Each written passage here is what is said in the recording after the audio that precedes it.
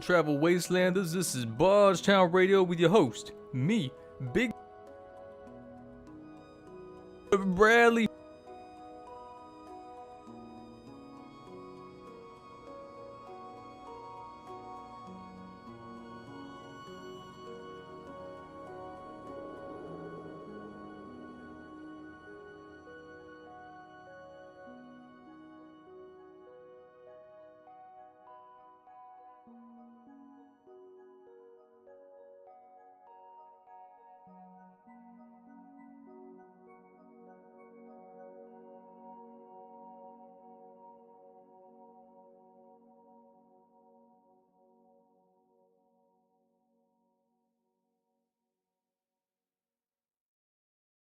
Hey, Cloaker.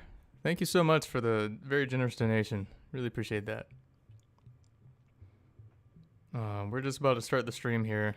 I am going to say, I don't know how many of y'all are aware of the last stream donation system we had for the previous game, but the Loda 2 stream donations are still going on, and we don't have the items quite done yet for ATF8, but if you want some of those, we are opening donations for those as well. I don't think we're going to be doing the donation items for 7 or Overcast anymore.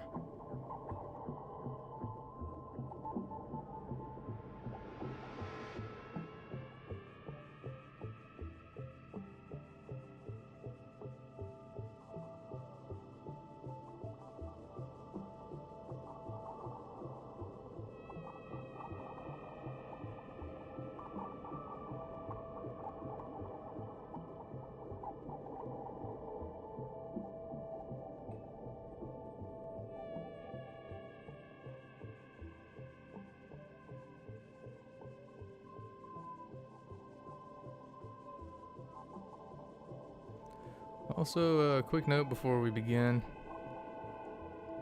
All the donations that are made during streams, all of that goes straight back into development. We have a special fund that we put all of it in, so all the donation money goes to paying developers for updates and stuff like that. So if you enjoy the game, consider donating. Let's see if I can get started here. Aha! Music's a little loud. Let's turn that down.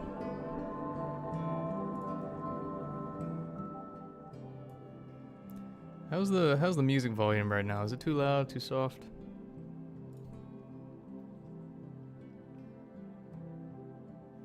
Oh, hello, Mira. Welcome to the stream.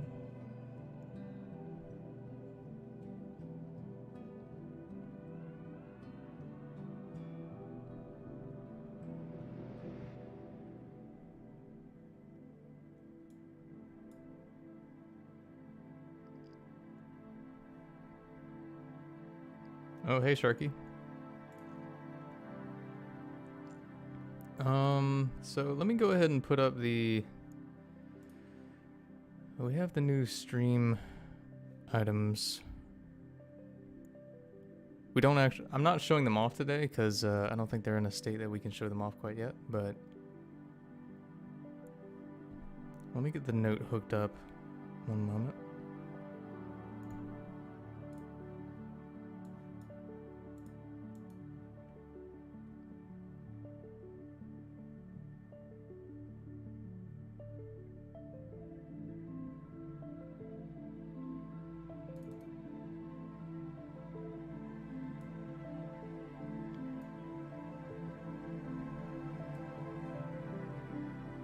Wow, can't believe I'm finally deleting the ATF7 stream items. Or not deleting them, but you know what I mean. From the note.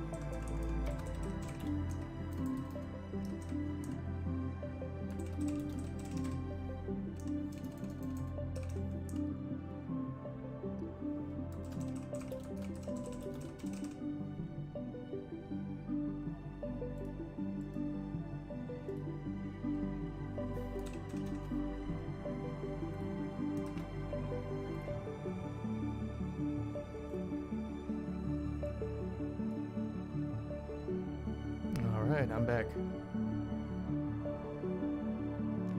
I may need to replace my microphone soon because it's starting to get that issue where you know how sometimes if you have your headphones plugged into something, you have to like wiggle it a certain angle to get it to actually work. That's the point that it's at currently. Okay, so the note.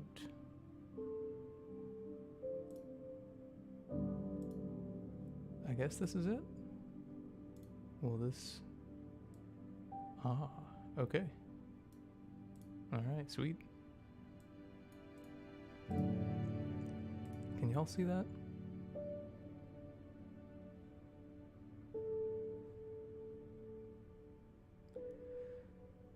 Bajuden Gaming is asking, Chad, do you have any plans for Mirage? And what's the future of Mirage? The future of Mirage is death. I have chosen death. Just like all previous, yeah, I'll explain the stream items in a sec, but just like all previous After the Flash games, we put it on a boat and we push it out to sail into the sunset. And then we fire the arrow at it. The lit arrow. And that's how After the Flash games go. Every once in a while we release a new one and then we salute the old one.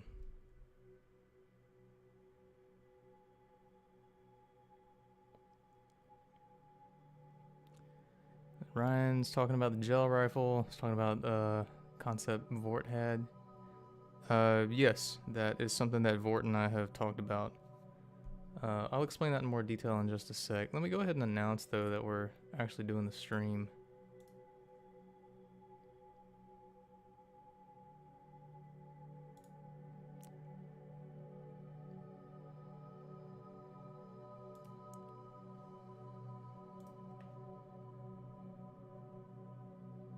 Dev stream 26.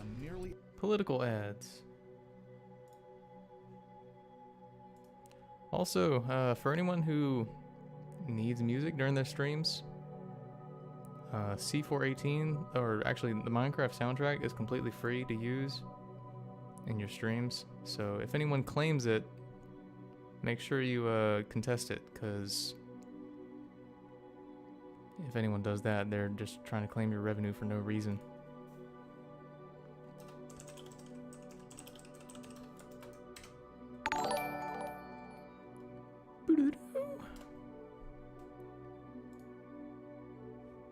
What was that noise? Oh, holy moly. Stream Cloaker donated 50. Thank you so much, Cloaker. Really appreciate that.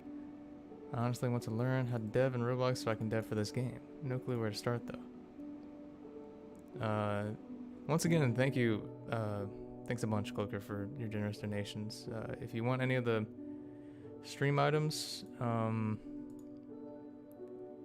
y'all gotta make sure to put the item that you want and your user ID in the donation message, because otherwise it's going to be very difficult to link up your account with the items that you want. That kind of stuff.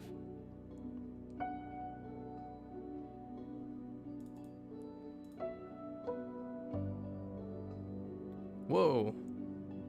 Sentient Bobby donated 75 pounds.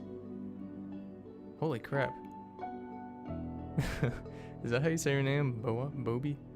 I think I'll be taking those ATF8 items. Wow, all of them? I gotta remember I can't cuss. I can't cuss. Family friendly stream. Thank you so much, Bobby. Really appreciate that. That donation helps with development a lot.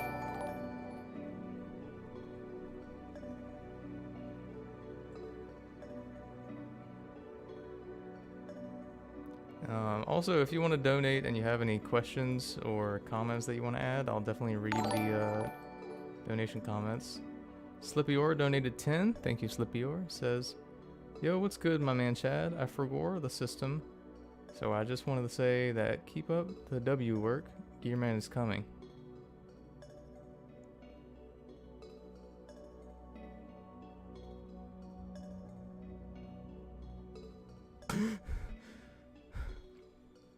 What were we talking about? Oh, right, donation messages. Yeah.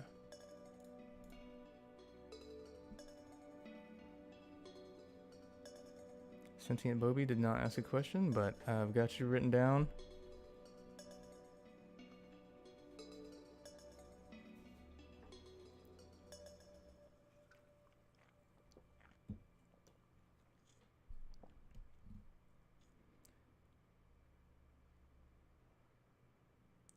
Bajodin's asking, Chad, I have one question and one question only. Why do you do my boy Mirage like that?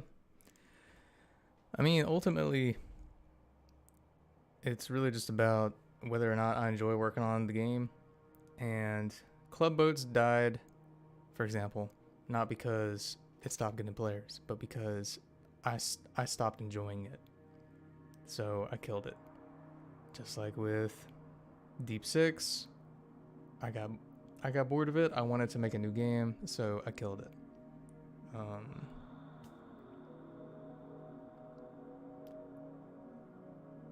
I feel like with development, you have to keep yourself engaged, and I'm much happier with ATF8 than I would have been if we were still working on 7 at this point. I know 8's had a bit of a rocky start, but I do have some changes here I think we can show off. So why don't we start with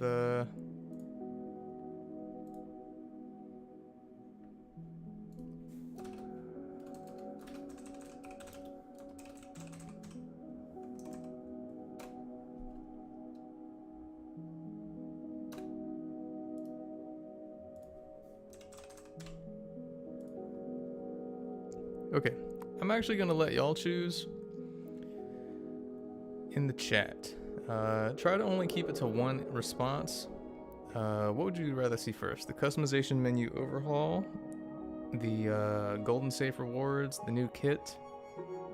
Those are the three things. We'll do the North Island update soon.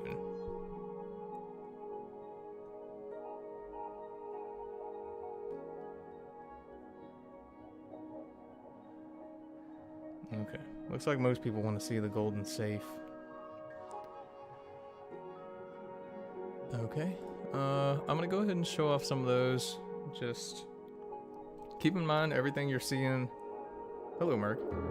Everything you're seeing on the stream here is incomplete and in development, so.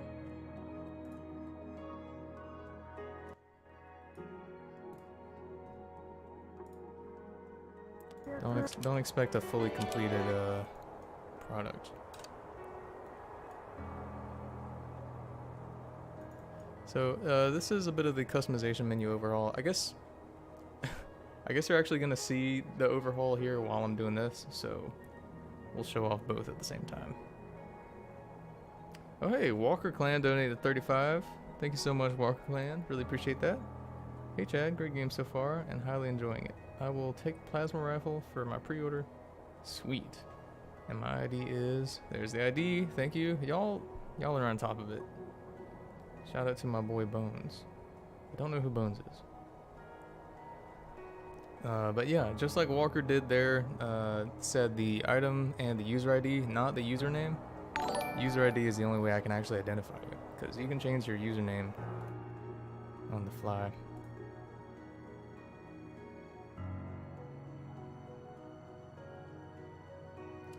Tono is asking, will there be new holster locations on the character's body? Yeah, that's something I'm still working on. But that's coming. Oh, Bajoden's asking, I have the ATF toy. Will there be more toy items? Yes. There's an ATF toy that just came out, by the way, for anyone who doesn't know. That will have some items coming with it, as well as the Loda 2 toy that just came out. I believe. Here, why don't I actually show them off?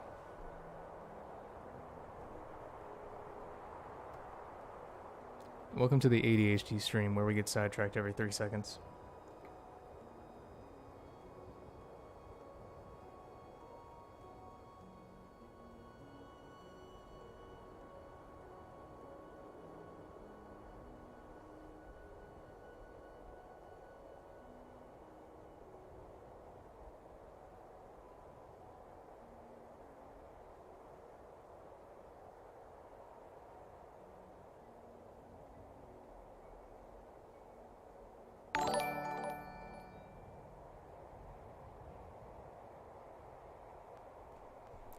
Okay. So yeah, the 2 toys that just came out, and this is actually also the last, from what I understand, the last mystery box toy series that Roblox is doing. The Roblox toys are ending, so from now on, what you're going to be seeing more of is you're going to be seeing less toys made specifically by Roblox. So the Roblox toys are going bye-bye. And what's going to happen from now on is you're going to start to see more individual game toys. So you know how Piggy, the game, has individual toys? Like the game itself, Piggy made a deal with a toy company. Instead of Piggy going through Roblox and then Roblox making the deal with the toy company. So that's what's going to be happening from now on. So this is the last actual Roblox toy series, from what I understand. But here is the ATF 7 toy. Sophie. I believe she's got the, I think it's the Levi in her hands. I can't remember. I have to double check what gun model that is, but it's in 7. And the reason she's from ATF 7 is because the toy deals that Roblox does actually take like 12 to 18 months to go through. So these toys were submitted like a year and a half ago. So yeah, there's Sophie. But if you get that toy, that'll give items exclusively in ATF 8, not 7. And then you got the Corruptor from Loda 2. There she is in all her glory.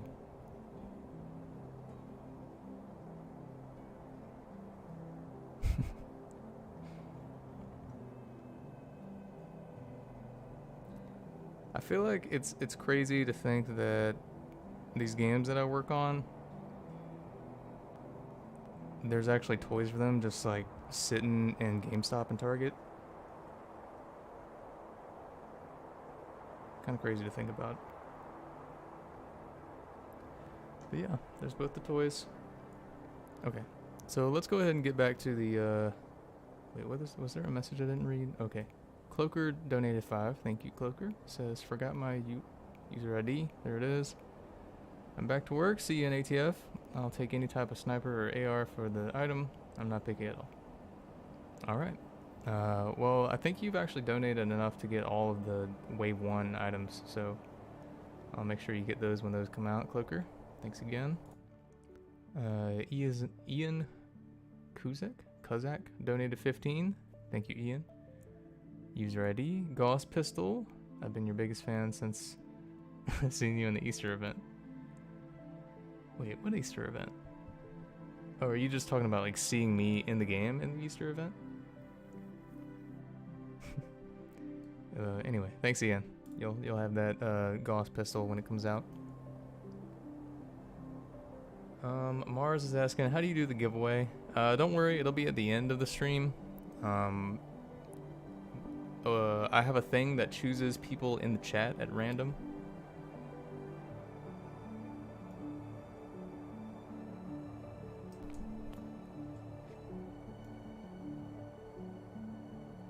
Alright. So you can see here a bit of the customization menu overhaul. The important buttons have been color coded. Prop placer obviously is important. Customize. Let's go see the customization menu. Okay, so you can see here it's actually been shaved down a lot.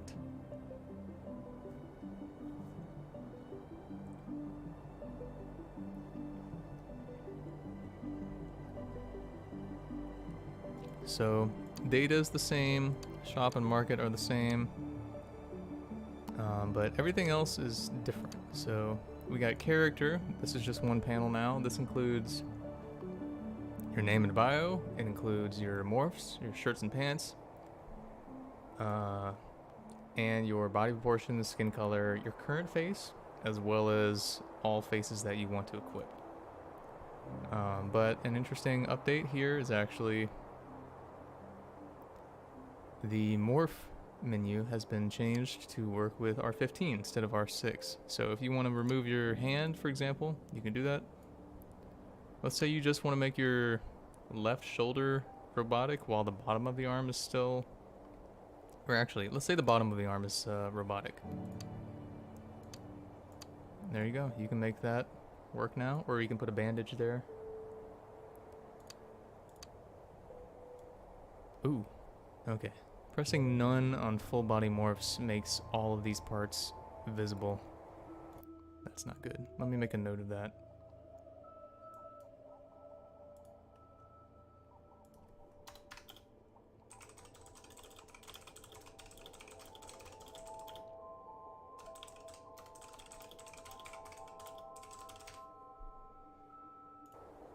Okay, so I'll fix that. Alright, so now let's jump over to the advanced menu, which is basically just rigs and kits. No tools. Let me get rid of all my... Actually, you know what? These parts here are kind of ruining it, so let me reset.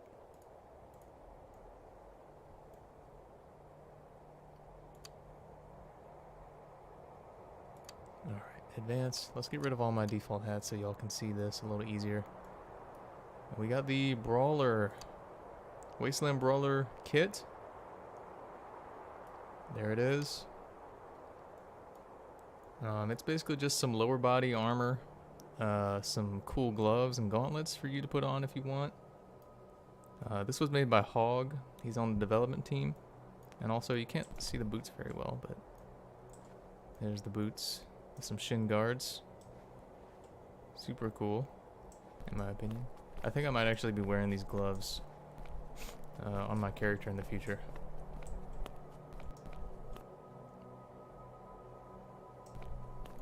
So yeah, there's the Wasteland Brawler. New kit for you to slap on if you don't want to spend too much time on your character. You just want to hop right into the roleplay. Okay, so I'm gonna take off that kit, and I got some new rigs to show you as well. 3 new ones that I think you might enjoy. So here's the armband rig. Very simple. You can basically use it as a team marker or as a injury tourniquet if you want. And the next one we got is where is the medical? I still need to make it alphabetical. There it is. Alright, here's the medical strap. It's got quite a bit of parts in it, but you can actually recolor these. Here, let me show you. So I'm gonna edit the syringes. And let's make it blue, like the color of the old healing syringes in After the Flash. There we go. Let's make it neon, why don't we? Ooh, look at that. So yeah, there's a medical strap if you need one. Looks like we have some new donations here. Iron Hatson donated 15, says, "In Istvan we trust." Shout out to the outfit. I will take the Gauss pistol. ID is, there it is. Okay, thank you so much, Iron. Really appreciate that. I'll make sure you have that when it comes out. And Confined Binary donated $75. Holy moly. Wow. Thank you so much, Binary. Really appreciate that. The Awesome Sauce, all stream items. Wow. ID is, there's the ID. Okay. Alright, thank you very much, Binary. That's extremely generous. I'll make sure you have those when they come out. Yeah. Thanks again, Binary. Really helps.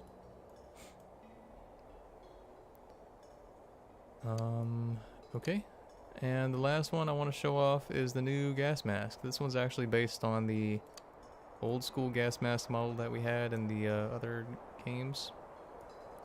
You can see it's more detailed now than it used to be.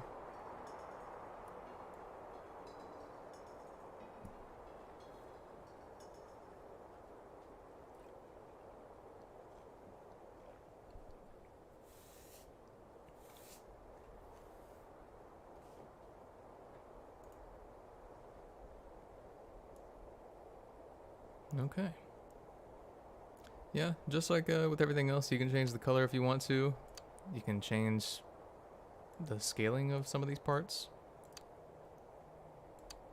Make it your own.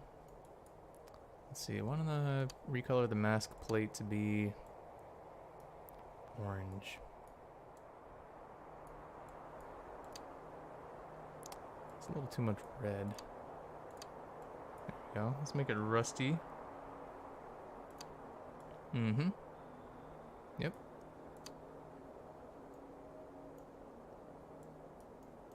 So, there's a bunch of new kits and rigs you can toss on. Save you some time with customizing, because I know firsthand that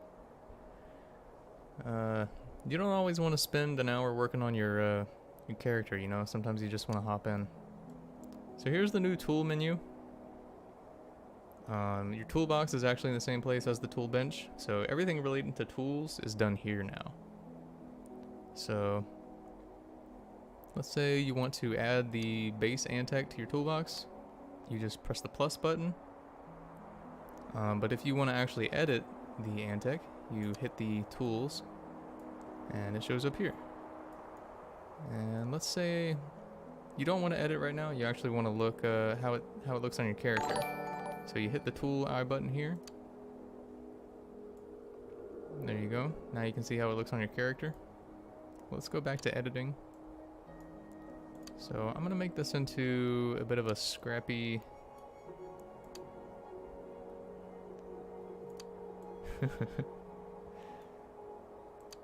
let's put a big old bayonet on the front. Driftwood stock is definitely my favorite. There it is. Look at that. Beautiful.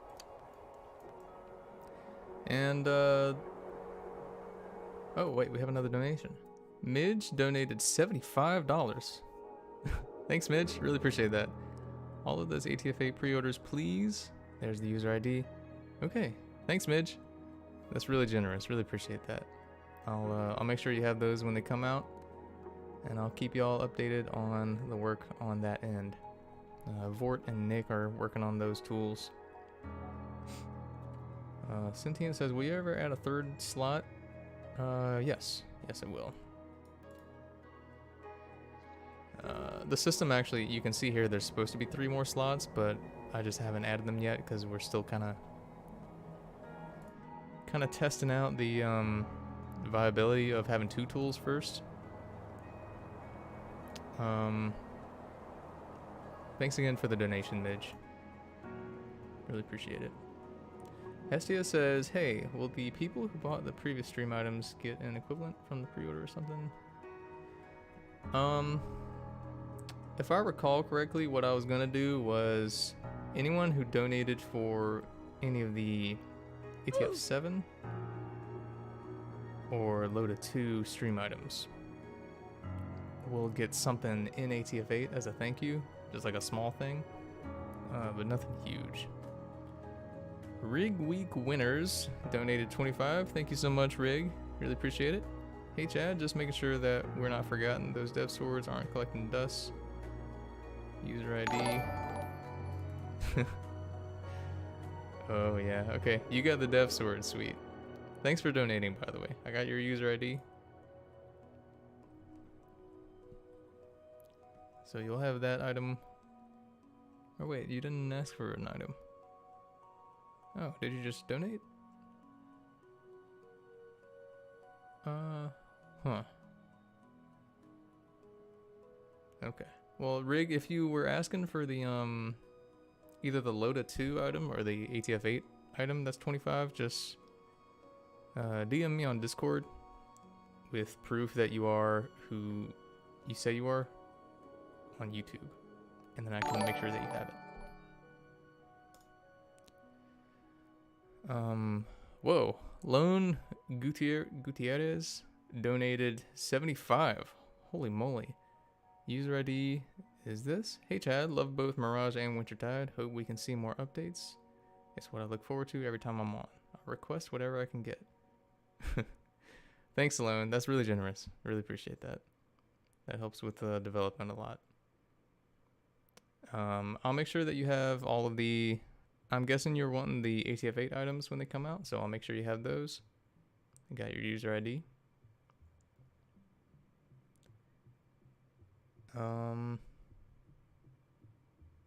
Yeah, thanks again, Lone.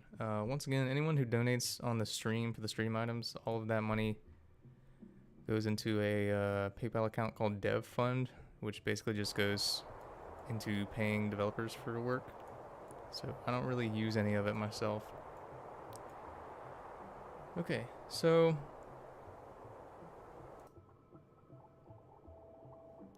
anyway, so here's the gun that I made. So what I'm gonna do is you can actually just equip it directly now. You don't have to save it anymore. So I'm just gonna put it in my second slot here. You know what? I'm gonna actually clear out both those slots and I'm gonna equip it to the first slot. There we go. And now let's see how it looks on my character. Yep, there it is. Pretty slick. Of course, you still got your saved tools over here. You can load them in, work on them. blah blah blah.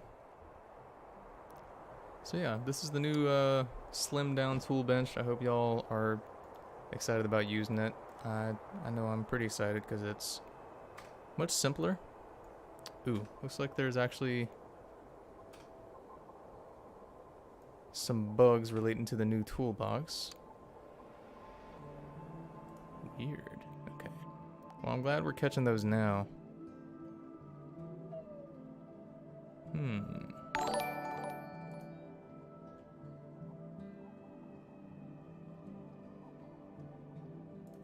Looks like 1X player donated 40 pounds. Sweet. Thanks, 1X. The alumni reign supreme. I'd like to pre-order the gel rifle and the scrap Gauss pistol. User ID is this. Thanks. Smiley face. Thanks, 1X. Really appreciate that. I'll make sure you have both of those items when they are out.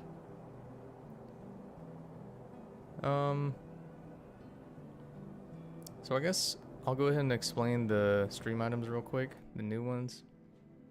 So the scrap Gauss pistol, basically the way that the Gauss pistol works is it's a slightly different magnetic firing gun, similar to a railgun, except instead of one long rail of electromagnetism, it uses multiple nodes of electromagnetism, sort of like, you know, those ball things that you see in offices sometimes, where you drop one ball and then it clacks, and then there's like 5 in the middle, and then the other one sort of clacks, and it goes back and forth like that.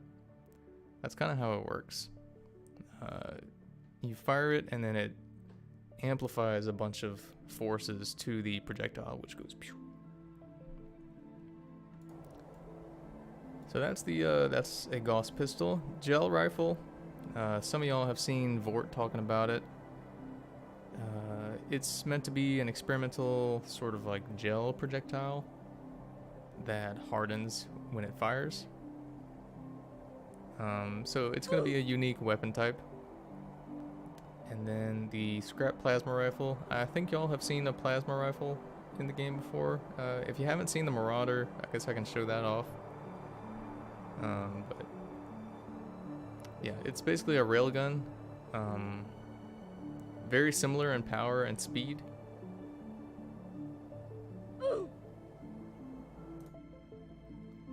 Looks like Brendan donated, whoa, 80 bucks. Holy crap. Thank you so much, Brendan. Looks like Brendan put the username instead of the user ID. That's okay, I can use that. Pre-ordering for the ATF ones. Okay, wow. Thank you so much, Brendan. That's extremely generous. Really appreciate that. These donations help out a lot with developing North Island and Loda 3, so thanks y'all.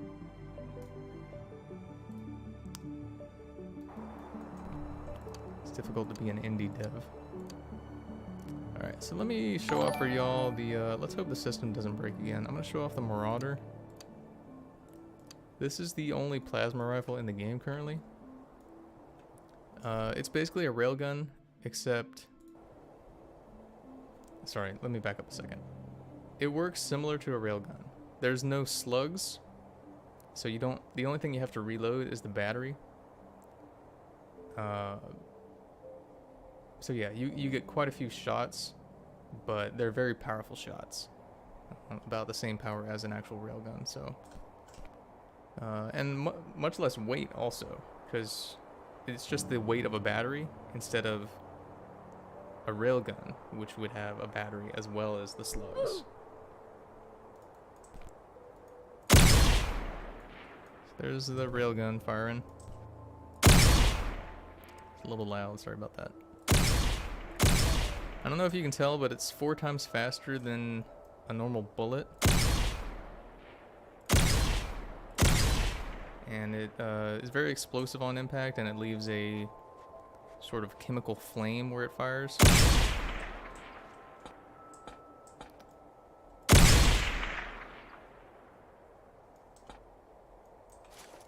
Oh, it's also the only bullpup rifle in the game currently. Let me turn down the volume on Roblox a little bit. Duh. Nick said the battery was 8 pounds. Okay. Well, I mean, carrying around batteries individually, I feel like is still less cumbersome than carrying around a battery and also slugs, because that's what you got to do for a railgun. What was I gonna do? I'm gonna try to show y'all the gold safe items now and hope that the new tool bench doesn't break on me here. Do we have any new donations that I haven't seen? Oh, okay. That one buffoon donated 15. I'm guessing that's... What is HK? Is that Hungarian kronar?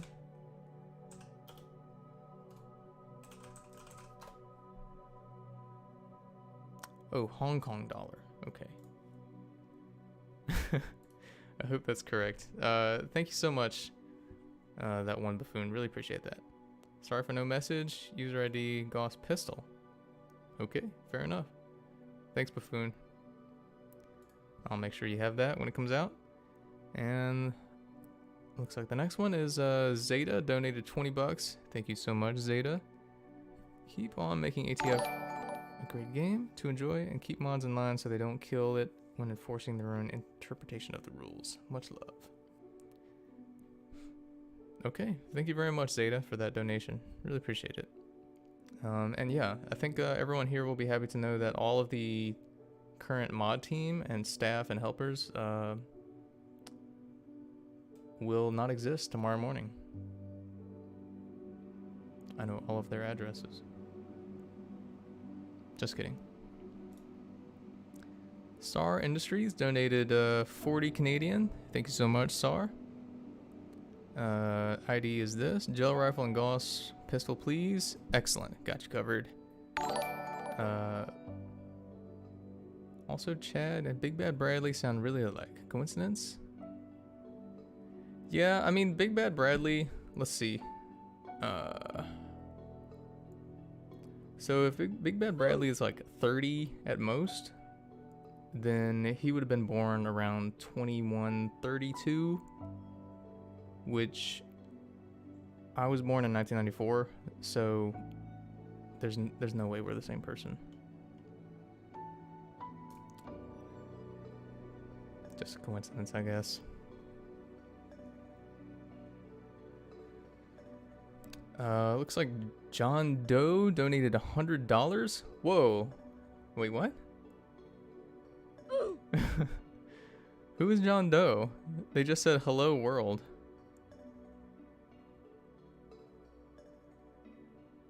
Wait, what?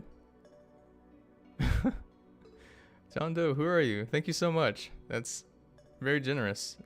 I don't know who you are.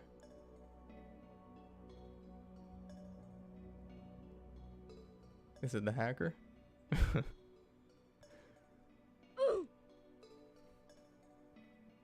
John Doe says hello in the chat. Wow. Okay. Thank you very much, John Doe. That's extremely generous. I really appreciate that. If you do want any items, John Doe, just DM me on Discord with proof of who you are, and then I can get you what you're after. I'll show off the golden safe items in just a sec. I'm just going to read the rest of these donation messages real quick. My Adventures 7 donated 15. Thank you so much, Adventures. Sorry, I think that's actually supposed to be Mad Ventures. Yeah. Donating because it makes Parker Jolo angry. Roblox ID is this. South Point on tap. And can I get that sick Gauss pistol? Also South Point on tap. On top. Why did I read on tap? Like you just walk into a bar and ask for some South Point. Y'all got South Point on tap? Thanks, Mad Ventures. Really appreciate that. Whoa, wait, what? Rogue Tig the Crayon Priest donated 200? Ah! Whoa. Salutations, floating rock. I require the items. User ID. Keep up the good work, Chad. Whoa. Thank you so much, Tick. Really appreciate that. Wow. Okay. I guess I'll make sure that you get literally all of the items for both Loda 2 and ATF 8. Holy crap. Thanks, Tick. That's extremely generous. I really appreciate that. If you have any special recommendations for the game, Tick, just DM me on Discord and I'll see what I can do about hearing you out and adding what you're after, as long as it's reasonable. But yeah, thanks again. That helps a lot. Zeta donated 5 and says, here's an extra 5 on top of the 2020. Okay, sweet. Thank you, Zeta. Really appreciate it. AJ Zoo donated 35 and says, hey Chad, AJ here. Don't have enough money to donate as much as I'd like at the moment, but I still love your work. How's it going so far? Donation-wise, I'd like the scrap plasma rifle. User ID is this. Thank you kindly for your hard work. Alright, thank you, AJ. Really appreciate the 35. I'll make sure you have that plasma rifle when it's out. Thanks for the message also. Makes me feel nice. Rogue Take donated 5 and says no problem. Yeah. Thanks again, Rogue. If you have any special suggestions or requests, just DM me on Discord and I'll see what I can do about adding what you're after to the game. Loda 3 or ATF 8, whichever one you prefer. As long as it's within reason. Okay, so let me go ahead and try to show off some of these. I'm gonna hold off on reading donation messages just for now. So the first gold safe item that we have is the, let's hope this works. This is a classic. This is the Game Over energy drink. Nope, looks like the toolbox needs some work. So let me use this. Ooh, wow, that's really broken.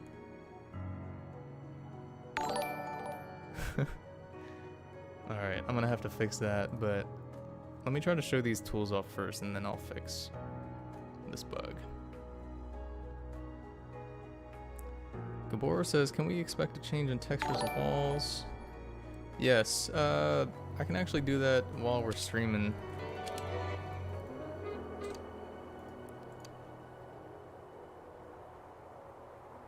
Once again, any donations that y'all make to the stream goes directly into the dev fund for paying developers for work, so thanks again for any donations. I'll read those in just a moment. So let's try to check out this drink. Here we go. Alright, so this is the Game Over Cola. This was actually, this item is 11 years old, but this is the ATF 8 take on it. It's actually got a cool little pop animation.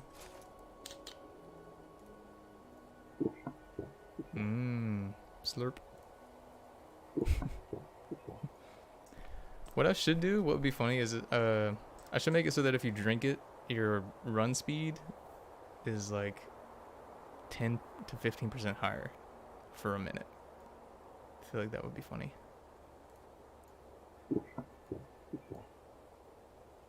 Yeah, it's got the old drinking sound. Every time you take it out, you gotta pop it. I feel like that is a good feature, because you probably wouldn't want an open drink sitting on your hip. And ideally, I would also add that feature where you can right-click on the toolbox item to make it invisible. So I'll try to do that in this update. So yeah, toolbox is a little shifty right now, so I got to restart the simulation every time I want to show off a tool. So let's show off the next one now.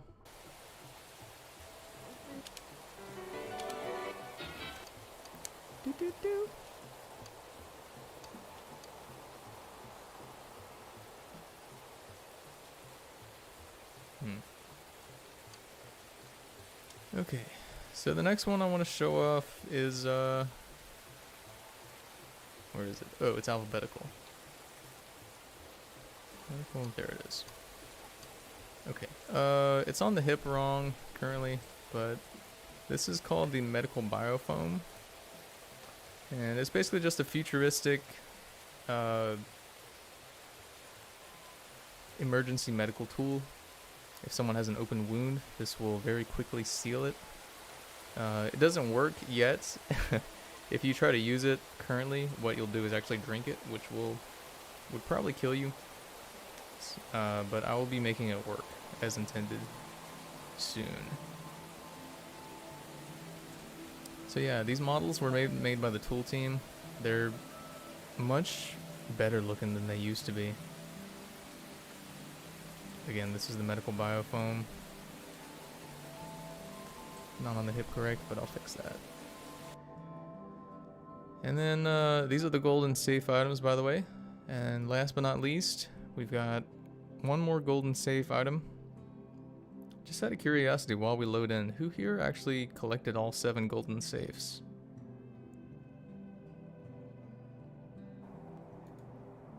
Tono is asking about the other rewards.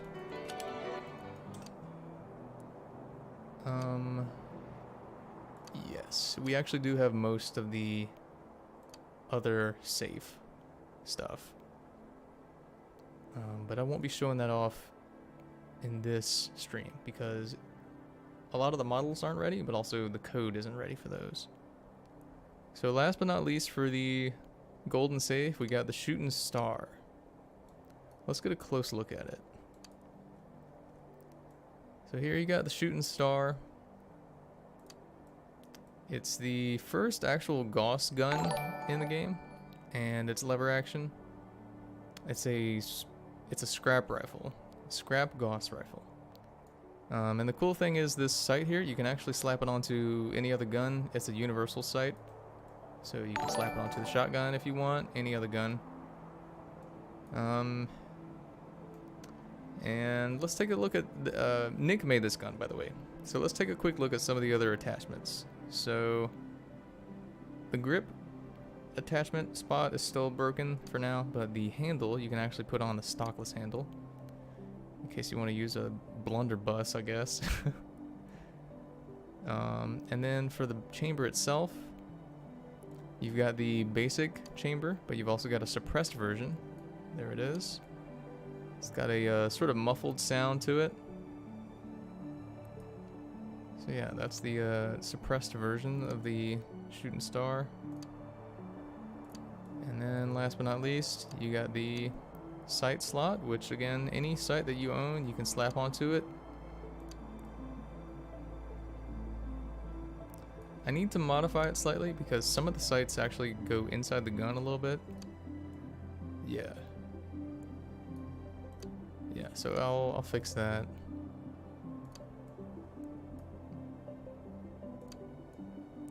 Okay, so let's go ahead and take a look at how it fires. Got some kind of new effects for the Gauss rifle. This is another one of those guns that you would actually have to carry around both a battery and some slugs for. The lever action doesn't actually eject any shells. What it does is it simply loads the next slug. So each slug doesn't actually have any gunpowder in it. It's just the metal piece that fires. So here's what firing the Gauss rifle looks like. It's got sort of an electric crackle to it, and also a loud pop sound.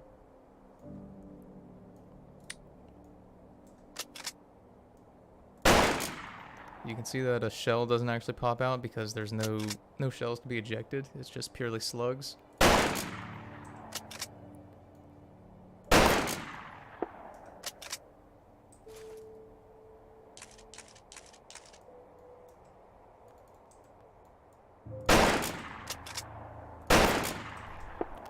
One cool thing I don't think I've showed off yet is the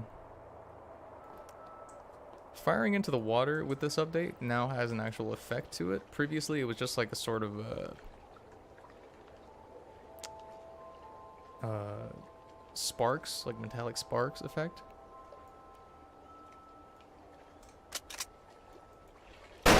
But now it's actually just water splashing up, which is good. Although, I think there is one thing I need to change. Wait, no, this is a slug. So yeah, that should be making a splash effect. But the laser guns and the plasma guns, as well as the shock breach, those are all completely energy based. So those don't make splash effects. They actually just sort of make like a puff of water just straight up explosively evaporating.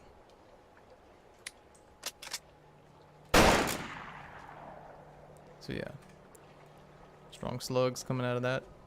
It's a beautiful looking gun. I love the lever action on it. Okay, so let's go ahead and check through our donation messages real quick.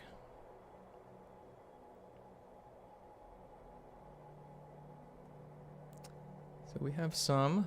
Whoa. Yeah, my microphone's doing that thing where I can't hear it unless it's like plugged in on a certain angle. Okay, so It's Tragic donated 75. Thank you so much, It's Tragic. Really appreciate that. User ID, ATF8 items, please. Lovely background music. Thank you. Love some calming music. I think we might switch to the Minecraft discs in a moment. Or maybe the new update music. Let me know which one y'all prefer.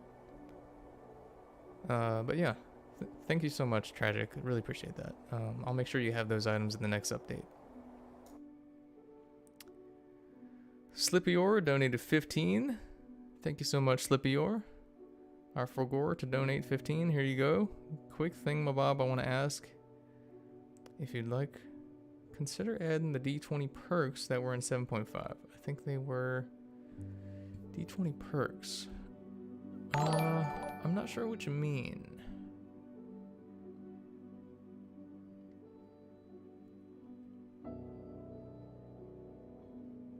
D20 perks? Does anyone know, does anyone remember what that means? Being able to change your stats. Oh. So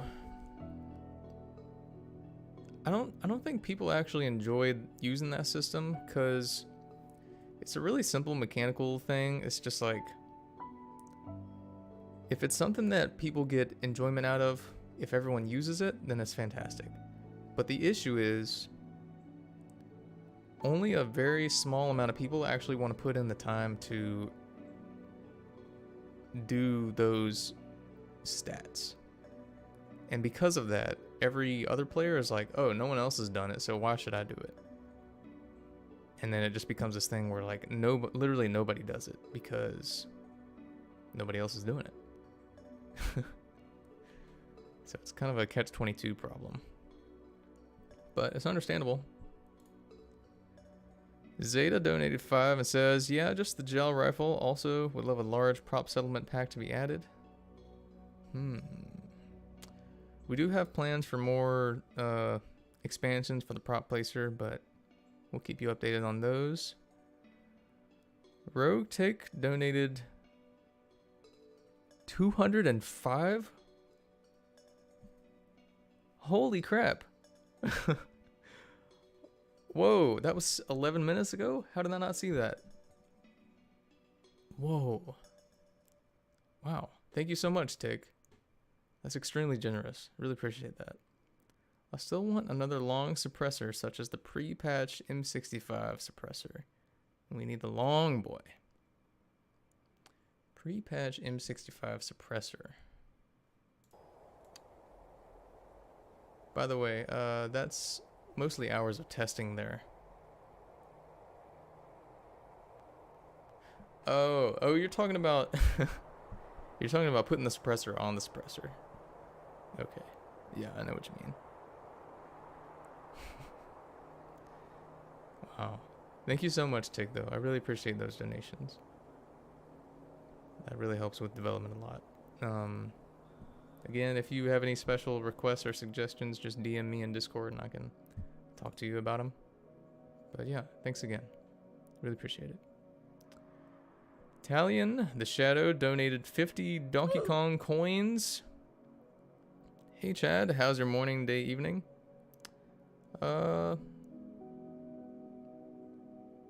Just like a constant level of relaxed, I think. Thank you for asking.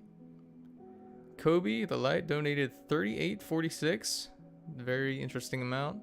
Hey Chad, glad you watched my ATF intro video. That's all. Good luck with ATF 8. Roblox ID is this. I want the Gauss pistol and gel rifle.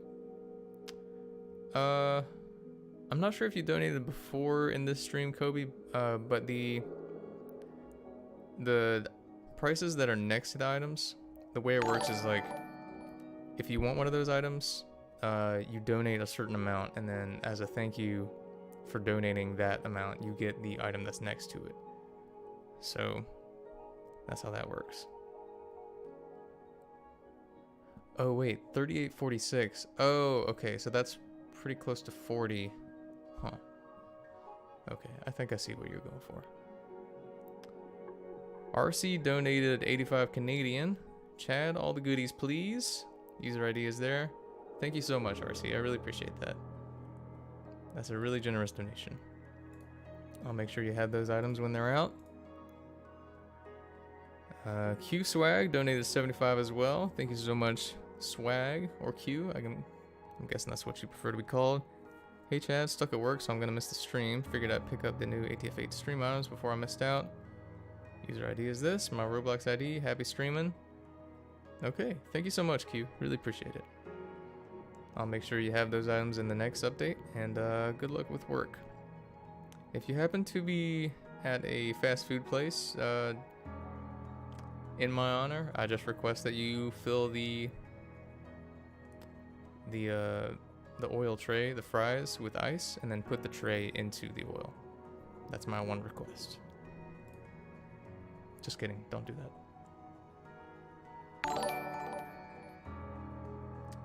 Mac donated 70 PLN? What is PLN? That is Poland Zloty? Zloty. Wow, okay. I've never gotten that before. Thank you so much, Mac. Really appreciate it. I hope everything is going well for you in Poland. Where there's some crappy things going on. Hi, Chad. I'd love to get the Gauss pistol. Here's my ID. There it is. Also, will the new safe donation guns be getting some new attachments you can use on other guns like sights? Probably. What we try to do is every new tool, we try to slap on something that will be usable with other tools. Because the customization, we're trying to lean into that with this game. So, we'll do our best there, but thank you for the donation. I'll make sure you get those when they're out. Roadtick donated $4. It says, Icky Weekly Maximum, keeping me from donating more. Wait, I can just do this 98 more times.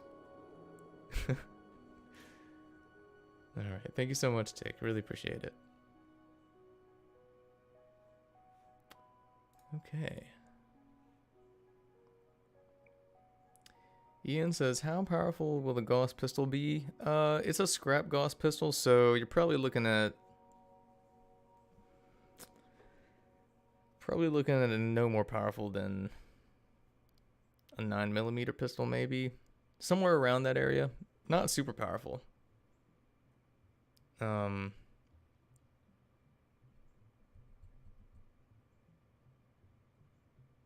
Yeah. Yeah, I think somewhere around that, but I'll let you know if there's any changes to that. These zappers actually are less powerful. Ooh, what the heck? There's a bug. Less powerful than a 9mm. I believe the zappers are around 500 joules, which is, yeah, slightly less than a 9mm. But the plasma rifle is 1500 joules. Okay, so what was I gonna do next? Let's look at our list. Oh wait, we have one more donation. We have 2 more donations. Holy moly. The Fires Devil donated $62.50. Thank you so much, Fires. Really appreciate it. Howdy, Chad. My ID is this. I would like the plasma rifle and Gauss pistol. Keep up the good work on ATF 8. Okay. Alright, thank you so much, Fires. Really appreciate it. I'll make sure you have those in the next update. And Bene donated 75 as well. Thank you so much, Bene. Welcome back to the stream, by the way. I've seen you before. Hey, Chad. Been a huge fan of ATF ever since 2014. Been enjoying it since. I need all those weapons to flex on my friends. User ID is there. Okay. Thank you so much, Bene. Really appreciate it. And Fires. Very generous. Thanks again. Oh, also, I forgot to say, we're going to be doing the sodas hidden around the map again. That's something that we're going to be adding back to the game, so that's probably going to come out in the next update, since we actually have code for a drink tool now. It looks like Tick donated $2. This guy gets from my wealth my user ID.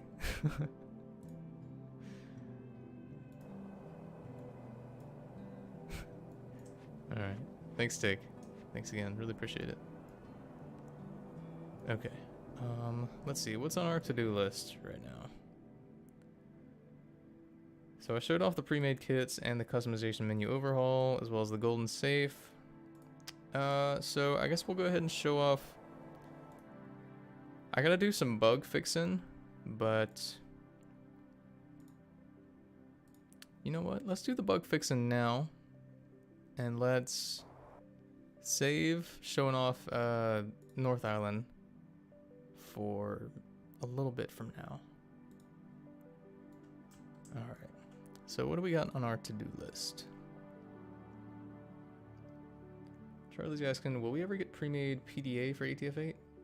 Oh yeah. Yeah, we're slowly adding stuff like that. Atlas is asking, is the weapon placement on the body going to have set positions with different equip animations to use? Genuinely curious how you approach it. Okay. The way that's going to work, my plan currently, is each tool is going to have a set of places that you can put it. So, for example, the Antec is basically just a pistol, the base gun. So by default, it's going to go on your right hip. But there's going to be a small menu somewhere where you're going to be able to put it on your left hip if you want, or maybe the back of your belt, or maybe even your thigh if you want, ideally. So that's going to be roughly the places you'll have to choose. I guess if you really want, you'll be able to put it on your back as well. Small guns can kind of go anywhere. And in terms of editing, the way it's going to work is you'll be able to move it around on your character, but only about within 1 foot of, sorry, my throat's a little dry. You'll be able to move it only around 1 foot away from the base. So, let's say you got it on your hip, you'll be able to move it 1 foot in any direction from that location. So let's say you got 2 guns on your back, but they both equip on the exact same position, so they kind of clip with each other. So you'll be able to drag one maybe like 1/4 of a foot to the left, so then you'll have 2 gun handles sticking out over the shoulder. And when you go to grab one, it'll just swap to your hand. So that's how that'll work. The reason I'm doing it this way is because equipping it literally anywhere on your body wouldn't actually look good, unfortunately. I've experimented with it so much. I don't know if y'all remember that period of a few months at the beginning of this year where I was like struggling to get it to work, but it just straight up wouldn't. Yeah, that was a stressful period. I was trying to get that my dream tool system working, but it just can't. Not yet, anyway. Maybe a few years from now when technology is a little more advanced. So yeah, with this new system, you'll be able to put, let's say you're playing Loda 3, you'll be able to put those 2 swords on your back. No idea where you got that idea from. And you'll have the ability to move them sort of slightly different from each other. So then you can pull out one or the other. And I guess you'll also be able to make a custom sheath for it if you want. That would be pretty cool.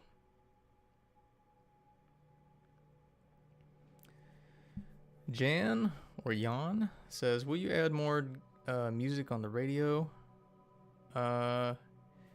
Yeah, so the current plan is when the North Island update comes out, I'm going to be doing a sort of community thing where everyone's going to be able to choose their least favorite songs on the radio. And I'm going to replace maybe around half of the songs on the radio, maybe up to 70%, with new songs that people like more. I'm under the impression that people enjoy songs like 24 Robbers, so I'll try to lean into that a little bit. Tig says, Tig donated $10. Thank you so much, Tig. Thanks again. They said, my time has come. I must go now. Goodbye. I may or may not DM you in the future. Okay, very well. Goodbye, Tig. Thank you for your generous donations today. Really appreciate you. Everyone, please give Tig a roll of sushi in the chat. And our newest message from I'm Jari donated 35 and says, I would like the scrap plasma rifle. And there's the ID. Thank you so much, Jari. Really appreciate you. I'll make sure you have that. Wait, what the heck is this? I know exactly who placed this.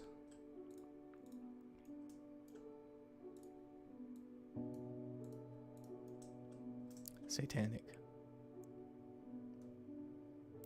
This is like this is like a screenshot of Loda 2 after the Corruptor 1.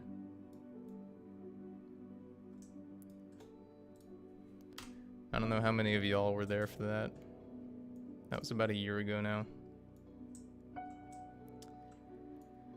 Okay, so what's on our to-do list? Rigs need to be alphabetical. Okay. Can y'all see my code on the stream?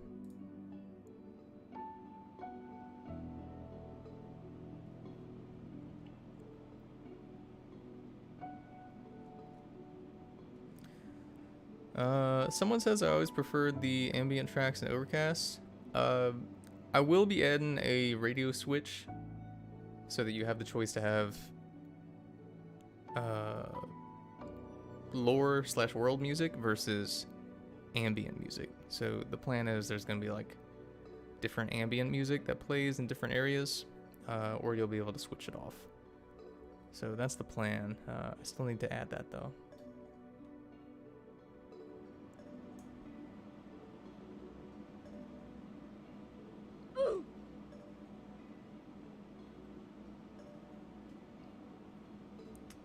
Yeah, someone says copy all the code letter by letter. Good luck.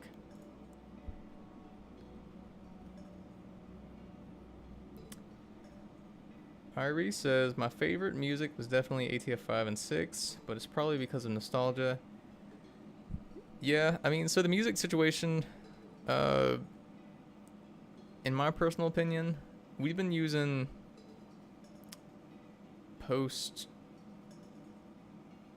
what is it called again? Postmodern Jukebox for a very long time. It does sound very good, and I like it a lot. But there's two issues. The biggest one is that Roblox has had a huge crackdown on music lately. So if we keep using PMJ, our days are kind of numbered.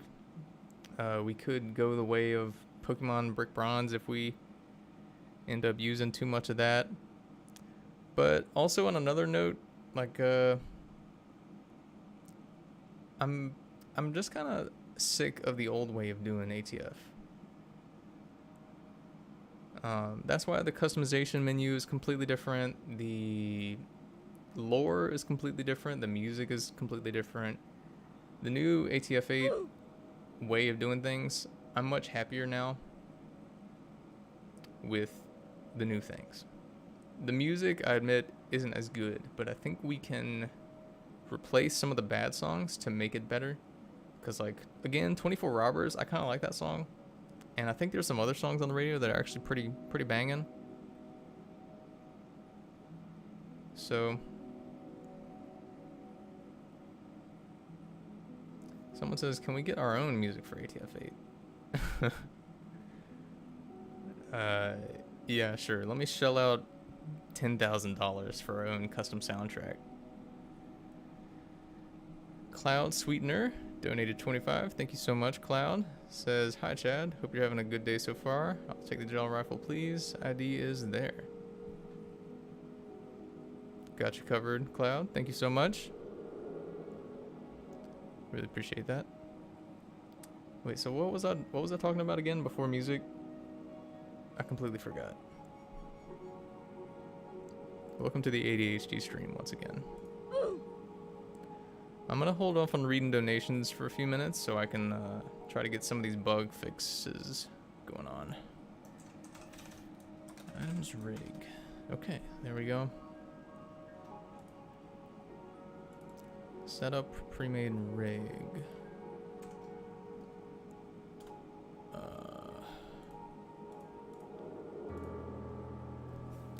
Okay, rig list equals. Let's put it there, and then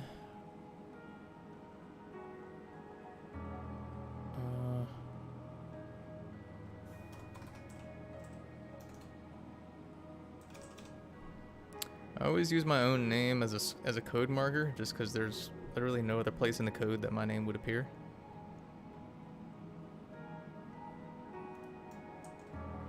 Or am I wrong? No, yeah, okay.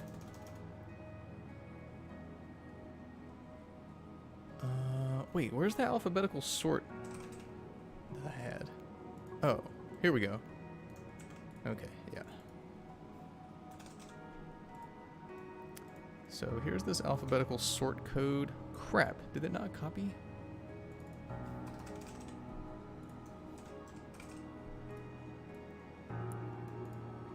Copy.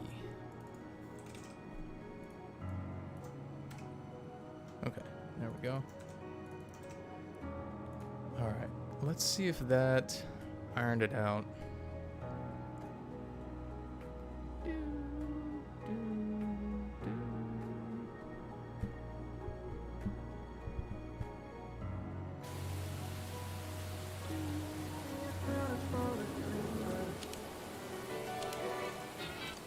I gotta watch out because some of this music is copyrighted. Hopefully it doesn't get claimed on YouTube just for playing like 2 seconds of it. I swear the internet lately has gotten terrible for copyrighted music. Like you can't even like, your phone plays it for a split second when you get a text and you're like, oh crap, my whole video is demonetized now. Stupid. Music industry is trash. Sorry, not the music industry. The people who own the music industry.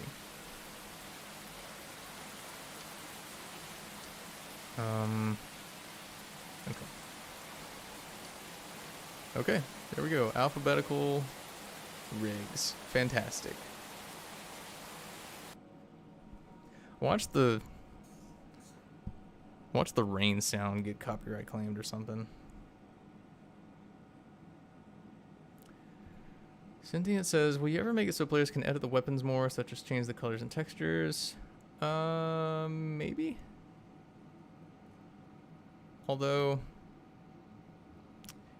the way ATF8 works is, so we let me take a step back. For ATF 7, we have to make money on the game somehow, because otherwise we can't work on the games. It's like one of those things where it's like, if I want to keep working on the game, I gotta make money on the game. Otherwise, I'm gonna have to spend my time working at some tech company or something. So with ATF 7, the way we made money was the prop placer and selling morphs and selling, yeah, morphs. Rigs didn't exist in 7. And also selling tools. But with ATF 8, my strategy is to try to make money with the prop placer, but also try to make money with tools and attachments, which are new. Attachments are new. Maybe morphs also. We'll see about that. But the plan there was to sacrifice income from customization in exchange for prop placer and tool income. So with the customization, the character customization, you can really just make literally any character you want. And you can give that character to someone else. Like, you can make a cool set of armor, and then you can give it to someone else. The only way I can figure to actually make some income off of rigs and kits in the new system is to make it so that custom meshes that we have made ourselves in Blender, like, you won't be able to give those to other people. So like, if you try to give it to someone else, it'll say like, we're sorry, you can't give this away because or we're sorry, you can't receive this because it contains a mesh that you don't own, you know, that kind of thing. I wish I didn't have to add those systems, but I gotta have health insurance. I'm an adult.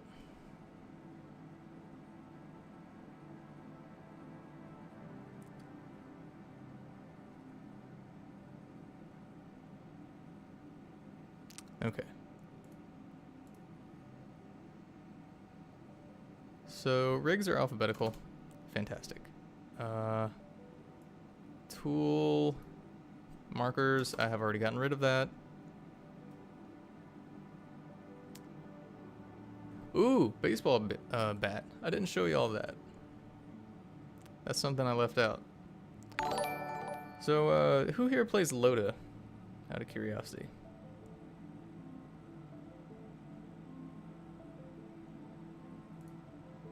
Someone says, simply do not be an adult.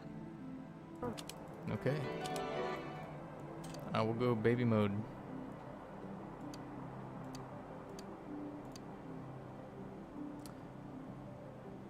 Oh, you know what?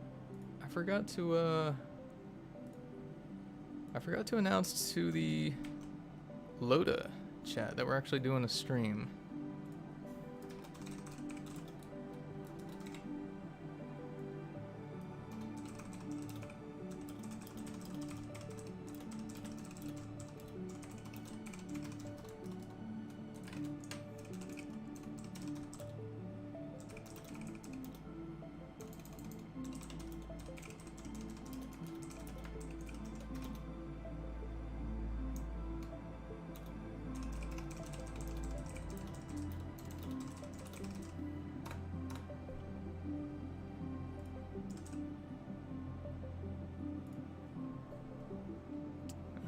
So we may or may not be getting a handful of Loda people here in a in a sec.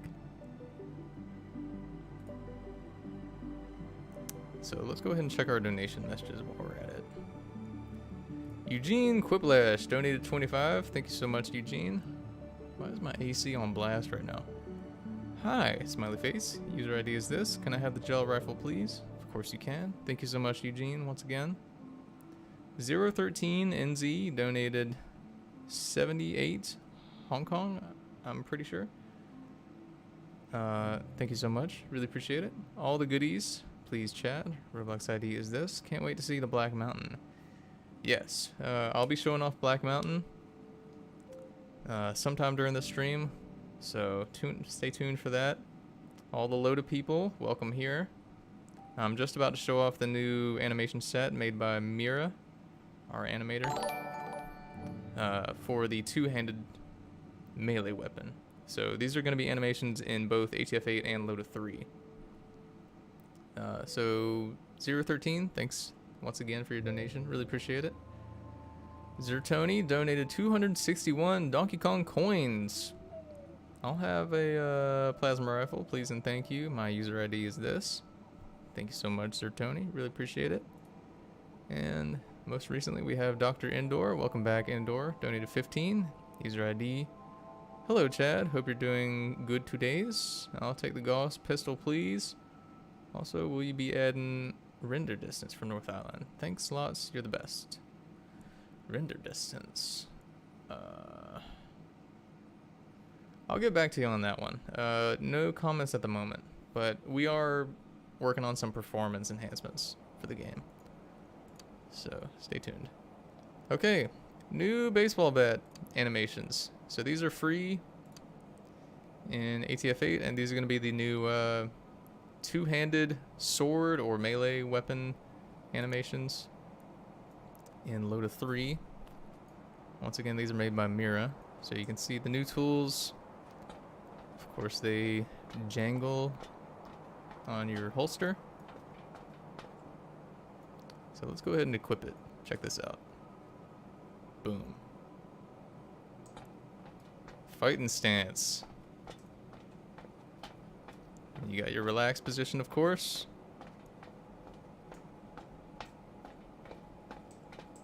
And then you got your fighting stance again. Got a crouch fighting stance, as well as relaxed.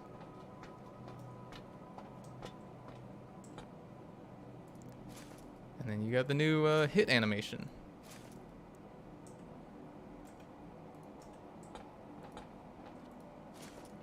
The only issue currently is that if you try to swing it while you're walking, it has like a little stuttering issue.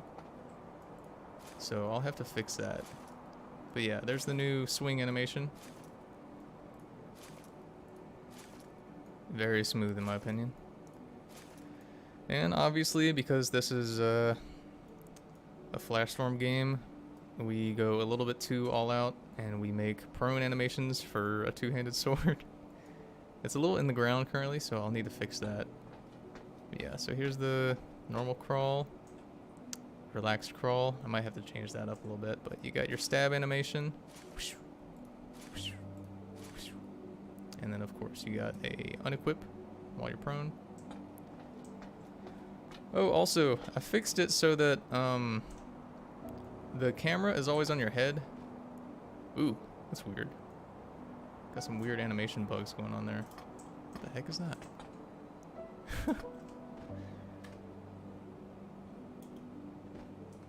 Huh. Okay, so there's an animation bug going on there. You can see me leaning forward a little bit.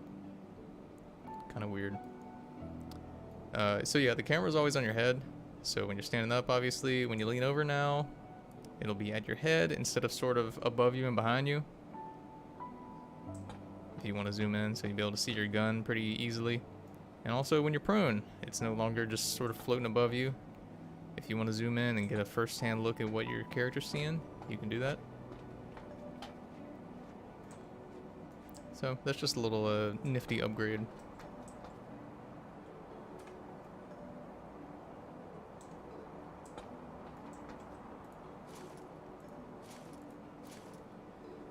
The code for the two-handed tool, the two-handed melee, is a little different because it's got some weird stuff going on. Like, for example, the equip and unequip is stationary, so I'm gonna hold down the S key this whole time, which means I'm moving, and you can see my walk speed will change to 0 and then rechange. Of course, there's a little bit of animation bugginess going on there still. And you notice that you're going slower, you're moving slower while you have this tool out, but when you relax it, you're going back normal speed again. I would imagine you wouldn't want to walk at full speed while you're literally in a fighting stance.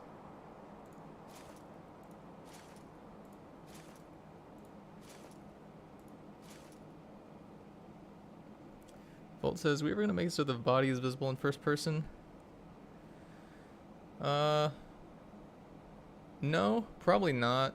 Just because the character's arms are kind of stubby, and I feel like a lot of the beauty that we get out of the tool models and the animations is being able to zoom in first person and see exactly what's going on. And if your hand is like, your big stubby hand is blocking it, it's not gonna be as cool. You won't be able to see the handle, the stock very well. Obviously, if it was a human hand, it wouldn't be a problem because human hands are very thin fingers, thin forearms, but Roblox's arm is just too stubby. You can't see around it very well.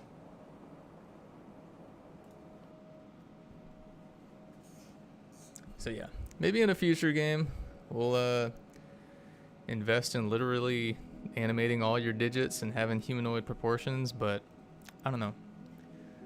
I kind of like the blocky aesthetic. Alright, so the baseball bat animations, there are some bugs I need to fix. So let's go into that code. If you are donating now, I'll check those messages in just a moment. Or a few minutes, rather.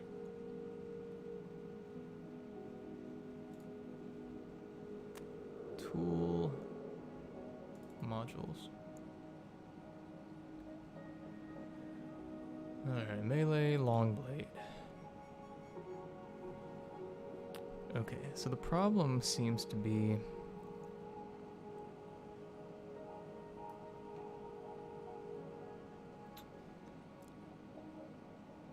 the animations never fully stop.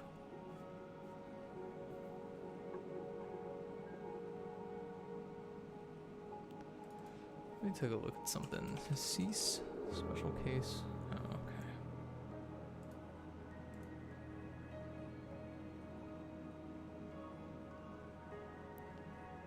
So when you unequip, some weirdness happens.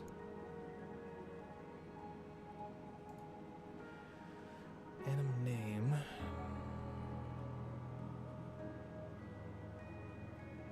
You know what?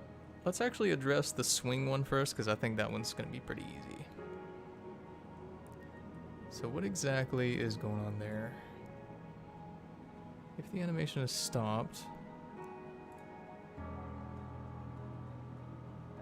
Oh, wait a second. Wait, what?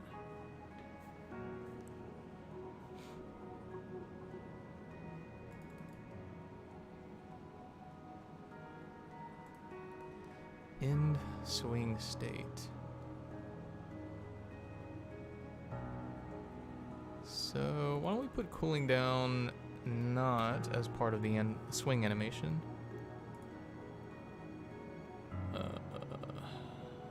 What is this? Oh, if it's getting stopped.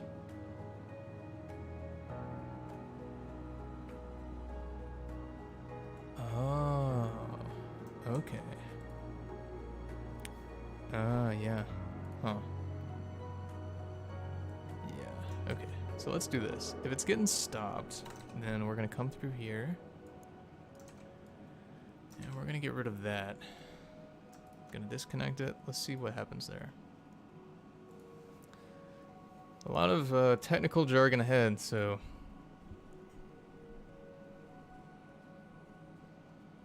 Hold on to yourselves. Me hearties. I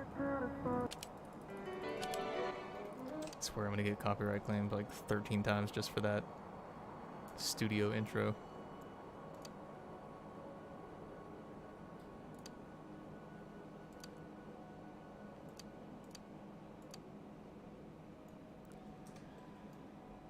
Alright. So, can I swing now while I'm standing? Yes. Okay. Can I swing while I'm walking? Nope. Still doing that thing. But now you can't swing at all. Very strange. Very strange.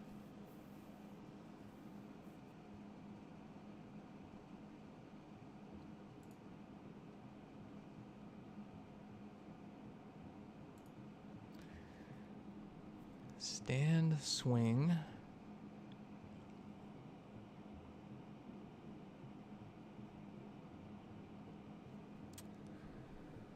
So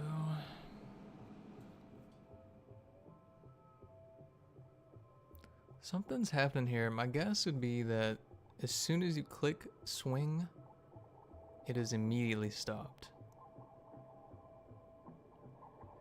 Enable trail. Okay, that's fine. Wait, why am I doing that here and at the beginning?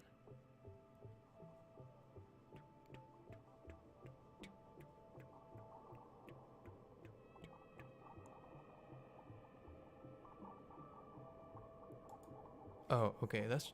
Wait, what? Oh. Oh. Oh, okay. I see what's going on there.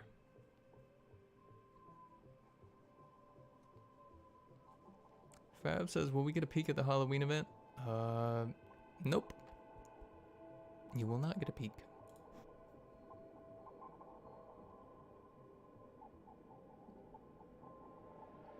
I'm just gonna say the Halloween event is pretty obvious what it is gonna involve, but I won't say what. I've already said what before, but I won't say it again. Secrets.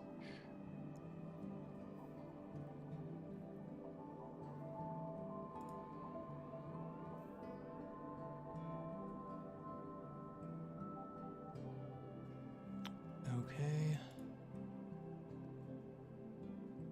So, yeah. My guess is the animation itself is actually getting stopped as soon as you start.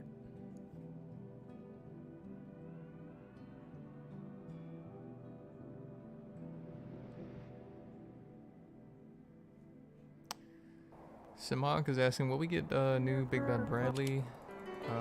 Yes. When the radio update comes out, I will be...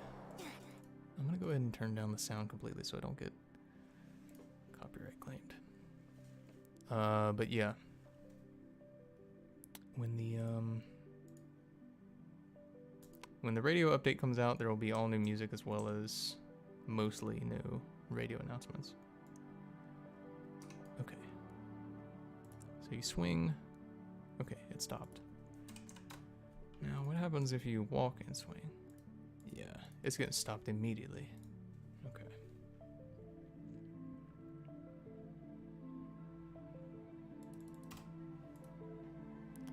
Why would it be getting stopped immediately? Is it just this doing it?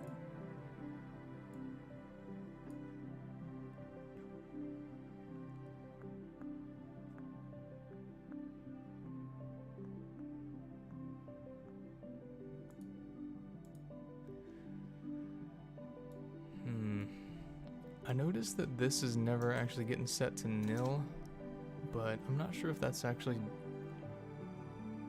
doing anything. I guess I'll find out.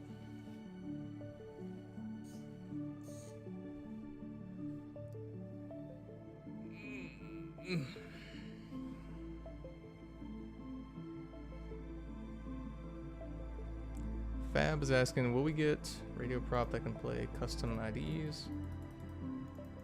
I mean, sure. Like, if you want to... It won't be able to play all that much, I think, just because the copyright crackdown, so... Anything you can find on Roblox currently, you'll be able to play on it.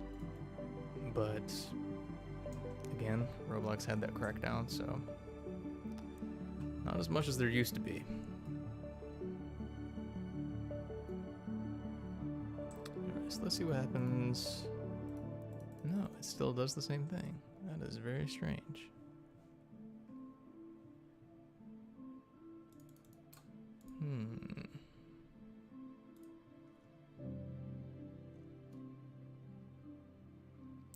I'll be checking donation messages in just a minute.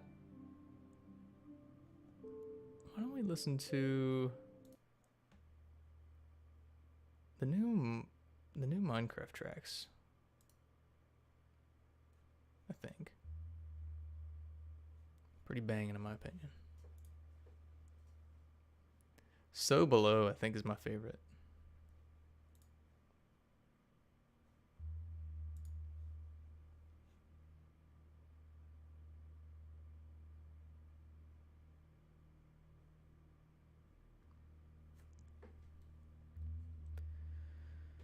Okay, so what exactly is stopping the animation? Got some bugs in this house. Jesus Christ.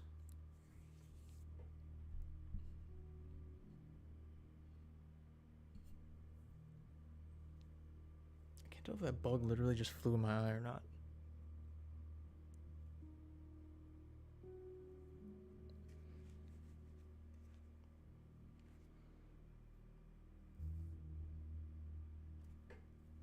Christ.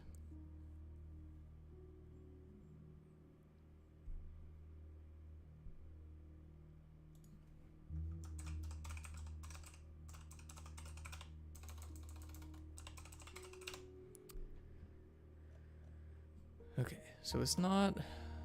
It could be new animated state. It could be. Oh, you know what? I wonder...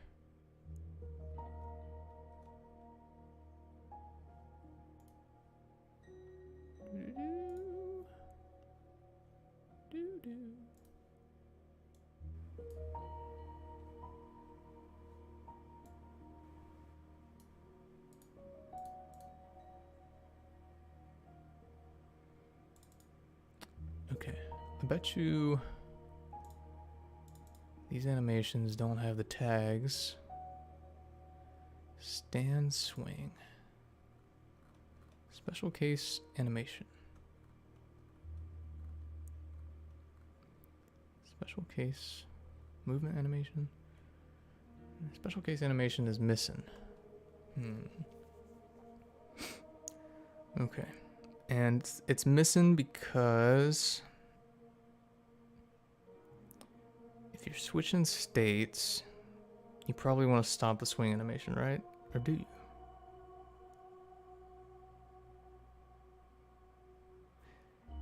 Yeah, because what if you're switching to crouch from stand? You definitely want to stop the animation. But what is the new state? You're just walking in one... You're just walking. So what is the new state? There shouldn't be anything new. Chad, answer all of us. Do you use alts to RP in Wintertide, or don't you RP completely?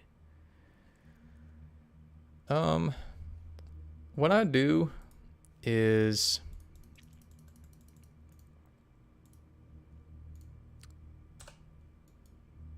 How do I explain it?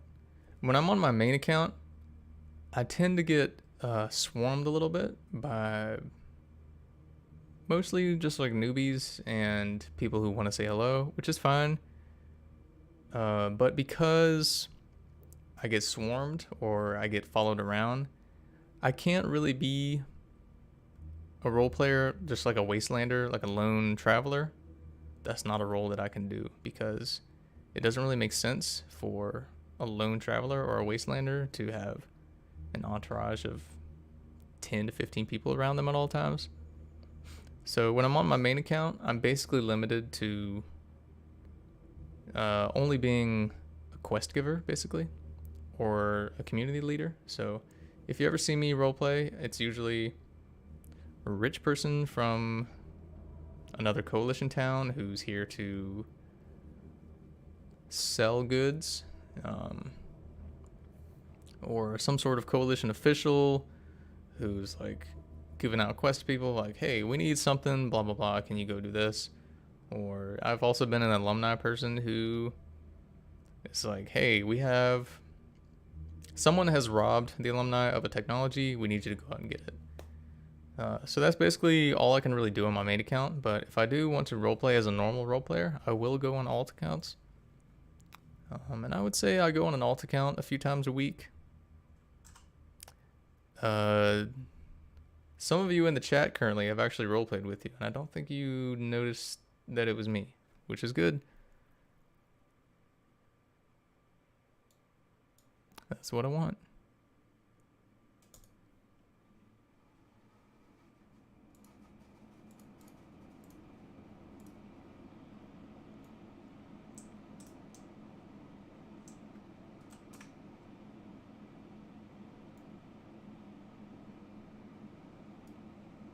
Vasco says, do you alt in Loda often? I don't alt in Loda as often. I usually do my main in Loda a little more often, just because the people there, it's a smaller community, which is both a blessing and a curse, because it means that the game doesn't bring in as much income, but the community is a higher density of veterans who usually understand, like, Chad is just here to roleplay, so they tend to not sort of follow me around aimlessly like that. Again, I don't have anything against people who do that. It's just people want to meet me. It's fine. But yeah, I can be on my main a little more often in Loda. Okay, so what exactly happens here? We're walking, and then there's a new state. Stand idle and then stand move just rapidly gets put in and out. That is weird. Why does that happen? What? New animated state. So it's not happening here. Not happening there.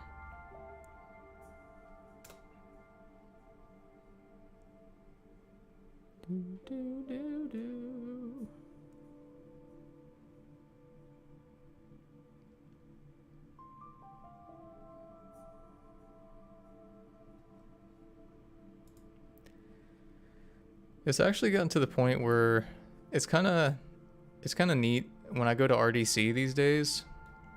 There's actually quite a few developers who, when they were younger, they played After the Flash. A handful of people have also played Loda, so it's kind of neat meeting people who in real life have played the games.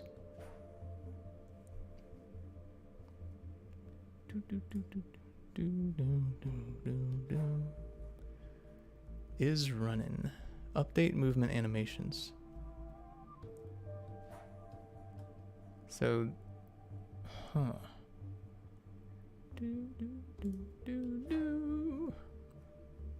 let's just put something here. So it could be that. I guess it could also be this.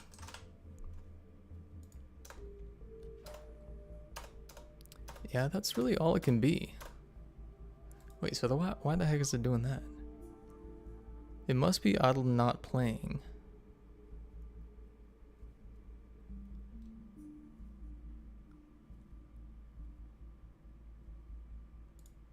But why would it do that when I click?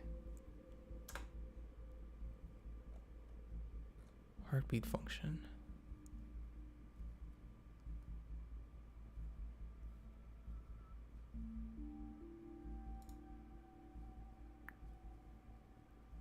Why would it run this function when I click?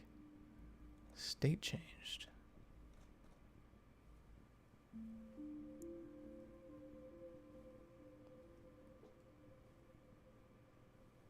Okay, so it's not that one. It's not that one. So it's got to be this one. Okay. So every heartbeat, if you're not climbing and you're not jumping, then update the movement animations, which is good. But then why would it actually go through with it down here? If movement speed, yeah. Oh, it's got to be this one, right? Oh, wait a second.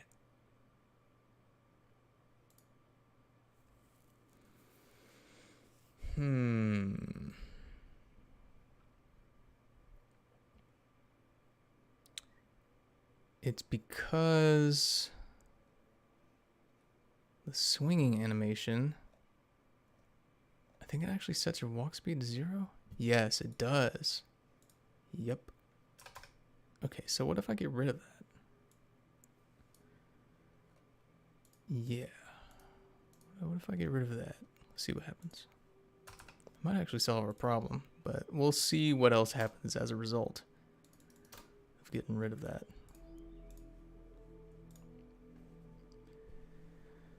Fab is asking, will there ever be an event where people could roleplay in Northeast Union Society?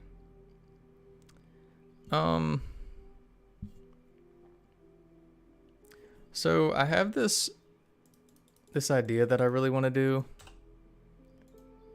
which would be like a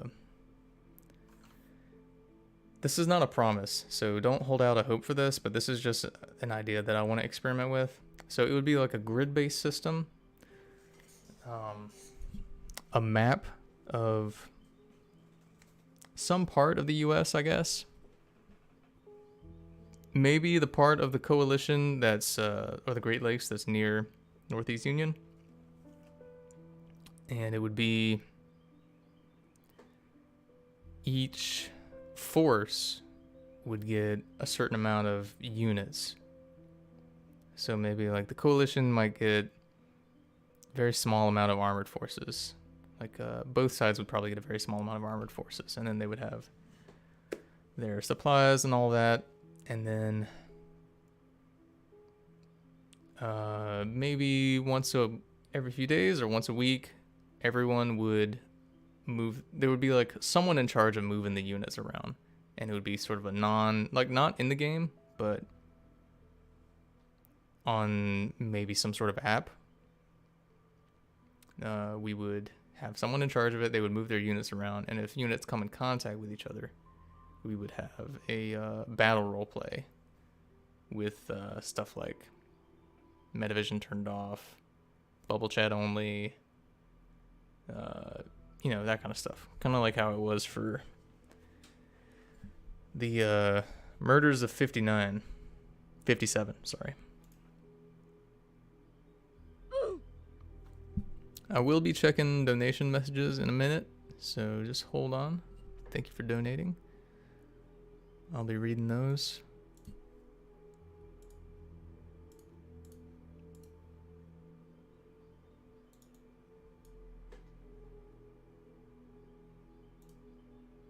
Low Note says, are you going to make that turn-based combat thing into an actual game? I think it depends on how much people enjoy using it in Loda 2. Because, who here has actually seen the combat system?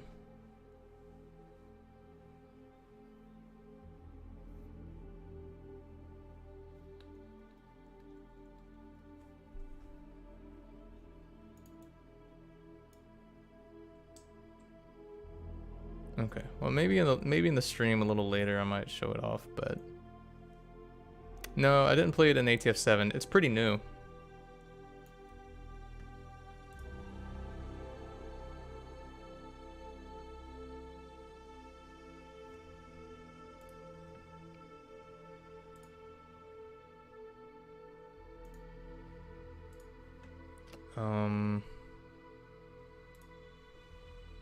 But yeah, if the people in Loda end up enjoying it, I might add a much more fleshed out version of it to the new system.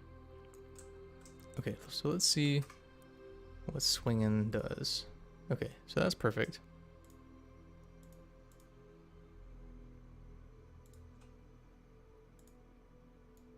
Okay.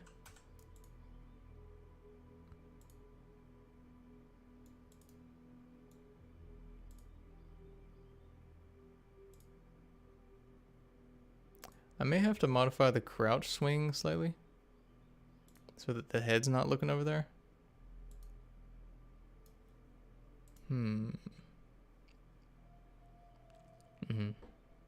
Yeah, you know what? I'm gonna modify the crouch swing.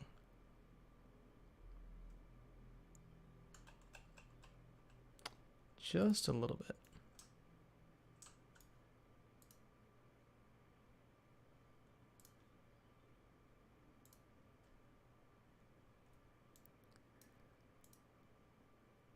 Okay, let's go ahead and import our animations.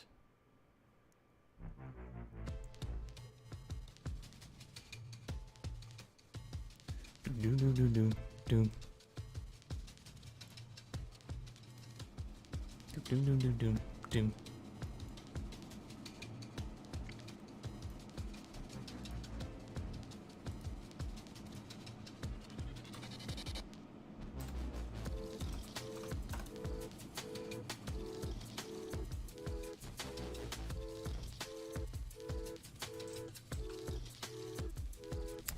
Yeah, so the whole thing is pointing that way. So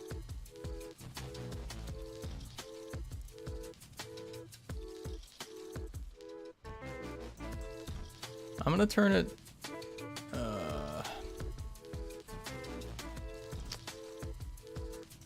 you know what? Let's do 30 degrees. The only issue is I gotta do it for every single frame.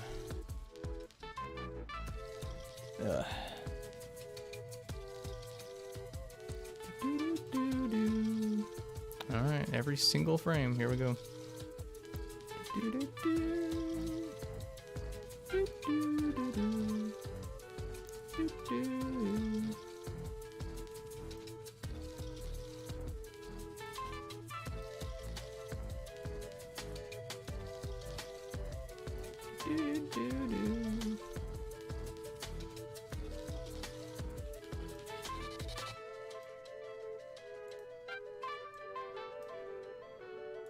Alright, frame by frame. Welcome to game development, everyone. Sometimes things are tedious. Do. Oops, that was a little too much. Do.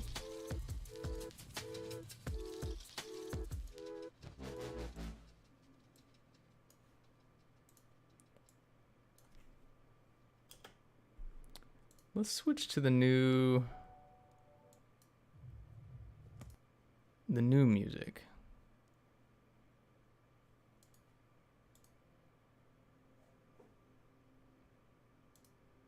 Oh yeah, there we go.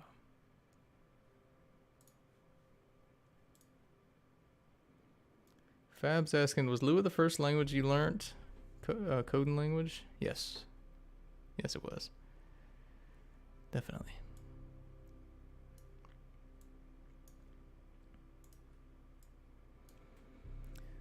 The reason I started learning to code was because, well, it needs to be said, but if you want to get into game development, you have to... How do I phrase it? You have to either learn to code or it's very unlikely that your role will be managing the game. Not managing the game. I guess overseeing the whole game. Because if you want to oversee the entire game and the way that it functions and the way that it will be updated, you have to at least know how to code so that you can work with coders. Or you have to know how to code yourself so that you can do it yourself. And that's what I ended up having to do, because prior to 2014, I didn't know how to code, so every ATF game was basically just a bunch of free models and code that I got from people who did know how to code. But because of that, I didn't know if I needed something to be fixed, I had to rely on them. And if they were like gone for a month, I'm just screwed. Or if they just straight up didn't feel like doing it, then I had no way to work with them. And if you're not someone who has a bunch of money to burn as a new developer, then you can't pay them either. So you just got to kind of rely on hoping that they feel like doing it and that they're available to do it. So if you want to get into game development, follow one of those how to make an obby things on YouTube. Alright, let's see if this does what we want. ATF8 two-handed crouch swing.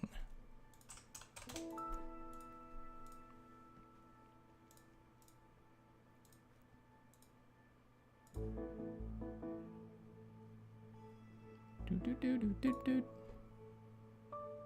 Do do do do do do.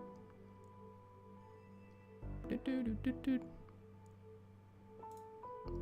Do do do. Do do do do do.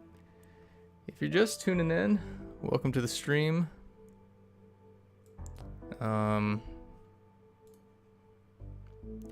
Perhaps I can show off the customization menu overhaul again. Let me know if you weren't here when I showed it off the first time. We'll see how many people still need to see it. Crouch swing. There we go. Oh wait, the actual code itself doesn't say. Crouch. Wait, what? Oh, it's down here.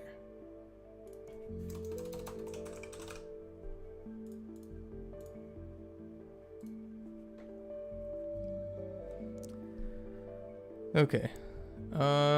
Yeah, I'll go ahead and show off the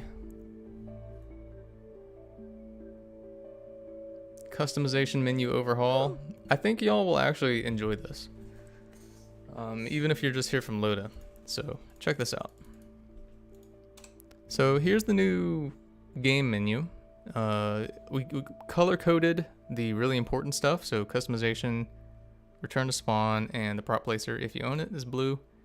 Also put some icons next to it just to make it a little easier so you can like, where's dice? It's red. Okay, there it is. You know. Okay, so the new customization overhaul, you can see there's many less tabs here. Data, shop, and market are all the same, but in terms of character, you can see here that a lot of the stuff that was in different menus is in the same place now. So shirts and pants, skin color, body proportions, face, faces are up here at the top, name and bio, and also morphs. They're all in the same place now. And also we have switched the morphs to being R15 instead of R6. So if you want to like replace your hand with a robotic hand, there you go. So moving on to the advanced menu. This is basically rigs.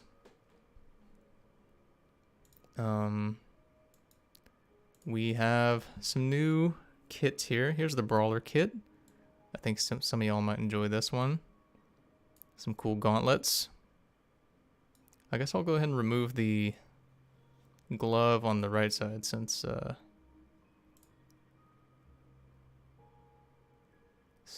I have removed my hand there.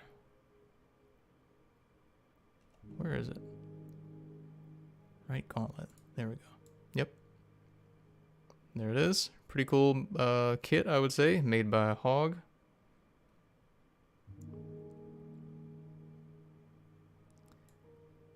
And let's see, Thunderix is asking about donations. So if you do want to donate, the way we have it is over there at the bottom corner of the screen. The ATF8 items are not out yet, but if you want to get one of those items, you donate that amount. And then in the donation message, you put your Roblox user ID, not your username, your user ID. as well as which items that you are after. And then when those items come out, I'll make sure you have them in the game. Okay, so there's that kit. And we've also got some other new rigs y'all might enjoy. Again, these are made by Hog. Got a medical strap here. You can change the color of everything on it. Very detailed. And we've got a armband rig. Goes over here. Pretty simple. You can make into a tourniquet if you want. Or you can just have it as like a team, sort of a faction armband. And last, we have the new gas mask, which looks like the old gas mask. It's just upgraded for the new system to look much better. The new meshes are really good looking. And as always, you can change the entire thing to be different if you want. So for example, I can make it rusty. Boom.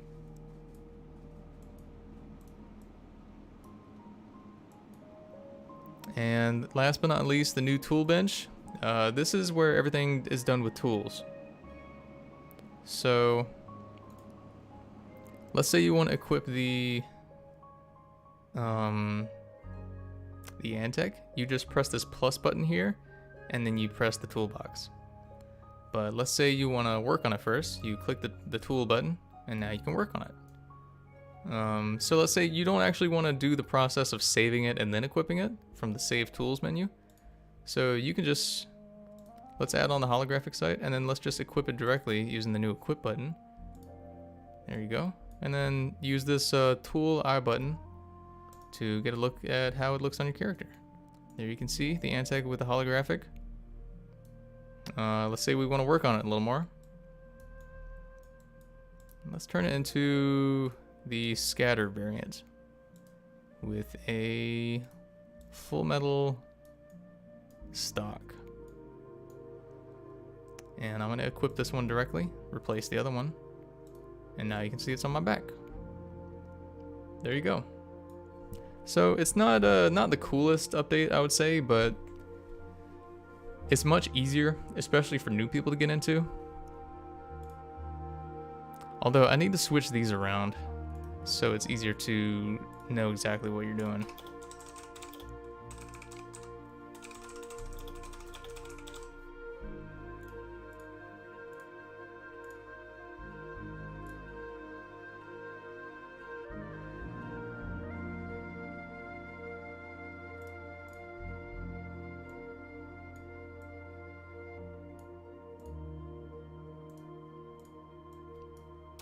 Yeah, quality of life changes, because personally I feel like having all the tool stuff in one place is much easier.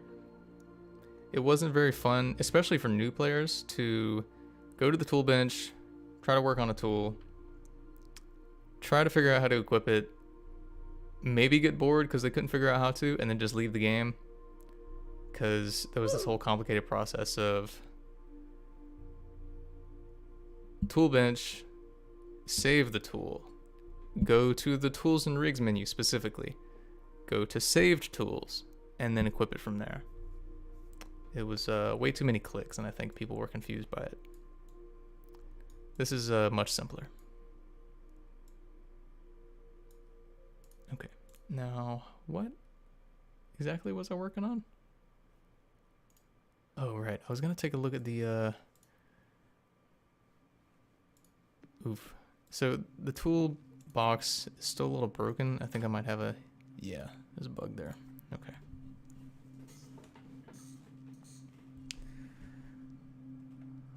Ford Collective, hello Ford. It's asking, what are all the guns like for the Wave 1? Oh, okay, so I guess some people haven't seen it. Yeah, we don't have the tool models yet. I can't show this off yet, but the scrap Gauss pistol is, I mean, it's just a Gauss pistol. The way it works is a bunch of rapid firing electromagnets propel a projectile, which is just purely a slug. There's no gunpowder. Sort of like a railgun, And then a gel rifle is an experimental projectile type, which basically has a gel that hardens and condenses on firing the gun. Turns into a bullet, basically. Again, it's like an experimental pre-war technology. And then a scrap plasma rifle is just a plasma rifle. I don't know if y'all have seen the new Gauss gun or how plasma rifles work in the game, but I'll show y'all how Gauss and plasma works in just a moment once I fix the toolbox, because it's kind of annoying how it always breaks. So add tool base. Something about adding the tool base breaks it.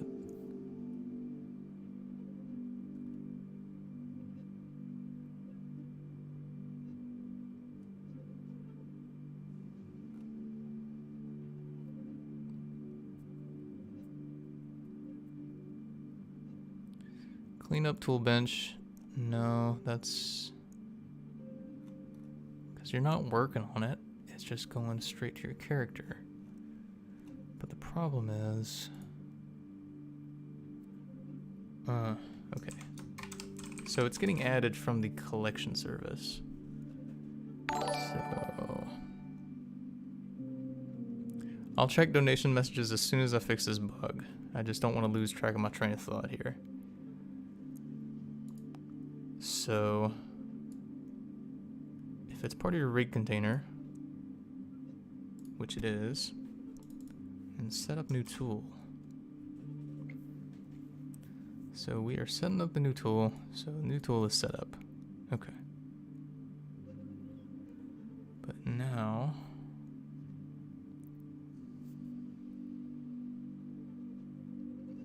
oh, if this does not exist, okay.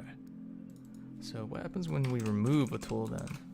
So it's obviously not getting cleared out. If global tools, item, clean table. Clean table. Huh. Okay. Delete tool. Tool frame. So this doesn't exist. So I can probably just comment this out for now, since that doesn't exist anymore.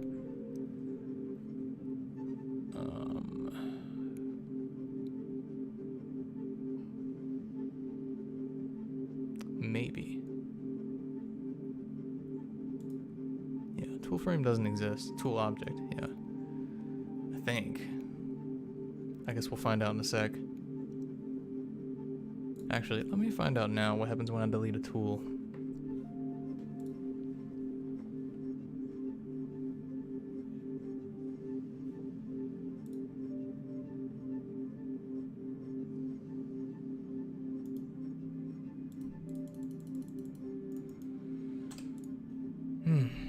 Okay, so let's equip Antec and then let's delete it.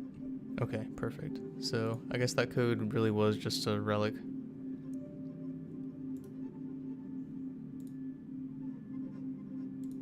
Alright, so in this case, we're gonna see if it is in fact a global tool getting cleaned up. I don't think it is.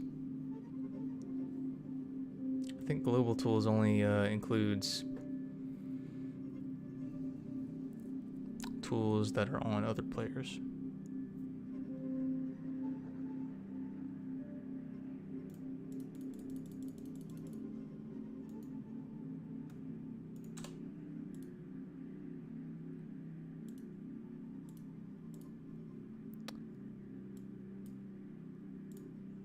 Huh, okay, yeah. So it's not a global tool.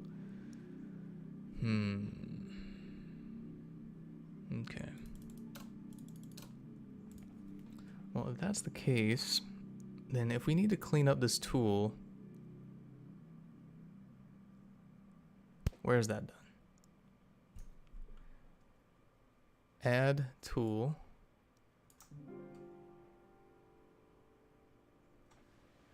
Let's see. If it's part of your rig container. Wait, what? If the tool model's parent name is rig container.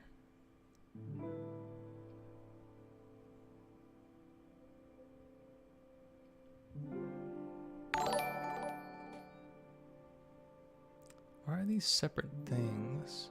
Oh, if it's in another player's rig container. Oh, okay.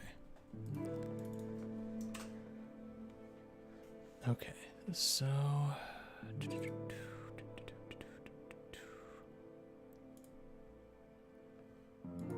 Tool slot. Delete tool. Huh.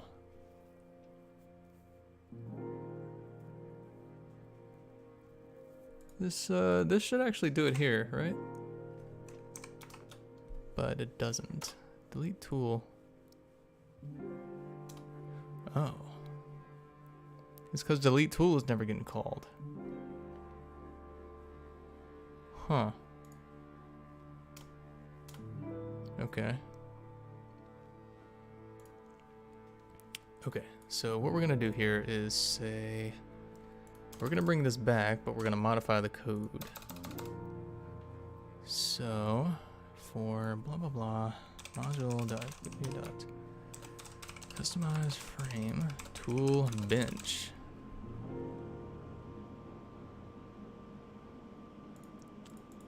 Toolbox. Get children.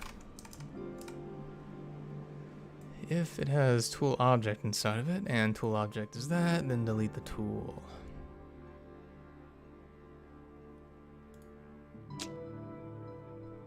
This may work. Let's go ahead and read our donation messages while we're loading in. So we got... Ooh, holy crap, time really flew by. I'm so sorry. I should have read these sooner. Lad donated 15, says 20 by 110 millimeter handgun. Whoa. Wait, what the heck? Why would I want to... Okay. Thank you so much for donating that 15, Lad. Really appreciate that. If you did want an item, just let me know. Flame Fur Dude donated €2. Says, dance so the community can make more inside jokes. No. It has to be spontaneous. You can't just make a meme. Meme has to be unintentional. I think that really is just the rule of memes. You can't make a meme that goes big. It has to be accidental. Anthem donated $75. Thank you so much, Anthem. Really appreciate you.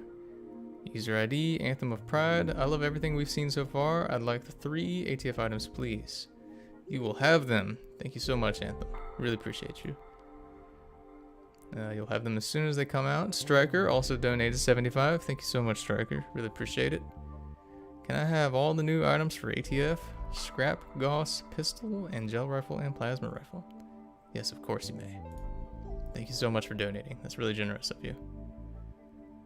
Gingy Boy Jack donated 5 and says, honest opinion. Hold on, let me switch to my chat here. Gingy Boy Jack says, honest opinion on gingers. Also, if you could recreate the first ATF game in ATF 8, quality, would you?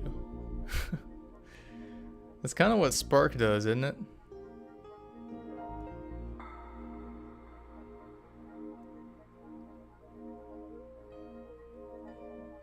I have no opinion on gingers. They are people. And Survivor donated $25. Thank you so much, Survivor. I'll be taking the gel rifle. User ID is there. Also, Antec SF plus model looks stretched. SF? Huh. Looks stretched. I'll take a look at that.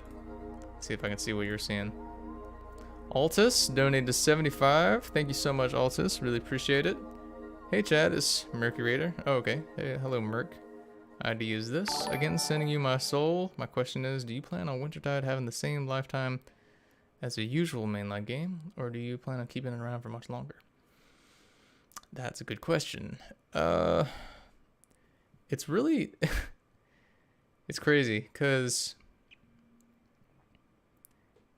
Oh. Microphone's bugging out. The lifespan of your average... Good lord, what is my microphone doing?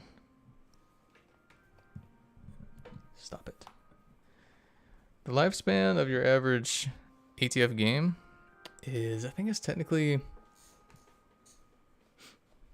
Ooh, what is it actually? The 8th one just came out and it's been 11 years. So the average... I did my math completely wrong.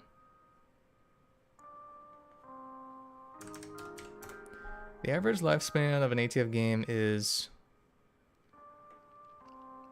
1 year and 4 months, roughly. But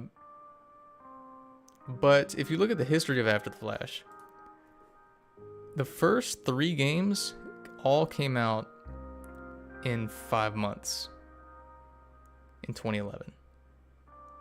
From June to late November. 3 whole ATF games came out in a period of 5 months. But again, the reason is because those games were so much simpler. There was barely any parts, you know. The whole game was like 30,000 parts at most. So I was able to build that all myself. But now, you know, an ATF game is... Bardstown alone is 60,000 parts. And also, we have higher expectations now. Like, we can't just make the games that we used to. People have more things that they want out of a game to enjoy it. So, to answer your question, yes, I think the lifespan of ATF 8 will probably be around 2 to 3 years. Because... the system that we're using for this game, I want it to be a system that we use for at least 2 games. So I want to use this system for ATF 9 as well. And that's something that we haven't really done much before, reusing the system for another main title game. Because, like, it's taken, what? A year? No. Almost 2 years of working on this. Maybe more like a year and a half of working on this system to get it to the point it is now. So, and it's already, I feel like it's so, it could use some upgrades, but it's so fleshed out that I wouldn't want to spend a year and a half to make just the system for every single ATF game. So if we could use this system to move on to ATF 9 also, as well as Loda 3, maybe a few other games, who knows? I think that would be fantastic. That's what I want to do. Perfect this system and then use it for Loda 3, ATF 8 obviously, maybe ATF 9, maybe a sci-fi roleplay. Who knows? Okay, so let's see if my hotfix fixed the tool equipping. So we're going to equip the Longfellow, and then we're going to equip the Shooting Star. Nope. Nope, it did not fix it, because there's a bug here. Oh yeah. Tools Rigs is no longer actually... no longer a real thing.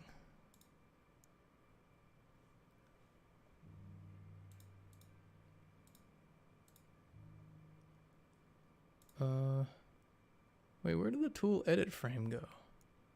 Did I delete that on accident?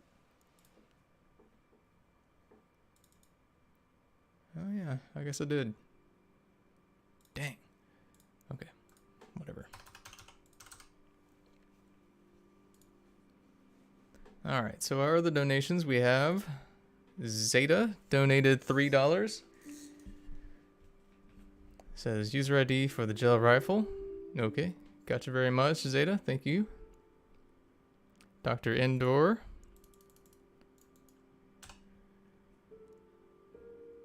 donated 25 also. Thank you so much, Dr. Indoor. Hey Chad, user ID is there. I have decided I also want the gel rifle after listening to you explain it a few minutes ago. Also, it's great to watch your streams again. Thanks. I'm hoping we can start doing some more streams again because past year and a half has been so stressful. Getting this system to be in a place where it's stable and getting the game itself to a place where people enjoy it. Because I thought it was going to take the same amount of time to work on as ATF 7, but in the 3 years since ATF 7 came out, the expectation for games is much higher now. So we actually had to take twice as long to work on the game to get it to the point that we wanted it to be at. So we're just now adding a bunch of the stuff that everyone's been asking for. But thanks again for your donation, Hinder. Appreciate it. John Doe is back with $50. Thank you so much, John Doe. Really appreciate you. All 3 weapons, please. User ID is there. Okay. I got you covered, John Doe. Got your user ID. I'll make sure you have those in the next patch, or when the tools are out. And lastly, or the most new donation we have, is Altus, $10. Thank you, Altus. Really appreciate it. One more question, and because I forgot to mention I wanted the ATF 8 weapons, will we ever be returning to the OG timeline in a 0.5 game, or is it safe to say the OG timeline's in the past? We probably will not be returning to the OG timeline for any serious mainline games, just because, first of all, I enjoy the new timeline more. I think it needs to be a little more fleshed out and a little more presented. Because like the old timeline, people were so familiar with it and immersed with it. Partially because it's so old, but also because we had so many presentations of it. We had so many events. And I think once we start getting the main story for ATF 8 rolling and the events, past, Bardstown murders of 57, I think people will start to enjoy the new timeline a little more. So yeah, we won't be returning to it, and the reason we started the new timeline, in case anyone was wondering that as well, is because I like to have some sci-fi elements in ATF. And with the year 2032, which is the year the Flash happens in the old timeline, we can't really have sci-fi all that much. Because it's like 2032 is only 10 years in the future from now. So how did they get hard light, laser weapons, all that stuff in a matter of 10 years, and then the Flash happened? I think it's more realistic to say 2071. Or 2072? I can't remember what year the Flash is in the new timeline. Also, all the donation messages, just so y'all know, the money that is donated during these streams goes into a dev fund that we use to pay developers for updates and work. So if you enjoy the updates that we put into the game, like the tools and the huge map update that we're working on, all of that donation money will be going to the development team. None of it goes to me. So greatly appreciate all the donations. It means a lot. So I'm going to show y'all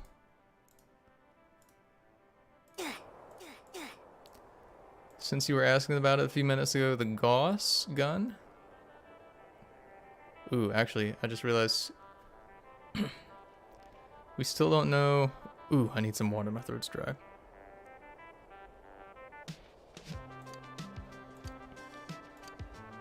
Dang. What?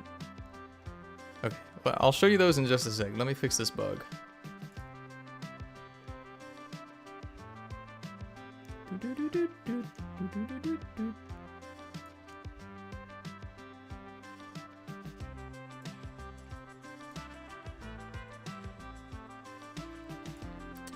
Hold on a sec. Let's put a marker here.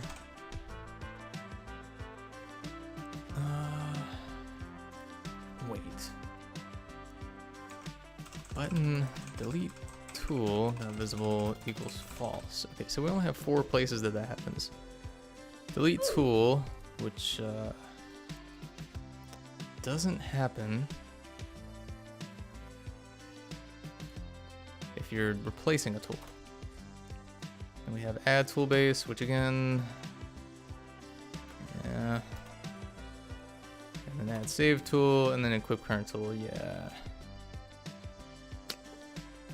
Yeah. But then,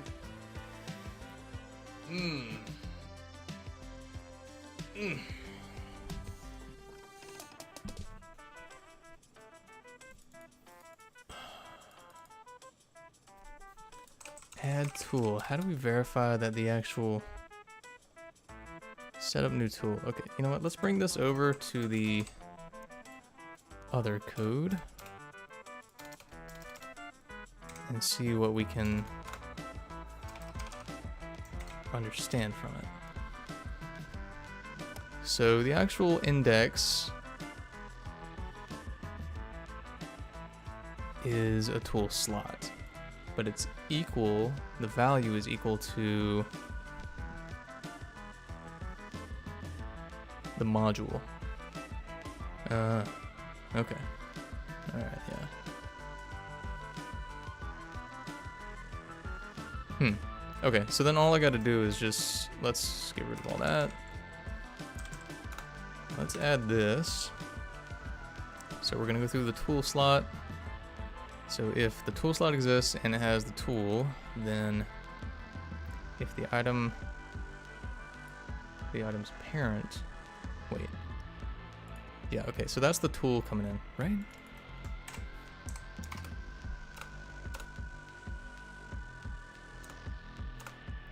This is, oh, that's the, what? Ooh. You know what?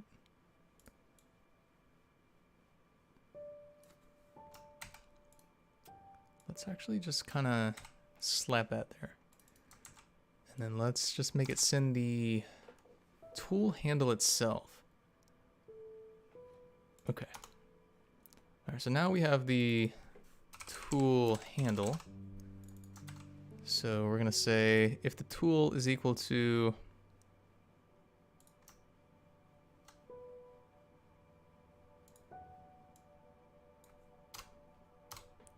if tool handle is descendant of the tool model, then set it to nil. Yeah. Yeah. Uh-huh. Yep. I think that's all we needed. But let's double check it. Delete tool. Now that's the thing. I'm gonna leave a note here for myself.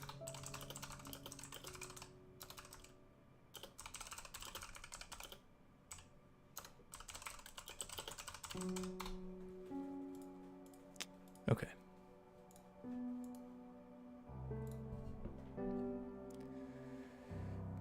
All right. Sorry for anyone who's a little bored about what's going on here. It's just Lua coding. I've been coding for, good lord, how many years now? 8? Yeah.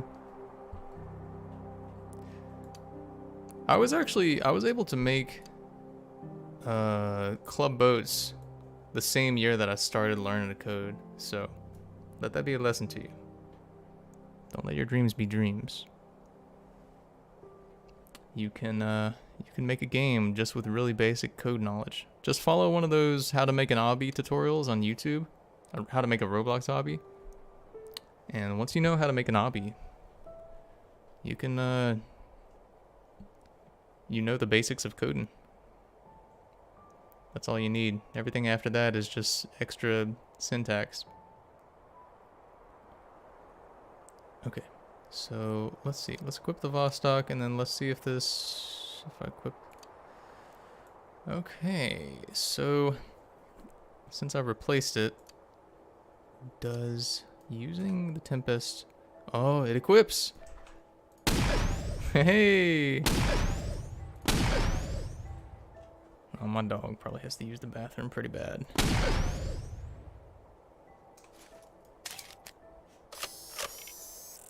So we're gonna take a break. I'm gonna eat some lunch, take my dog out to use the bathroom and whatnot. The break's probably gonna be around 30 minutes. But before I go, quick note, when I get back, sometime after when I get back, we're gonna show off the North Island work.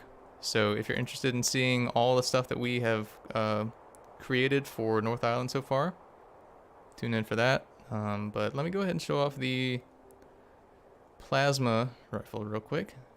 This is kind of what you'll be able to expect out of the scrap plasma gun.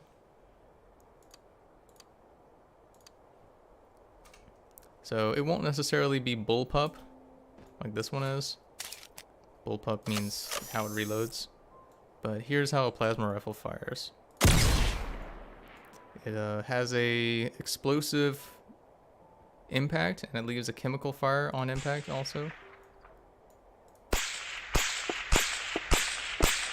It's 4 times faster than the bullet, so about the same speed as a railgun, except there's no projectiles, no slugs. It's just all battery, all superheated gas. Okay. And then the Gauss, which is new. It's not in the game yet. This is the Shooting Star. This is for the gold safe.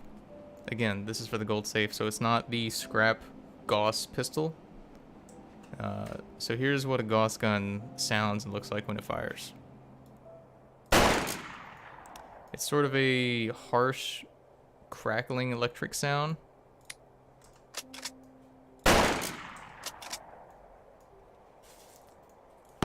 Projectile is kind of similar to a bullet. It's just a little faster. Slower than a bullet, faster than the bullet, slower than a railgun.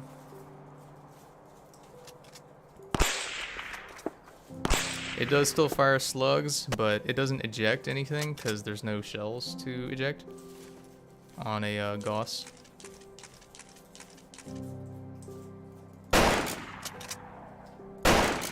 I love the electricity that sort of fires out the end. Oh, also, I didn't, if you're just tuning in, I didn't show you all, but when you fire at the water in the new update, it actually does a water splash effect instead of what it used to be, which was just like a weird sort of metal sparks effect.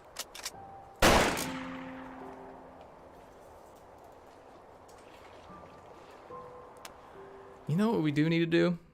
At some point, we need to make a new intro screen, because the old intro screen for streams is for Mirage. Here's the intro screen. I do love this screen, but it is for Mirage, so I think it's about time we make a new one for Wintertide.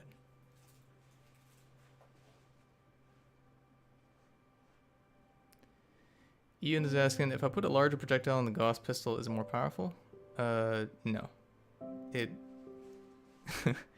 It's Gauss doesn't just like, you can't just put a metal spoon into a Gauss gun and fire it.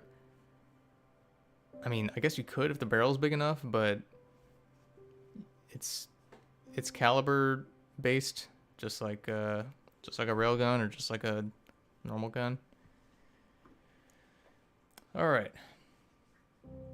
So I'm gonna head out for half an hour, and then when I get back sometime, we're gonna go over all of the new stuff that's been worked on in the North Island update. So if you want to see everything in the USRF bunker, as well as the island itself, tune in for that. Again, be back in about 30 minutes. Peace, y'all. Hope to see you there.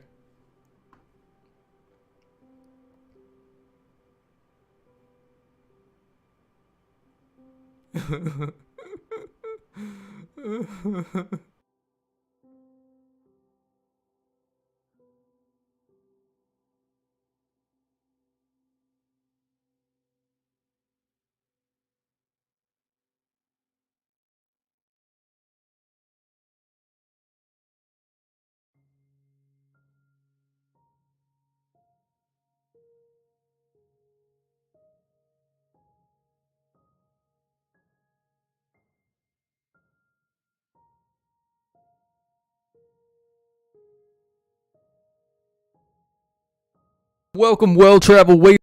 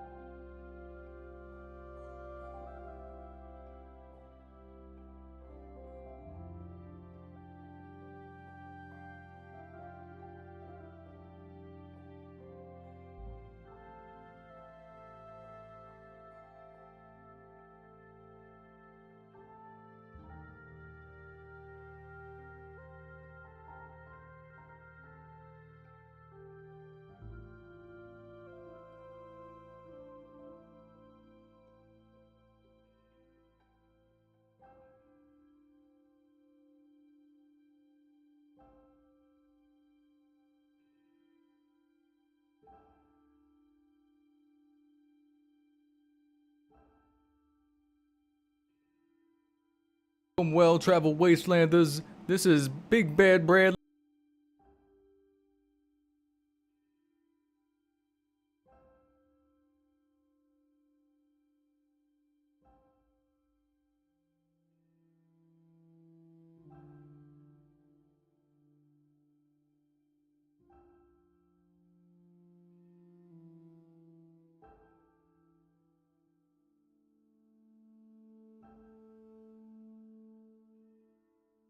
Bardstown Radio.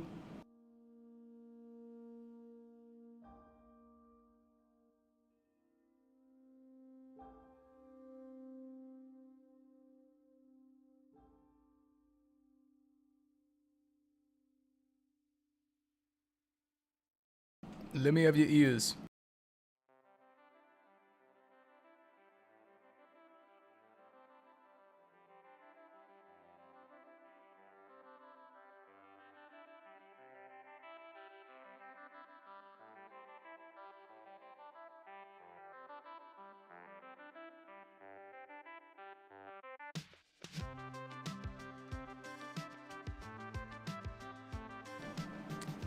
Welcome, welcome. It's your dad, Big Bad Bradley.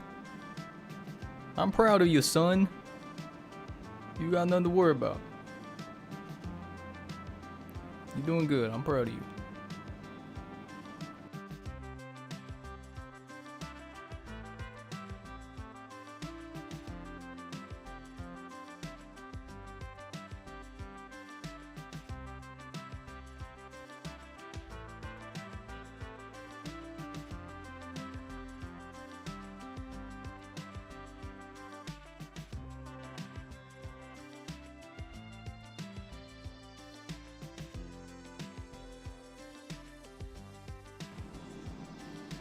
Imagine growing up in a household, but you have 4 parents, and each parent is an After the Flash radio person. So you got the unnamed characters from Pearl Harbor, and I don't think the South Side radio person was actually named. But yeah, then we got Jeff Bateman and Big Bad Bradley.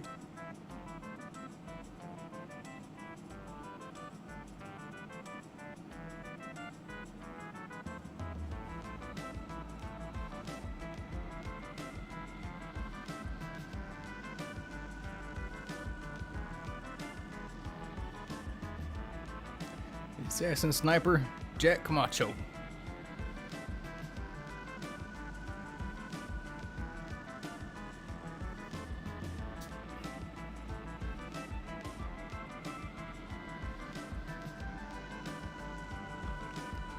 Rad Radio AM.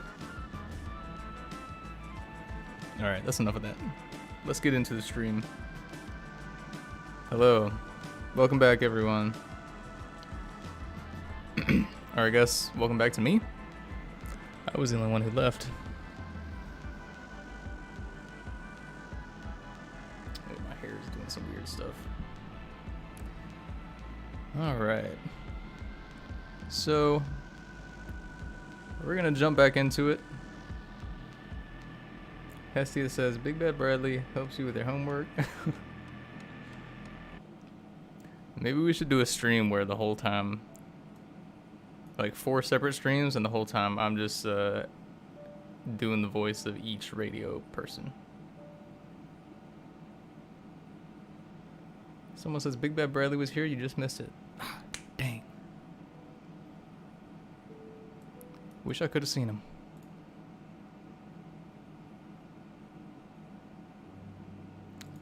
Edit tool? Oh, okay, that doesn't currently exist.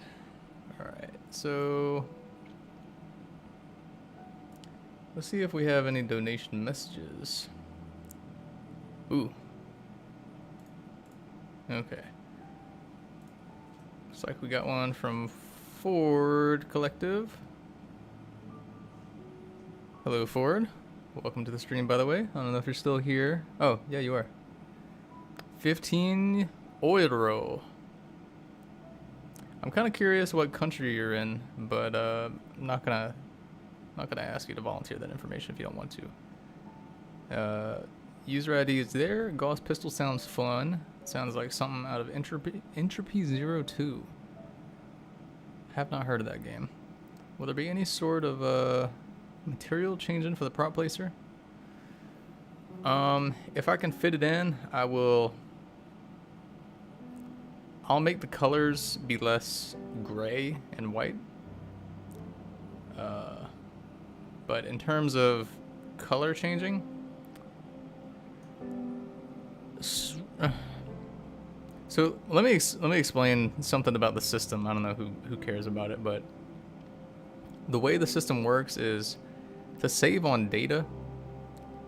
What we do is when you place a prop, all it does is save the ID of the prop and the C-frame of the prop. C-frame being the position and the rotation.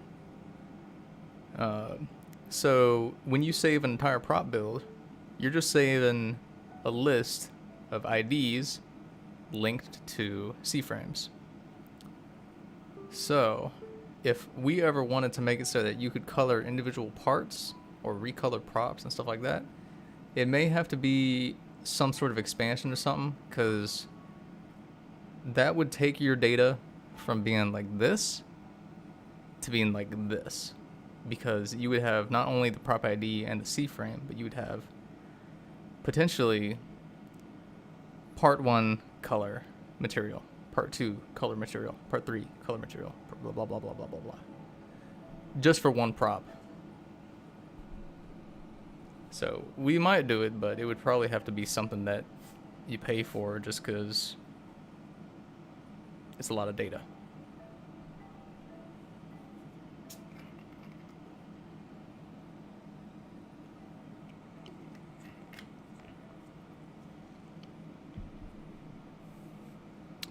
Okay.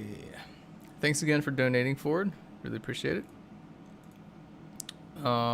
Okay, let's go ahead and try to fix some of these bugs that we had. Clicking add tool. Oh, yeah.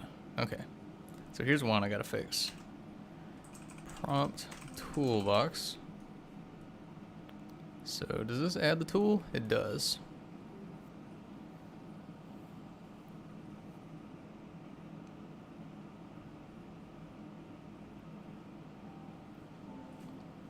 So the problem here is that the value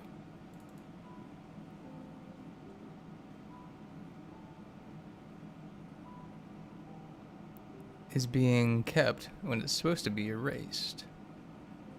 Tool details. Wait, okay.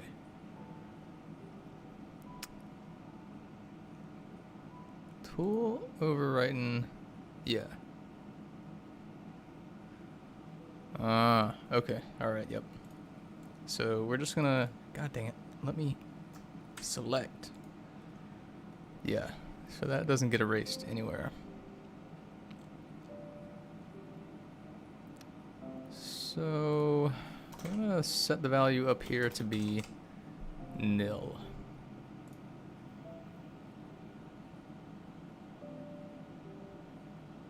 Ian says, can the Gauss pistol be stronger? I mean, I guess. But I don't want to make it too strong because it's just meant to be a pistol, you know?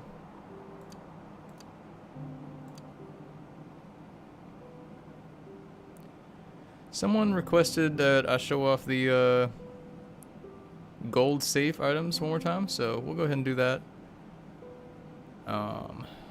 Where is it? There we go.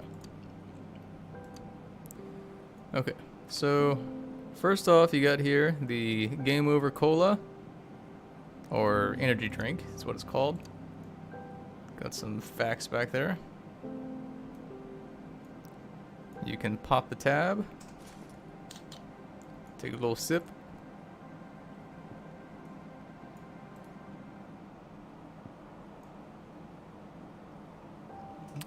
That's about all there is to it. It's kind of just mostly a roleplay thing. But it would be nice to have drinks in the game again, you know? And this is the medical biofoam. I'm still working on this one, but the model for it is fantastic. This is supposed to be sort of like a futuristic emergency medical thing. So like if someone's injured in the field, you just take this and like to sort of temporarily seal the wound.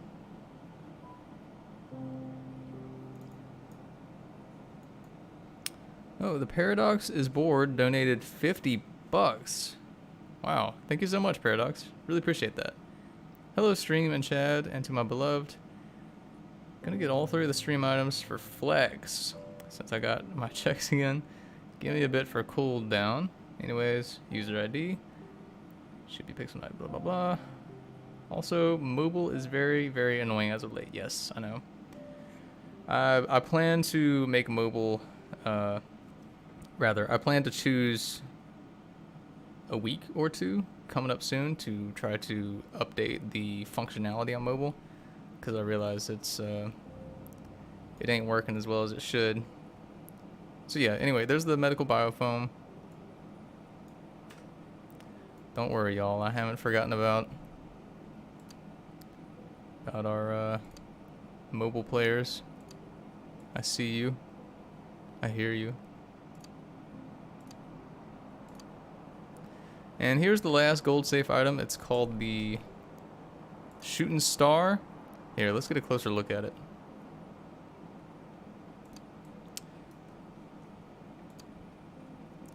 So this is the Shooting Star. It's a pretty nasty looking gun.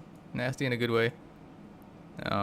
It's a scrap Gauss rifle with a really cool lever action. And this is the... So obviously you can put any scope on it you want. You can change it to be stockless if you want. Basically a blunderbuss. If you want to put on the suppressed barrel, there's also that. And like I said before, there's also the direct equip button now, so you don't have to save it to load it anymore. So here's, oops, didn't mean to turn that on. Here's what the suppressed shooting star looks and sounds like. Again, this is a Gauss gun. And it's lever action. So now let's see what the shooting star with the base chamber sounds like.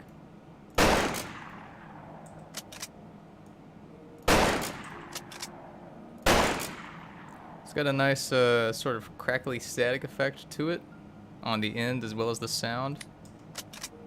I like it a lot. Also, for whoever's just tuning in now, the camera actually goes to where it's supposed to be when you're in crouch and prone. So your camera's on your head now. You can actually see what your character's seeing. Same with crouch. Sort of. I think I need to move that down actually. Oh, wait. Oh. Oh, it's because your head is lower when you have... Oh. Might need to look into fixing that. But it's sort of where your head's supposed to be.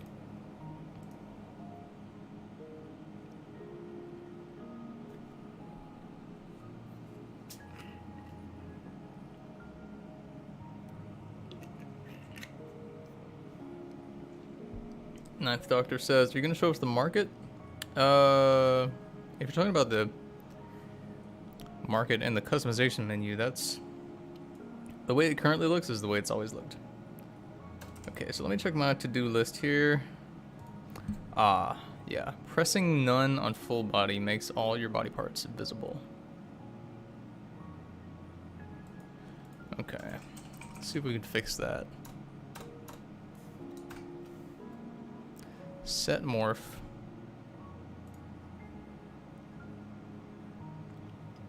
For character, looking through all of the parts of the body to see.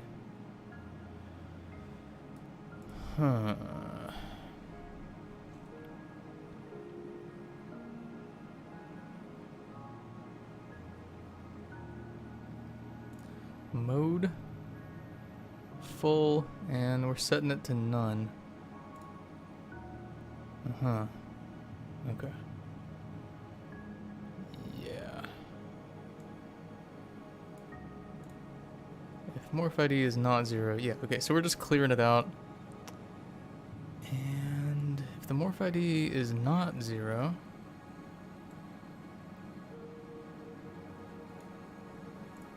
wait a second, how would that work? What? Oh, okay, or. Oh, I see. Item name.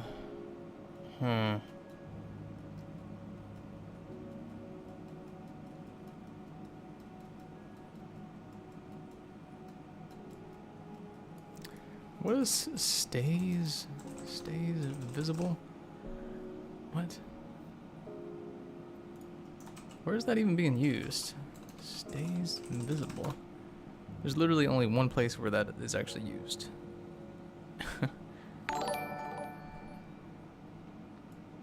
Okay, so I guess there's no reason to have that. There's gotta be a reason though. Why is that there? I'll check the, well, I guess I'll check the donation message now. Jack donated £5. Thank you, Jack. Says, question, Mr. Chad. A lot of the old head ATF players don't actually like Wintertide. What are your thoughts on that? If you have any, enjoy the £5. Well, obviously I'm trying to make the system simpler but simpler for newbies, but also simpler for the older crowd of After the Flash. Because personally, I think the lore is sort of a side problem. The map design and the customization menu design are the big problems. I think the customization menu is too harsh on newbies. We're trying to add more kits and more simplicity to the customization menu because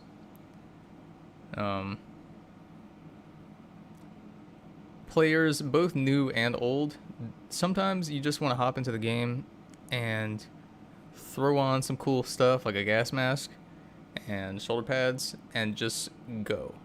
Just join the world.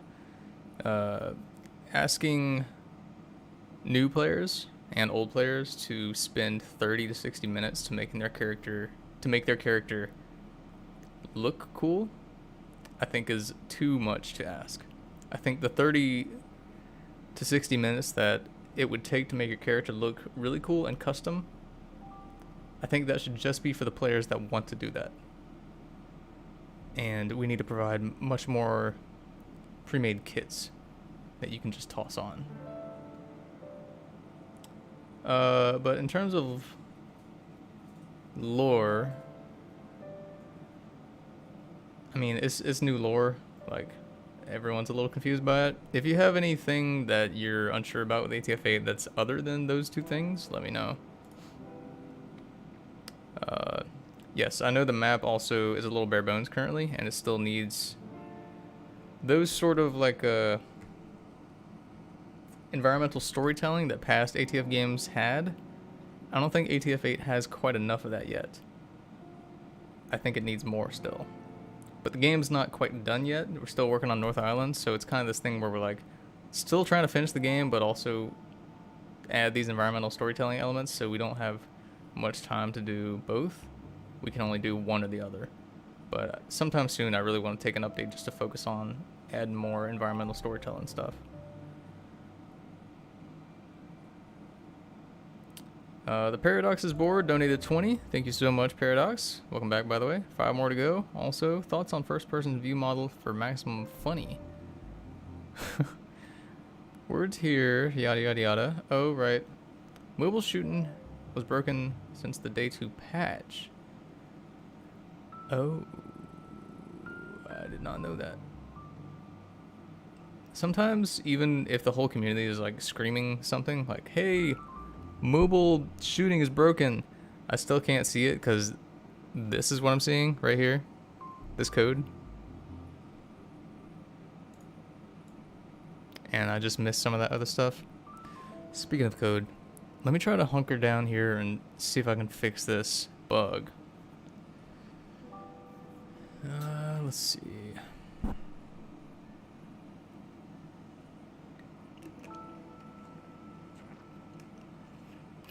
Sentient's asking about sections for different tools. We have plans to do that. We will. Trust me. We will do it.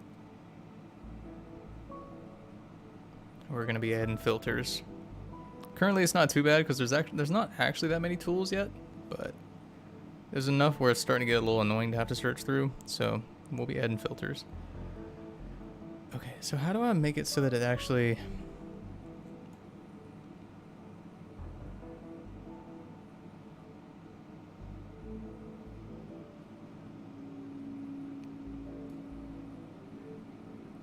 Oh, okay, Morph ID 0 is the ID for transparent.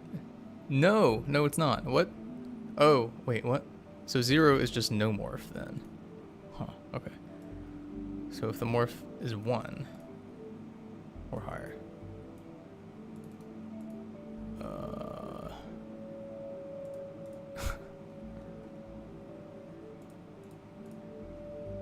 There is nothing that stays visible.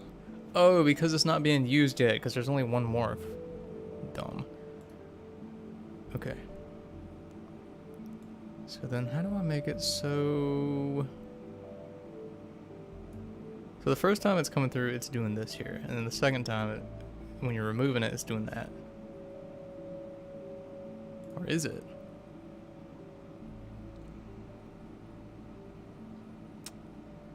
Question mark. Okay, this just adds all the stuff that's in there. Yeah. Okay. So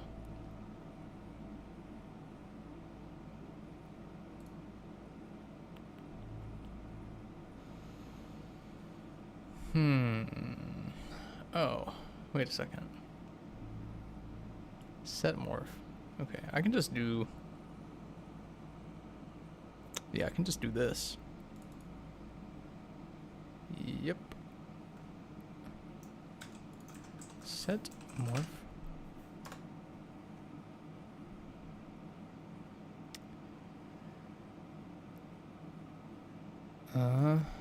Huh. Old morph part.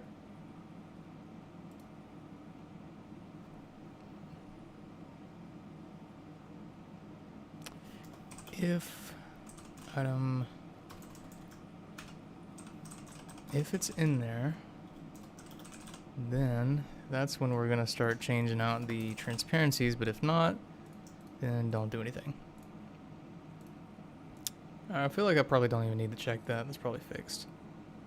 Watch me be completely wrong though. Blah, blah, blah. Okay, so that's fixed. Okay. So I could jump into working on the biofoam tool right now, but I think it's about time we actually dive into the North Island update and check out what's been going on there. So let's go ahead and call the people from the general chat, get them over here so they can take a peek.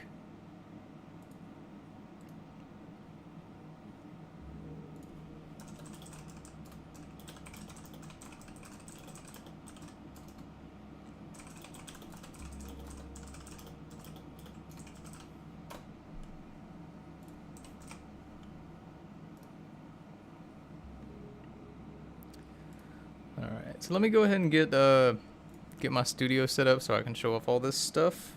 Just sit tight.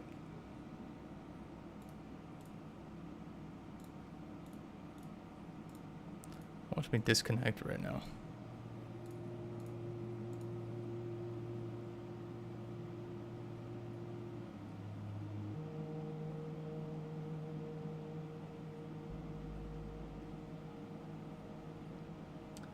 Ninth Doctor is giving a warning about the BC update scenario. Don't worry, I have plans in place to make North Island fun, and obviously every time we put out a new update, that place becomes the center of attention for roleplay for a few weeks. So you should expect that. But I think things will level off again, and I think me and the staff team are working on some strategies to get roleplay moving to different places around the map instead of just always in Bardstown or in the city. We have some pretty cool stuff to show off in the North Island update, and I think there's some places that people will actually show up quite often. But let me know in the chat while I'm getting this set up. What are y'all's thoughts on the new teleporters around the map? That you know, the extra teleporters, and also what are y'all's thoughts on the campus? Honest thoughts. Looking for feedback also, not just looking for dumb comments like, oh, the campus is stinky. I hate the campus.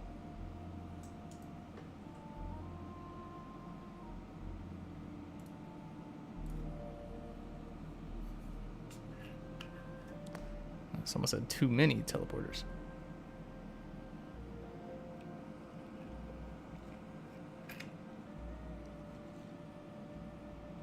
So I'm guessing y'all are feeling like the teleporters are a little too crowded in a place or two.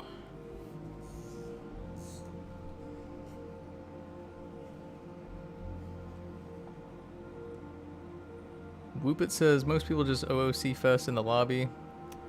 I think while we're adding more pre-made kit and rig options, the crowding in the lobby will become less and less because people will be spending less time working on their own rigs, and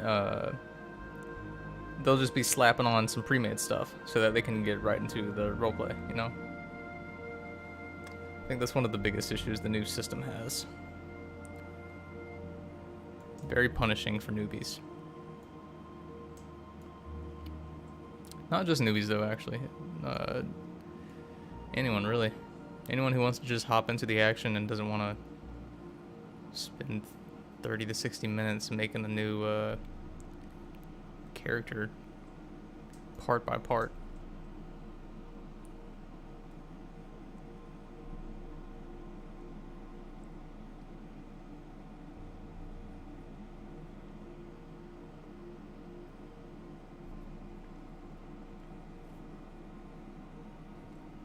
Oh, Yashima is saying put a spawn menu within the actual teleporter. Huh. That's an interesting idea.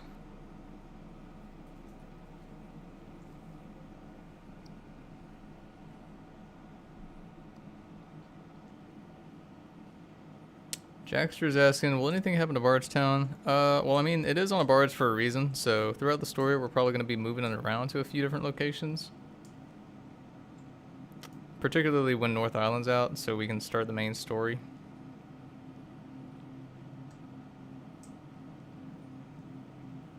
Amidon says, have the menu be like rain. I'm not sure what you mean.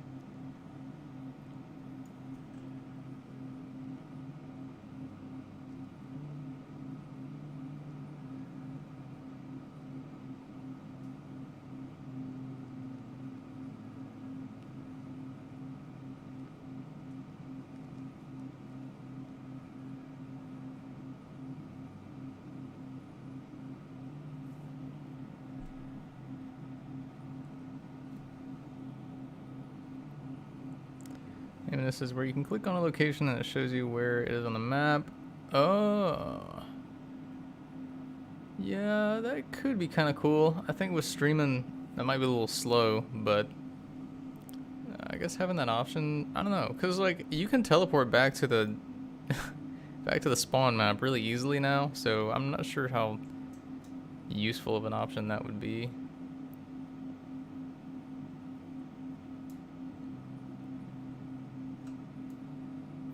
Okay, so we have all of the stuff ready.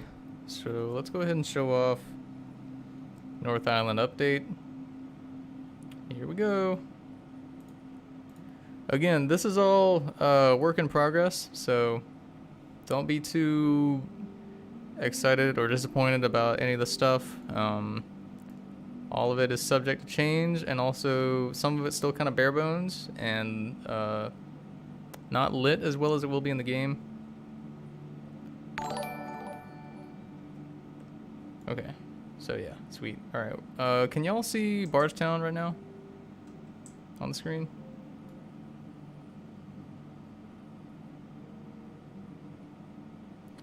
Jackster's asking, what are you mainly trying to fix in Wintertide at the moment?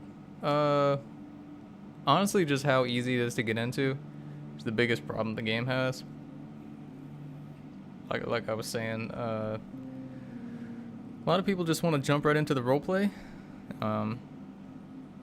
Completely fine, but we gotta supply more pre-made stuff so that y'all can just put them on instead of having to spend an hour making your own character. Okay. Someone says press the delete button. Haha, there you go. Nothing happens when I don't have anything selected. Paradox is bored, donated $5. Thank you, Paradox. Last smack upside the head with cash. I posted this, but direct map lore? I'd be down for discussing in DMs. Tag is in my user, also have some nice sushi. Thank you. I actually don't like sushi. I just kind of use sushi as like a random emoji. Okay. So let's talk about... Wait a second.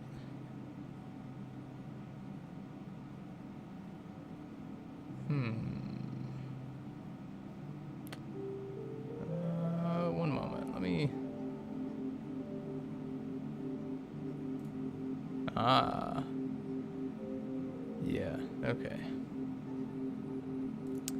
Let me see if I can change something here.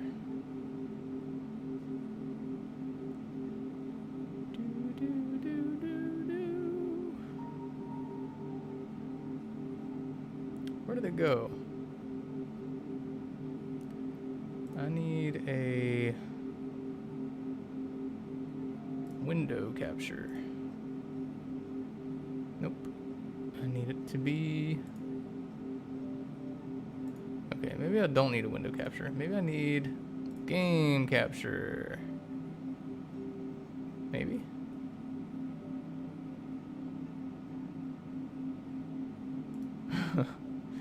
Ooh! Okay, that's a little too high up on the priority list. Wait, what?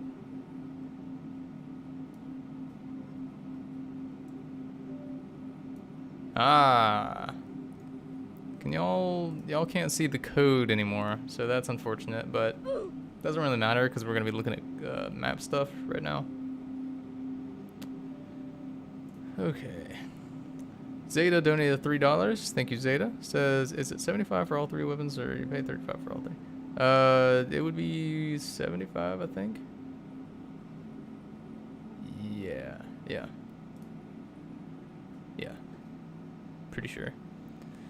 Okay, so this is the bridge, and this is some of the work we've had on North Island. So I guess I'll go ahead and, we still have the bunker and stuff to show off, but I'll go ahead and show off some of the plans that we have here for North Island.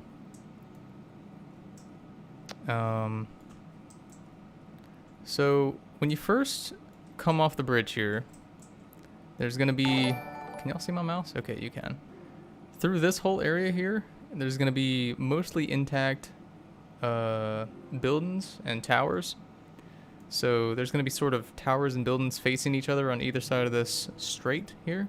I feel like it's gonna be pretty cool. Just in that area. And then this whole area here is gonna be what's called the Mudlands. I'm not sure if this is what they were working on for the Mudlands. It was meant to be quite a bit bigger than that. Like down here. But I'll talk with the dev team about it. So the Mudlands is basically after the apocalypse happened. There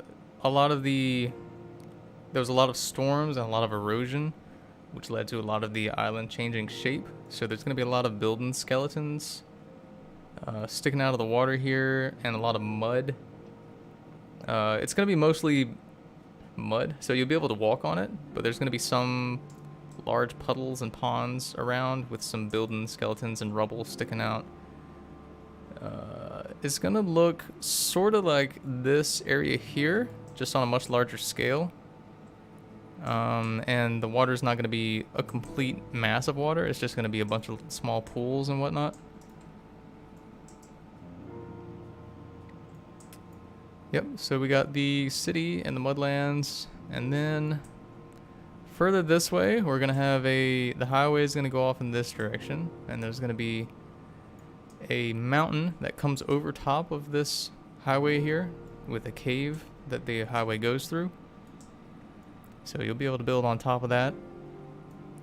And then further this way is actual Black Mountain. I'm sure some of y'all have explored it. The dev team has spent some time smoothing out some parts of it. So like this area here will have a road on it. And this is actually how you get up to the bunker. So then you turn right here.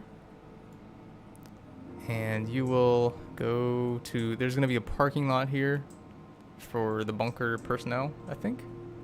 I'll have to double check on that. It might just be the entrances here. So then you go to the tunnel, and that's where you actually get into the bunker itself. But before we leave this studio, I want to show off the top of the mountain. So there's going to be some stuff up here that you're going to be able to explore, mess around with. And then at the very peak of the mountain, I think there might be an observatory that we're thinking about adding. Just a small one. Definitely would die if you fell off of here.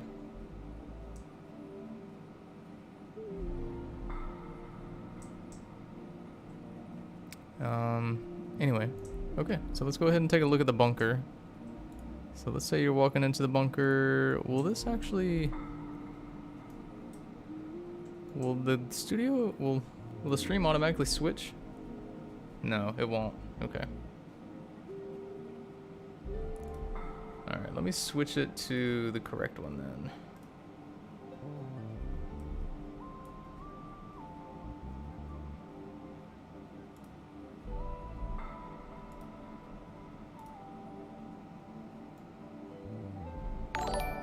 Capture the right. There we go. Woo! Alright. So, okay, looks like a lot of donated. 10 plutonium. Thank you so much. Really appreciate that. Can I donate 200 for a 20 by 110 millimeter handgun? Isn't that basically an ATF-7 already?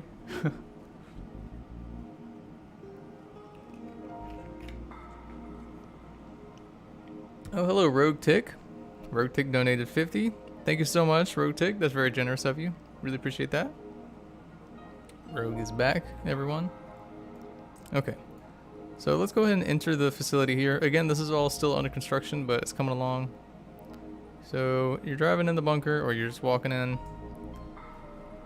So far, it's a little bare bones, and the lighting's not as dark as it will be, but so that we can see while we're working, obviously. But you got some pipes up here running along the top. There's gonna be a little platform going that way. This is how large a car is compared to this tunnel. Here's a few parking spaces on the side. And here's some of the work that you can see being done by some of the developers. We're thinking about adding some of these more pipes up top. This is a sort of futuristic security system hanging up here. Got some nets to contain some of the rocks if anything goes wrong. Again, this is all being built by the build team, so I have not really touched much of this. I have coded a small amount of it, but... So here's one of the new gun models. So before we continue in, this is a USRF base, but the way we're doing forts now and faction locations in these games is that there is a chunk of the faction location that is for everyone, literally everyone, and then there's a chunk of the location that is strictly for faction personnel. So for example, in Bardstown, a civilian or anyone can go basically anywhere in the town except for the upper floors 2 and up of the HQ. Just like the alumni, only personnel are allowed, for the most part, in the tower, floors 2 and up. So that's going to be the same idea here. So this is all public space here. This is an old pre-war parking garage.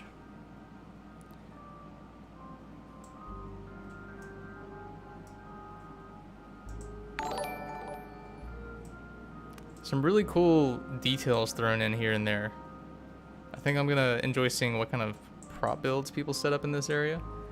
So this is technically part of the market.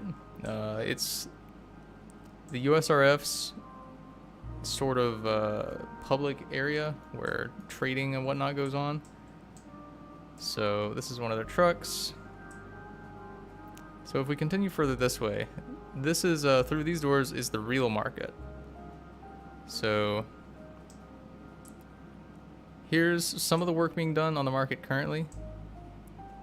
Throughout this whole area, there's going to be a lot of places to trade, set up your own prop builds. Through this door is a stairwell that goes all the way down. And here's the main piece of the whole fort. We got one of those super dope lifts that actually sort of goes diagonally for the most part, that you see in underground large mines, you know. So there's a third floor, and then there's a second floor. That's where the market is and most of the other stuff. And then the bottom floor also.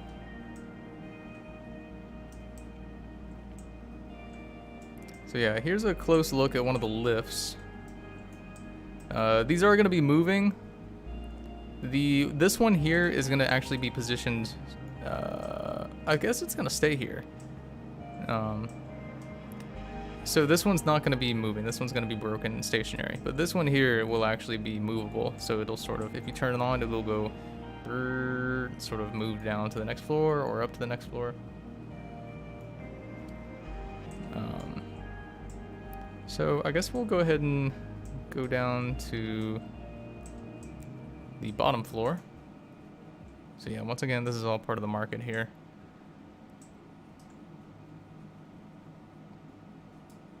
So again, there is the stairwell you'll be able to take to get down here. So this is the bottom floor.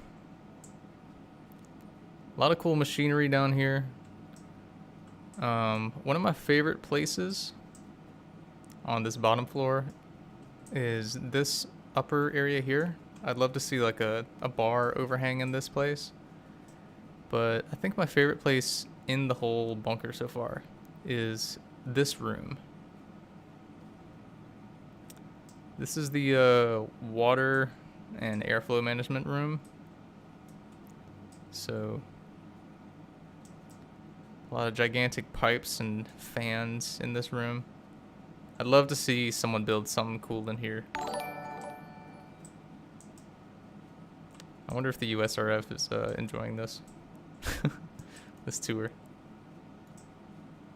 Once again, this was all built by the dev team, so if you like what they're doing, give them a roll of sushi, and be sure to talk to them, because they're the ones doing this. They're the ones that came up with the lift idea, as well as the designs for most of the bunker, actually.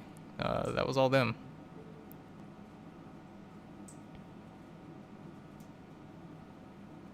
So if we continue back on the bottom floor, we have this area I think is not public. This area here. So we'll go this way. No. Yes, we'll go this way. Okay, so there's a caved in wall here. We're gonna flesh that out a little bit. If you keep going this way, there's actually a lift here that takes you up back to the second floor. I'll make that functional. If you go off to the side here, there's a hallway that takes you around to the back of these other rooms that we were just looking at. So if you keep taking these halls, also keep in mind all these cool additions on the side of the walls that they added. It's not just like straight up concrete walls. It's like little bits of rock and pipes, wires here and there. It's really cool. So we'll go to that door later. I'll show you all in a sec what's through there. But yeah, this is the back rooms, if you will. I'll show you all that room also in a moment. So if you keep going this way down this hall, you'll find someone's leftover sandwich. And another caved in area back this way. And then you end off where the lifts bottom out. Some cool pipes coming down here also from the upper levels. So let's go back and let's explore some of those rooms that we didn't look at. So first we got the droid depot. This is sort of also a control room. So we got some servers in here, some computers. And this is the droid depot room.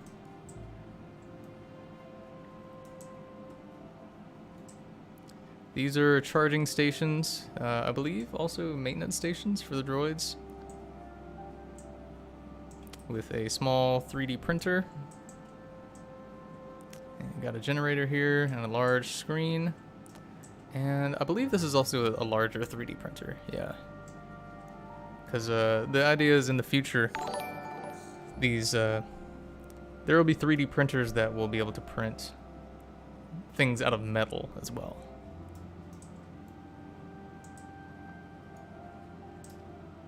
So yeah, this is the Droid Depot room. Hope you all enjoyed looking at this one. We're gonna continue onward. So we'll come back to that room later. Let's keep going this way. So this is the barracks for the USRF. Good amount of beds in here. Some tarp hanging over the whole thing. So I imagine this is where some of the USRF faction people will be spending some of their time.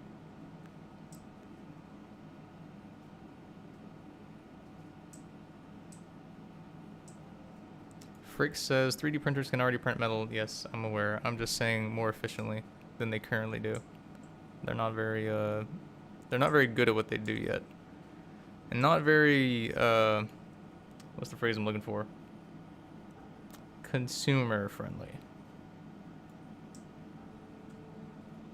So this is a warehouse, just a place for storing things for the USRF. And if we continue this way, this door is actually completely locked, and that's for a good reason, because if you go back through here, this is an indoor shooting range. So the USRF will come here and sort of train with their weapons in this internal shooting range.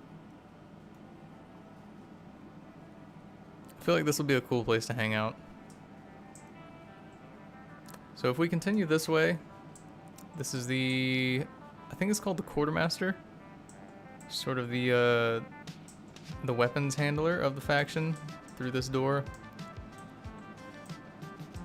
Got a bunch of supplies, weapons, and crates. Through here, this is the actual tool shop for a lot of these weapons. So I think the build team really went above and beyond working on some of these props, and I think a lot of these props will actually show up in future prop expansions. It's a bullet manufacturing machine.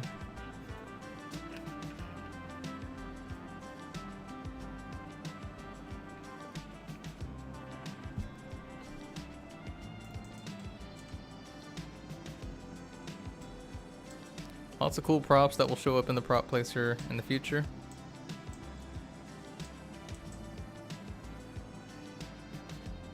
So yeah, that was the maintenance corner, and then if we continue back,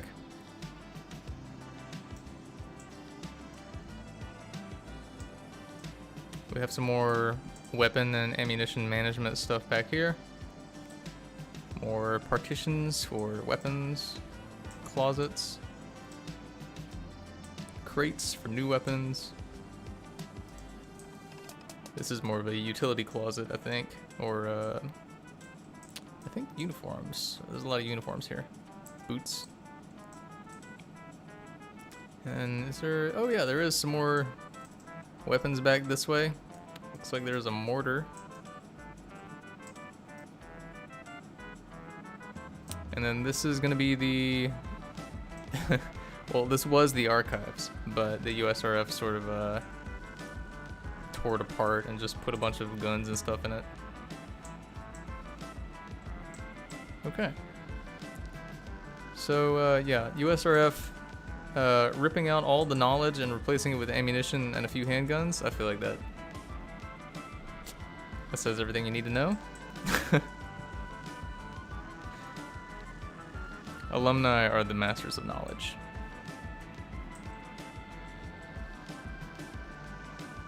Alright, so let's go back this way, and why don't we go ahead and head up to the second floor. I'll come back to that other room on the first floor in a bit. Let's take the lift up. There's also a ladder here if you want to take that. Okay, we're back on the second floor. So there's the market over there on that side. This floor is a little less developed there's still a little more work to be done on this floor. The bottom floor I would say is mostly done, but this floor still needs a little bit of work. So up here, we've got some more USRF quarters. Some pretty futuristic places, locker room. They're gonna have working showers and toilets, of course. Gotta have working toilets.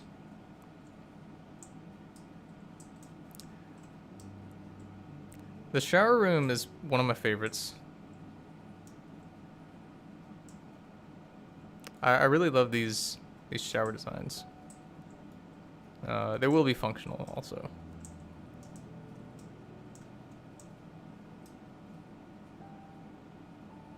Alright, continuing this way. Looks like this room doesn't have much in it yet. Let's actually go back this way. Yeah, so here's the workout room.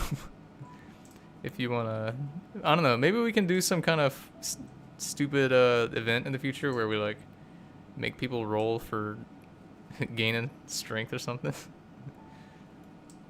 Roll a 20 for gains.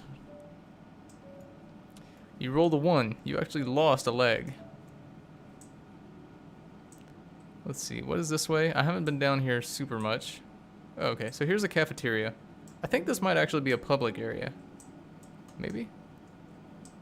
Not too sure. So yeah, this is the bunker cafeteria. Some delicious food. Always gotta have a underground bunker with a cafeteria for the United States analog. I'm pretty sure this is a freezer, yeah. Or a fridge. Again, I'm strictly working on code these days. The builders are the ones doing all this. The build team. So if we continue this way, looks like this is sort of a chill quarters area. Got some bunk beds. I like the bunk bed design actually a lot. These curtains actually also open and close, so you'll be able to click them and they'll sort of slide back and forth. And I guess you can have a secret meeting with people up there sitting crisscross.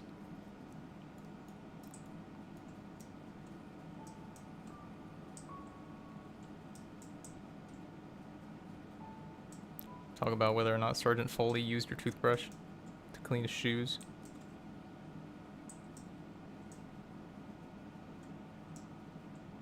So yeah, lots of cool areas here.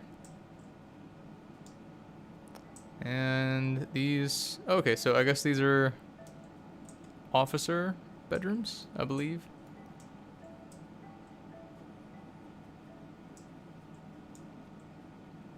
I really love what they did with the pin prop. It's so simple, but it does exactly what it needs to. And I'm guessing along here is more officers' quarters. Yeah, it looks like someone's got a gamer computer.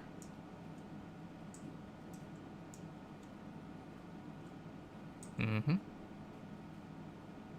Some photos of home. Okay, and that is the second floor of the bunker. We're gonna go ahead and continue on to see the third floor. I don't recall if there's actually anything to see on the third floor yet, but we'll go up there anyway.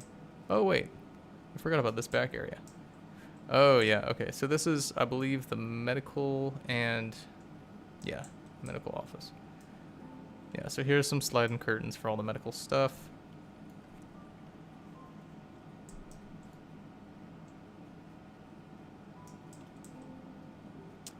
They have their own sort of advanced auto dock, a little more advanced than the one the Coalition has. A little more state of the art.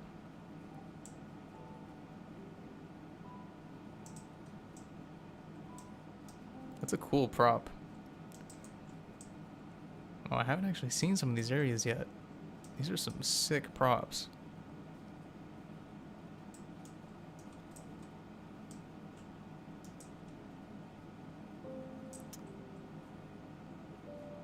Oh. Oh, that's what this room is. Oh.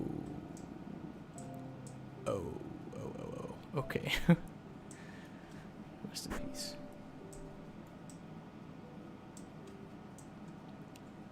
Yeah, so we got some operation beds back here with some curtains.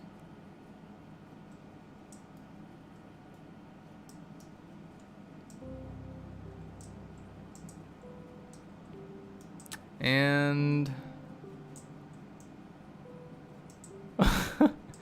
holy crap, I haven't seen this room. I didn't know that they had made all this. This is like an entire what's that called again? Crap.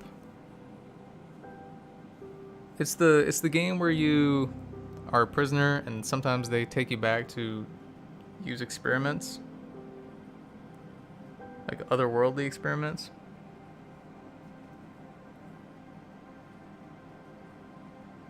SCP, yeah, that's what I'm thinking of. This bunker is like an SCP game, all on its own. Just this one bunker. Okay, so yeah, there's the back rooms to get to the market. This is really cool. This is like a panopticon looking out at all the prisoners.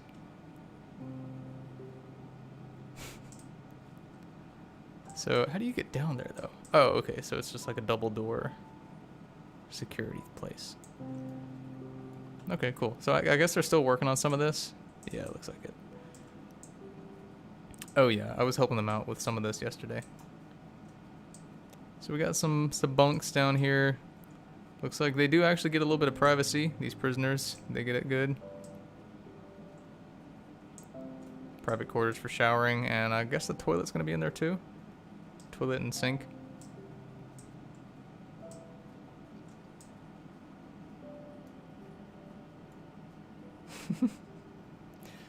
Man, this is gonna be a cool place for some interesting USRF RPs.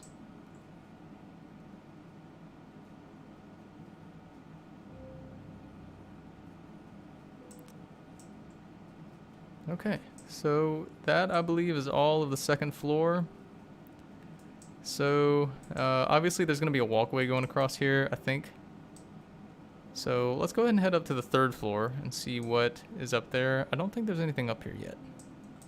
Yeah, still a lot of work going on, but the third floor is gonna be, there's not really much going on up here. It's mostly just a sort of interface room to get off the lift and then head up to the actual observatory at the peak, which the observatory is going to have, get out of here, a bunch of bugs, a bunch of sensory tools and whatnot, probably mostly broken from the years of decay.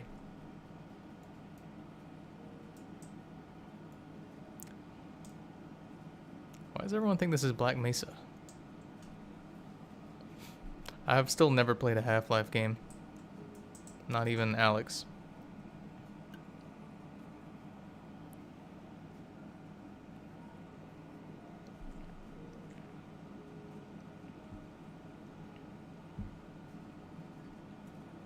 Okay. So the last thing we're gonna look at is the room that we skipped at the bottom. So let's go ahead and take this cargo elevator down. Spoiler, it's not just a room. Is it through here? No. Is it, wait, maybe it is through there, yeah. Yeah. Okay. Yeah, so up this way, and then instead of going into the droid depot, we're gonna go into the bay, woohoo! So the bay is actually, I still need to talk out some details with the dev team, but if I recall correctly, it's actually going to be not really involved with the USRF all that much. Mostly kind of like a third-party coast town of its own that just kind of works with the USRF a little bit. God, there's so many bugs in this state. So this is like a cleaning area. Interface area between getting into the bunker itself and the bay, which is where the supplies come in. So once you go through this door, you're gonna there's either going to be a tunnel or you're going to teleport to the bay. So this is where you'll pop out. And here it is, the bay. Let's get a better look at it. It's actually 2 large interior boat docks. And I'll show y'all in a sec where this is actually meant to be in a moment. So they did a fantastic job on making this look natural with these rocks. We got a bunch of cubbies here for various things. These will be, again, this is also kind of like a market area. You can sort of build on this if you want. Looks like there's a lot of supplies down here. What's in here? Oh, this is a cooler room. That's neat. Some food. Looks like in here we got some more weapons. Hangout area. And then this seems to be... I'm gonna be honest, I don't know what this is. Some kind of maintenance room. I'm guessing tool manufacturing of some sort. This prop is really cool. You can see just how much more detail is in all of these props in the new game versus the old. Like, this anvil would have been maybe 3 or 4 props in the old game, but it's much more shapely in the new system, in the new game. The barrels also look much better. This lamp on an arm, it's simple, but it really looks good. It does what it needs to. Got some clamps, got a furnace. That is a pretty sick looking furnace, actually. I love that. Oh, and it's attached to the gas. That's amazing. Alright, so continuing on. Got some boats and some pallets out there just floating. That will probably be a prop that we'll be adding to some sort of small expansion pack in the near future. So let's continue up these stairs. And let's keep it going over to the middle. Not much on the middle here. Mostly just some supplies. More supplies. Some fantastic props. These will definitely go well in like a military and medical expansion. The ATF-8 version of that, anyway. Some really banging looking fishing pole props.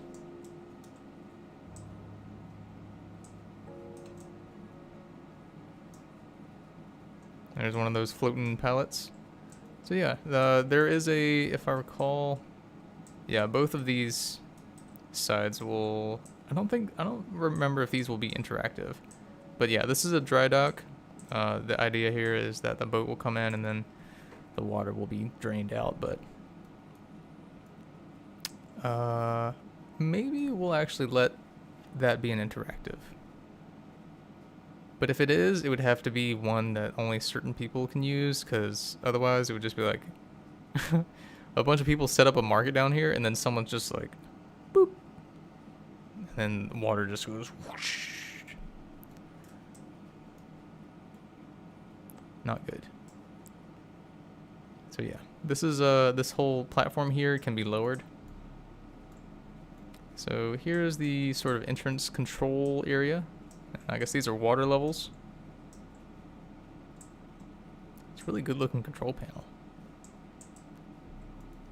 So over on this side here, we got more cubbies for some neat things. Another workshop. Looks like there's an actual generator in this one. The generator prop is really cool. Here's a makeshift table made out of some tires. And this is actually a bar. So there's a market bar down here. With some wooden flooring underneath.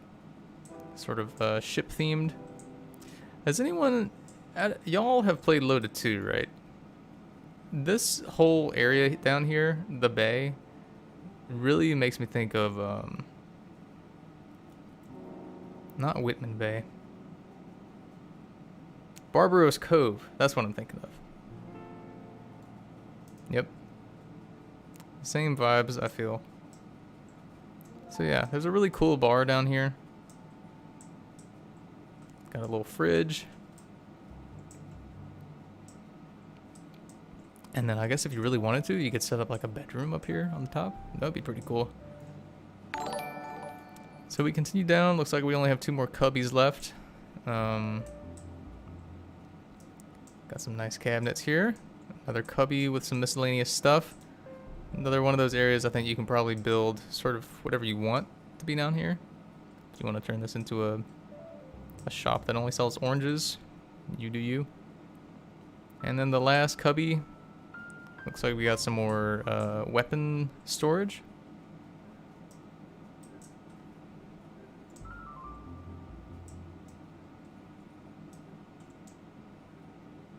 And yeah, there's a walkway to get back to the overpass. So let me go ahead and show off real quick where exactly the exit to the bay here is going to be. Let's see if this works. If I turn it on, off, and then on again. Okay, cool. All right, so the entrance to the bay is actually going to be on this steep cliff face of the mountain, probably right around here, right around this area. That's where the bay is going to be looking out towards the, that's the east. And you'll be able to come in, maybe set up some boats outside.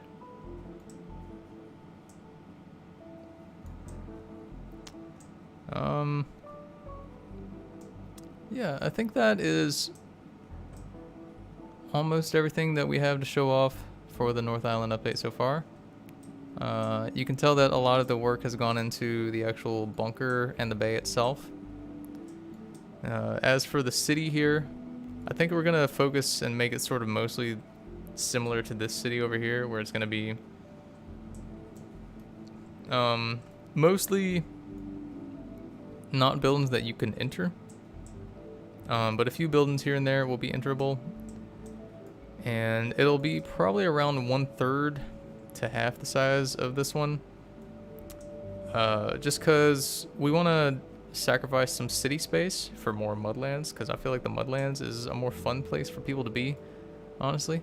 After seeing how people reacted to and roleplayed with the city, I think the Mudlands will be a more fun place.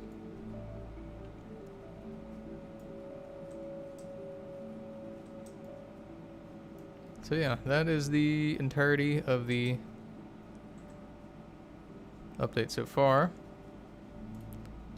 I guess now we can talk about questions if anyone has any.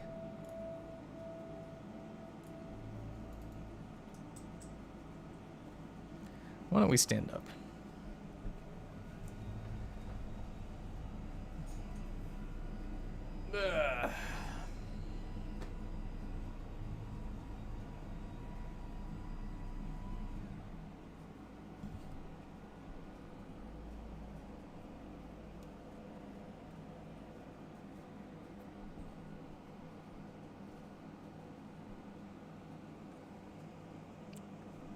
Let's see. Tono's asking, what's your favorite faction in ATF8?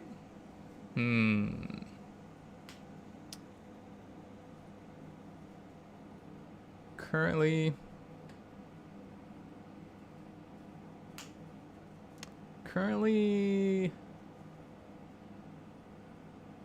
honestly, I think I'm gonna have to go with Coalition. Not because I think they're just inherently cooler or anything, but just because they have more going on in terms of roleplay, hosting, and staff involvement and all that.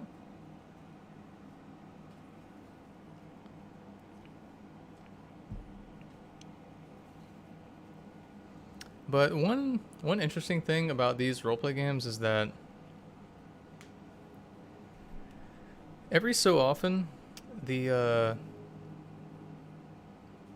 Mira's asking, how much was the height adjustable desk? It was actually only a few hundred, I think. You can get them pretty cheap though if you need. But it's nice to be able to stand up and not be sitting the whole day. What I was saying though was the cool thing about these games is that the shift of focus changes every few weeks or few months. So, you know, like a few weeks from now, it might be everyone's role playing in the bunker. And then a few months after that, everyone might be role playing in the campus again. And then who knows? Maybe some cool update we add to South Point Village makes it so that everyone goes there for a few weeks. But that's something that I really want to encourage, because I think what happens currently is there's this weird psychology thing where it's like everyone comes into the game and then they instinctually go to Bardstown because that's where they know everyone else will be. And then other people come into the game and they go to Bardstown because that's where they see everyone is. So everyone goes to Bardstown because it's popular. Because they go to Bardstown. Because it's popular. Because they go to Bardstown. I think we need, like, we're trying to use more staff activities and whatnot and hosted events to encourage people to go outside, but also like to other places on the map. But also we are currently working on adding back into the game those hidden map items like sodas and axes, because I think that's one of the things that made Mirage kind of fun that I think that 8 is missing. The hidden map items that made you really go out of your way to sort of learn the map and get those cool things. So yeah, we're gonna be hiding some Second Son sodas around the map.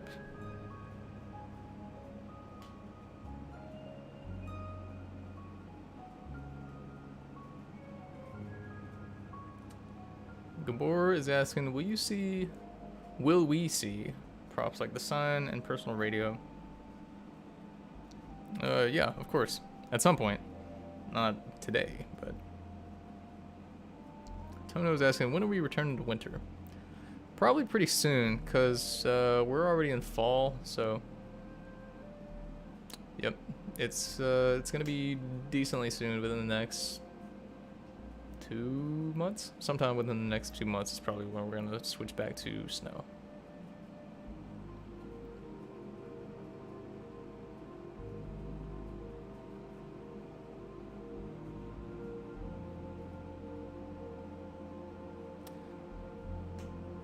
Zara says, what are your plans on boat or vehicle props? Oh wait, boat, vehicles, or boat props. Oh, okay, I see. So the current plan with boats is at some point we're gonna start adding actual vehicles in the game, and there's gonna be a small set of boats that are actually vehicles. You can drive them around. And then there's gonna be a different set of boats, which are strictly props. But the plan with those is, with the new prop placer, what you're going to be able to do is set down your boat base, basically like a Lego, you know, those boat bases that Lego makes. Set it down, build whatever kind of boat you want on top, and then somehow when you're ready to move the boat, the code is going to pick up the people that are on the boat and take everyone and everything on that boat and move it to wherever you want it to go. So it's going to be teleporting around, because moving around a boat with that many props and parts is a bad idea, especially in a game this big.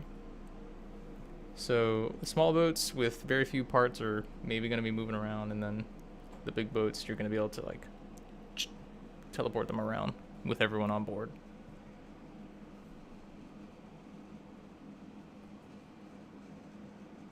Kermit says, whose idea was it on the dev team to make it so the prop placer is its own separate menu? That was mine. It was kind of annoying to have it be a tool, because like it takes up a whole slot. Oh, hello DJ. Any questions for DJ?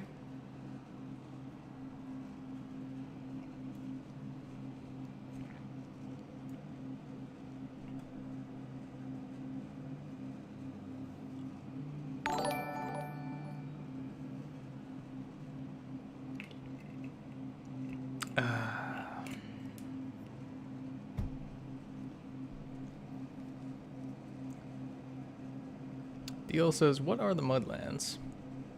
I mean, it's pretty self-explanatory. It's just lands where the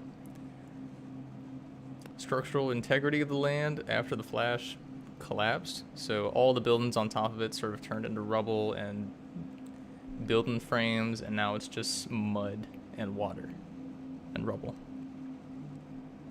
and steel. Okay, so DJ's dragging in one of the boats that will be... Woo! DJ's dragging one of the boats that will be sitting in the docks here. It's still a work in progress. As you can see, it's color-coded for development. Where did he go? He went back here.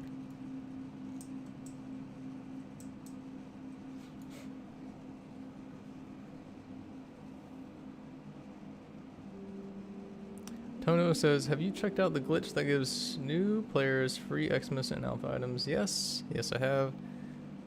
We are, in the next update, we are implementing some code to hopefully fix most of that problem.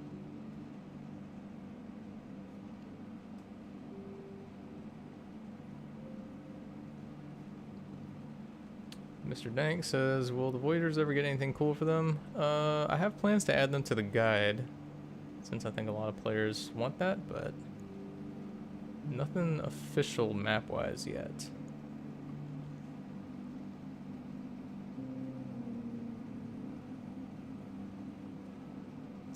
Ninth Doctor is asking about the Zombini event. Oh, I completely forgot about the Zombini event.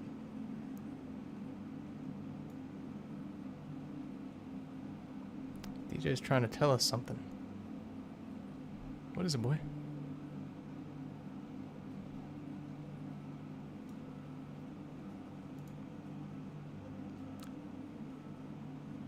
DJ says, we had some ideas for the Voyagers, but we can't do it right now. Yeah. I'm guessing DJ means because we're pretty got our hands tied with the North Island update. The roadmap right now, in case anyone cares, is... Yeah, busy doing North Island. That's what DJ said. So we're gonna... working on North Island. We are also gonna do Halloween. That's not gonna take super long. But that'll be going on throughout most of October.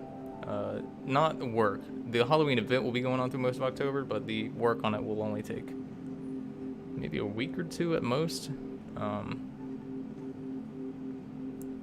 So yeah, North Island is the long-term project. Once that's out, that's when we move on to Loda 3. So we're going to be putting out the main release and first biome of Loda 3. And then after that, we're probably going to be coming back to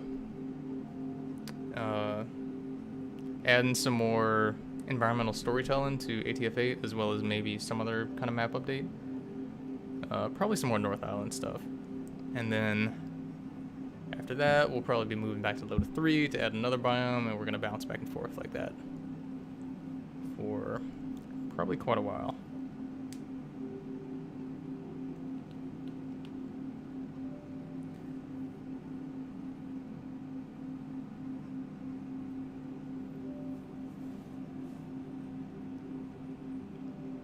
Whoopit says, any thoughts on increasing the part limit for rigs? I mean, we talked about it yesterday, me and the dev team, but I don't think we're actually planning on doing that yet. I mean, I still have a lot of work to do on the tool system. I gotta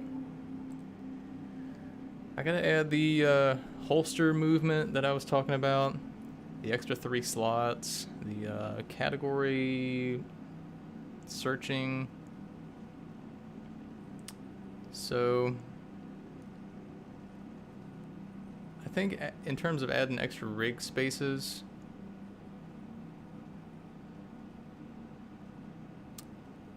I think 50 is good for now. I'll let y'all know when we're thinking about boosting it up to anything else. Also, not going to make any promises that we will ever boost it up to anything else, because 50, it's not just 50 moving parts. You got your base body and then you have all your tools. So that's like 100, 150.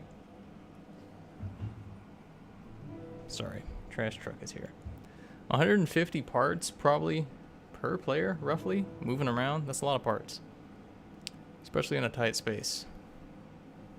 DJ says, either way, Voyagers will have a location eventually, just not now.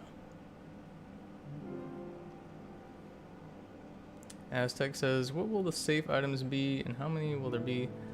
I can show off the gold safe items currently, but we don't have any, we don't want to show off any of the other safe items yet. If y'all want to see the gold safe stuff again, just let me know and I can show y'all.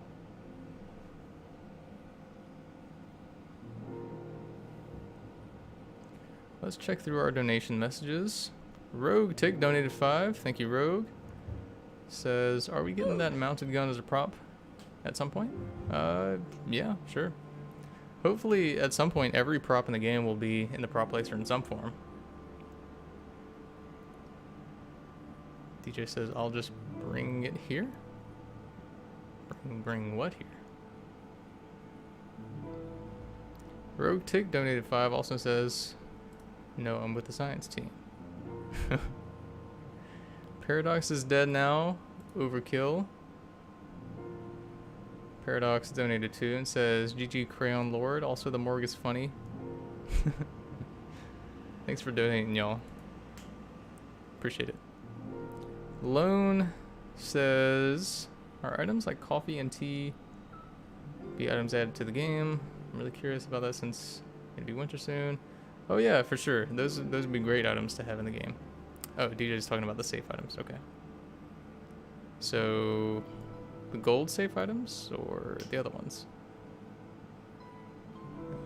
Rogue says, wait, if the dry dock has water, then it's a wet dock. That's a good observation. That's true.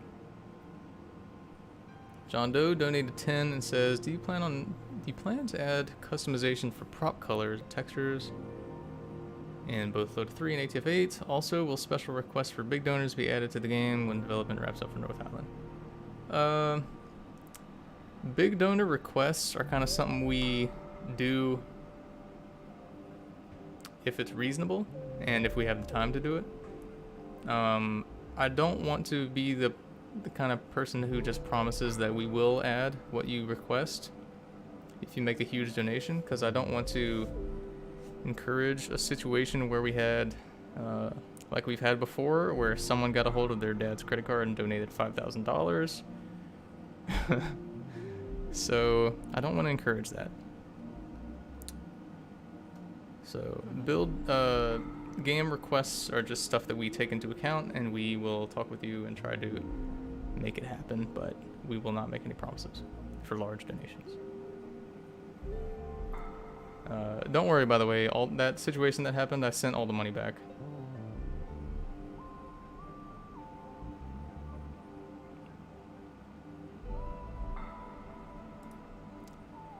And as for your question about textures, John Doe,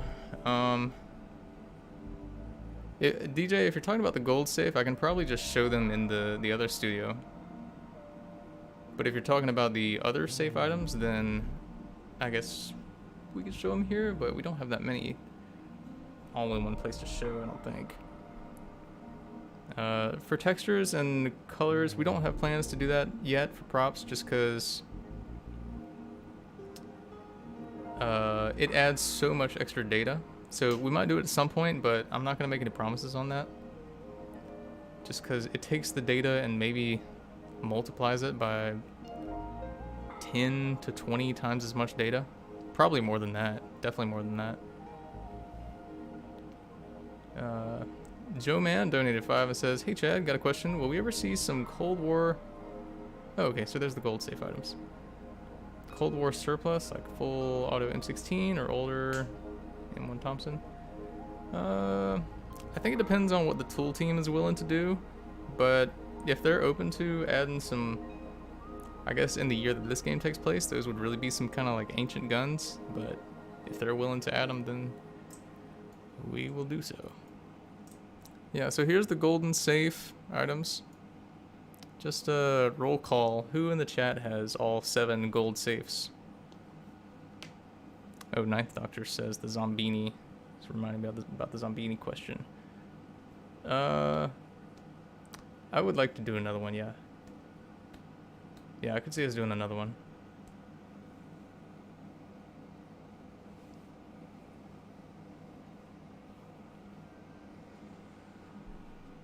Yeah, so if you got all 7 golden safes, this does not count the onyx safes or the sapphire safes or the grand prize. This is just for the gold safes. So we got the game over energy drink here. This is the model for it. It's the first drink tool in the game. So the way it works is you pull it out, and to actually drink it, you have to pop it first. There's a pop animation made by Mira, and then you can drink it. And then over here we got the biofoam. What this is it's a medical emergency foam. So it's meant to be like a futuristic sort of emergency tool that you use. So like if someone has a wound that's open up, you use the biofoam to seal it up temporarily. These tools are made by Nick and Vort. And then last but not least, we get the Shooting Star. It is the first Gauss gun in the game, and it is a lever action. The lever action itself is really cool. And it's got a stockless handle here.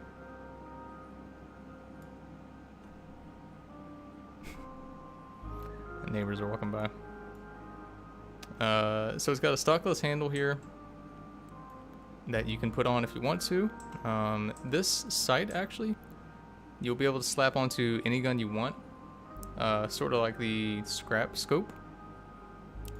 And you'll be able to put a handle here if you want. And this is the basic barrel. It's just a loud pop sort of barrel. And then this is the suppressed barrel. So it's a more muffled fire and sound. I guess I can go ahead and show off what exactly those look and sound like.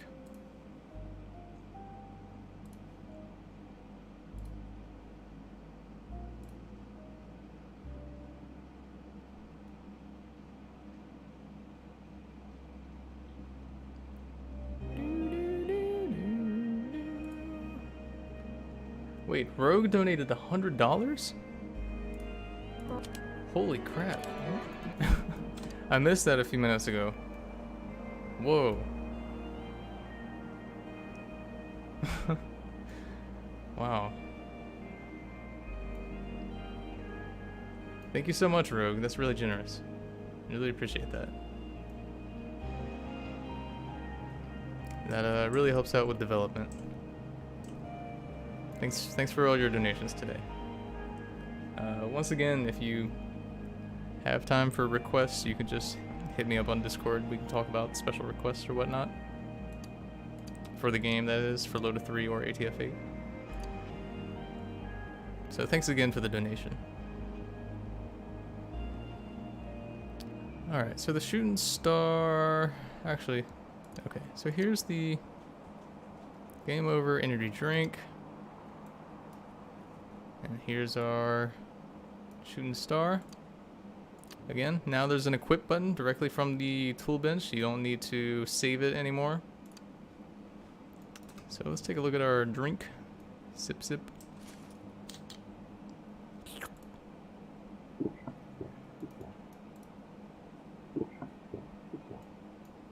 I had to add that old sound effect.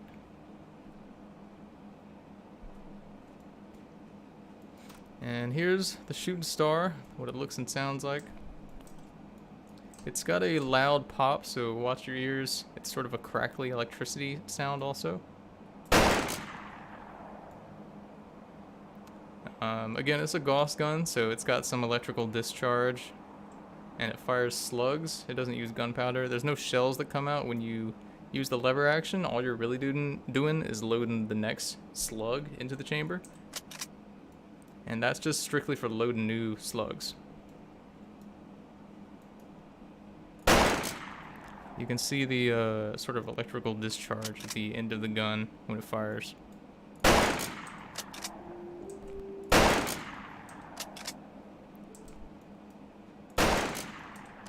And also, the projectile does travel faster than a bullet, but slower than the plasma or the railgun, and obviously slower than a laser. So it's sort of a middle ground weapon. Probably not the best weapon for combat, but still a pretty strong gun. Definitely has some scare factor to it.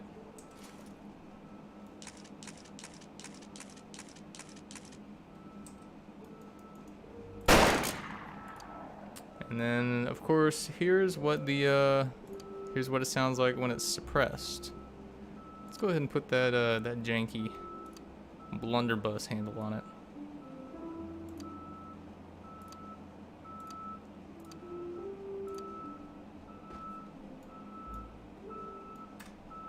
Oops, just pulled out my soda. Oh yeah, look at that bad boy. Here's what it sounds like suppressed. You can tell it's much more muffled. Sounds kind of like a normal rifle, really. Oh, I guess y'all heard the trash truck outside. Oh yeah.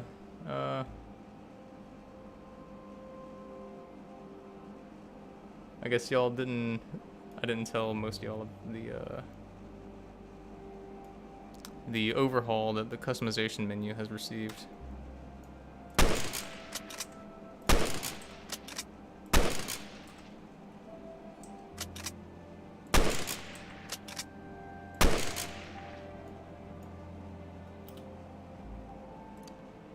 So yeah, customization menu overhaul for anyone who's just now tuning in. Very slimmed down. I guess you can't really see it too much because my face is blocking the way. But up here, we got the face menu, shirts and pants. Over here, skin color, body proportions, face, name and bio, and then blocking. Being blocked by my camera here is the morphs, which are now R15. So if you wanted to have a character that doesn't have the bottom half of their left arm, you can now do that. The advanced menu is basically just rigs now, rigs and kits. No tools in this menu anymore. That was a little clunky. Why don't we... Woo, new level. Why don't we take a look at the Brawler? That's a new pre-made kit made by Hog. So I'm going to take off this arm here because I don't have that arm anymore. I cut it off. This is the left arm. Left gauntlet and left glove. Where's my left glove? Left glove. There we go. Okay. So yeah, there's the new Brawler pack. Pretty sick. We also got some new rigs. We got the gas mask rig. It's a After the Flash classic. Remade to look better than it's ever looked before. You can make it rusty if you really want to. Okay, and we have the medical strap rig. So this one has a bunch of syringes and emergency medical stuff on it. Kind of just miscellaneous stuff. Really cool looking though. You can change the colors of stuff if you want. So why don't we change the color of the... Let's make it neon and let's make it blue. So now you got glowing blue liquid in your syringes. And the last one, the new rig. Again, these are all made by Hog, who's on the development team. This is an armband. You can really use this for anything, as a tourniquet or as a faction marker of some sort. So I guess in this case what I could do is I could put it over to this arm. And then let's edit it.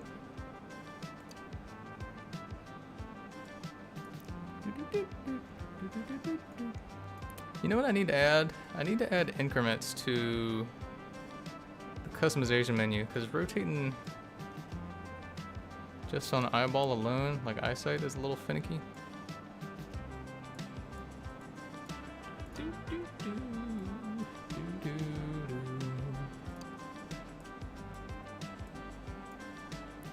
My arm is broken.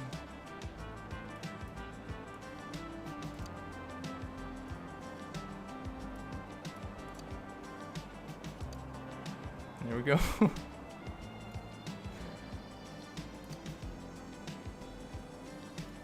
So yeah, this is my brawler with a broken arm.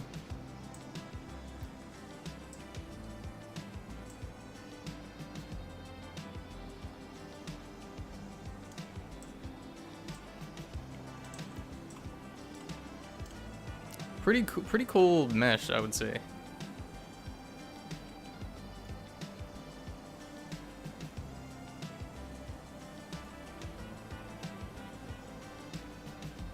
Y2 says, Chad, the number, translation, and rotations don't work when a weapon is equipped.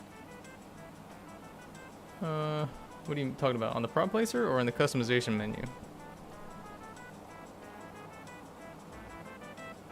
Mad Ventures is asking, any plans on re-adding the 3D map for the mini-map like we had in the previous games? I really miss having that. It's just the problem is, if we want to have accurate teleporters and accurate character representations, like something that shows you where everyone is on the map. Because think about this, newbies come into the game, and if we want to keep them in the game, we got to show them where the party's going on, basically. Expecting them to be able to find the map user interface, to press that, and then take a look at where everyone is, it's a little cumbersome. People might not actually be able to find other players. So what we had to do was add on the minimap something that shows where everybody is. So you can always tell, okay, that's where the action is, that's where I want to go.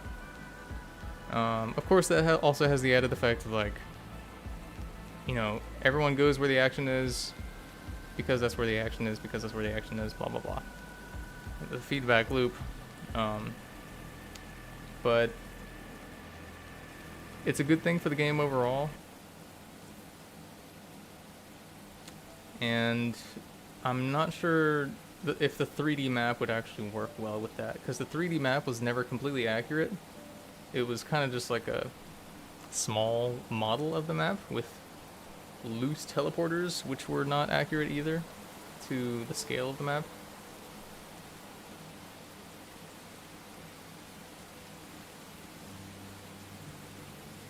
Someone's asking, will there ever be new songs on the radio? Yes, of course. Alright, let's see. Yeah, so people are talking about adding increments to the customization. I will make a mental note of that and I will add it. Ford Collective is asking about drivable cars. Eventually we will add vehicles, be they boats or, you know, wasteland trucks. Currently that's not our primary focus. We really want to get mobile players have been kind of left in the dust, so we got to address them. The customization menu overhaul that I had to do, I'm just now finishing that. A lot of stuff left to do before starting to add new stuff like vehicles, especially performance stuff, because we got to get our performance optimized before we start throwing in a bunch of moving parts.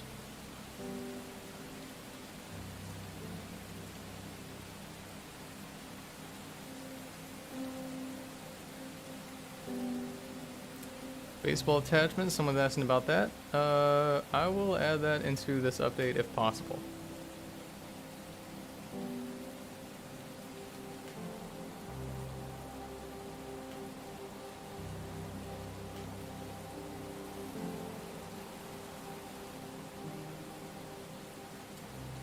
Jari says, will you be able to move your saves, like rotate your house? You can already do that.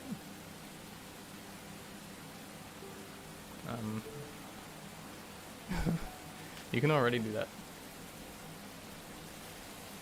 In ATF 8 you can, not in ATF 7 or LOTA 2. Arid says, are the LOTA 2 Corruptor toy items being developed yet? And do you have any more cool events planned? Yes. So yes to both. We are currently working on the toy items for both the Corruptor and Sophie. And we do have a series of events and map changes planned for LOTA 2, which will change things in a way that I think people are not expecting, and I think a lot of people will be very interested in, and a lot of people will be angered in a good way, hopefully. But I won't say any more.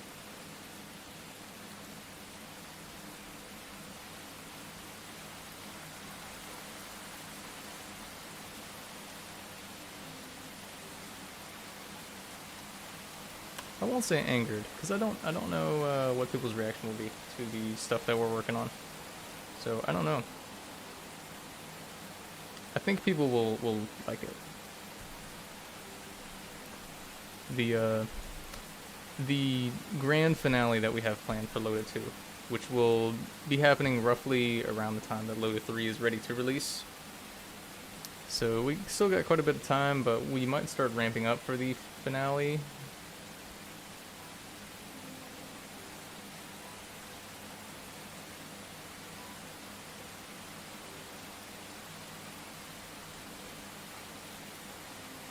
Midge is asking, is the scrap plasma rifle on par or stronger than the Marauder? Probably a little weaker.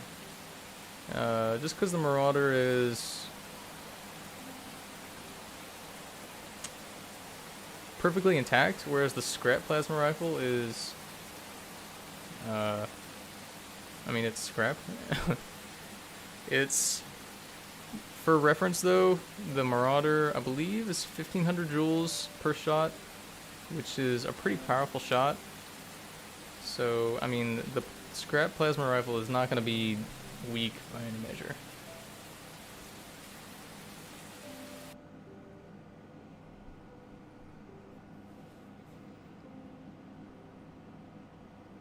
Alright.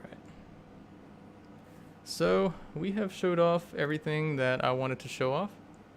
I think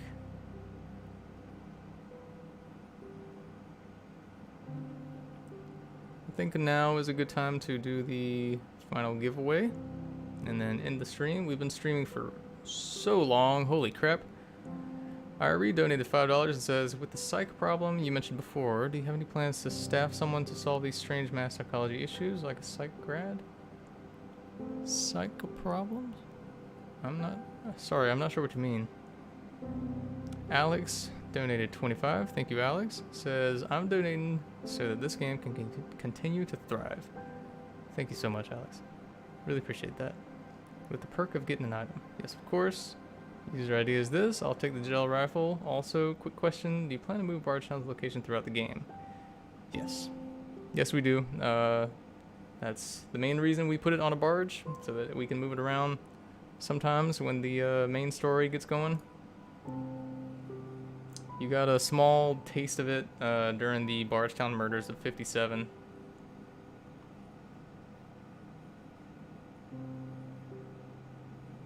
Someone's asking about if we'll add the Omni tool to ATF 8. There will be some form of it for private server owners to change the weather and whatnot and the time. Maybe. Actually, you know what? Scratch that, because this is an idea that I have that I really want to work on. We want to add an expansion pack, or I want to add an expansion pack to the prop placer, which is strictly a box. And it's a box that you can move around, you can scale up and down and change the rotation and size. And you'll be able to set the box's time, the box's ambient settings, the box's weather, And what it'll mean is anytime it's an invisible box, anytime a player is inside of your invisible box, they will experience the ambient that you want them to.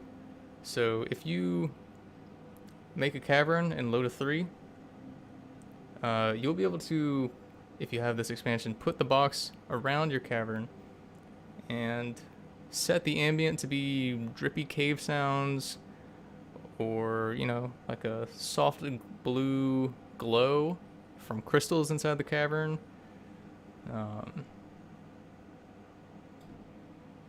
The time would obviously never change because it would be dark down there, no daylight. So yeah, that's one of the things I want to add. Definitely hard to add, but I'll do my best. Hopefully y'all are as excited about it as I am.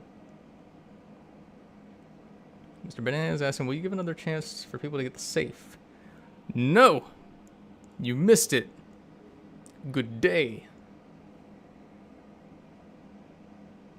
Sorry, that was harsh. No. You will not be able to get the safe again.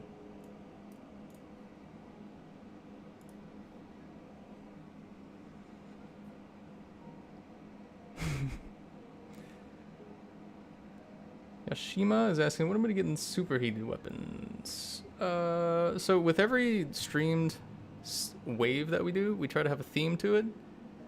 You can see with the LOTA stream wave there, the first wave, that the theme is crossbows. And for the first wave of ATF8, the theme is energy weapons.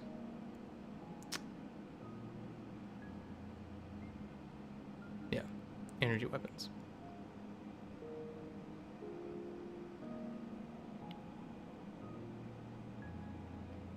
Well, I guess not completely energy weapons, because the plasma rifle is technically an energy weapon, but like gel and gauss are kind of, I guess you can say experimental weapons would be the theme of wave 1, not energy. Experimental.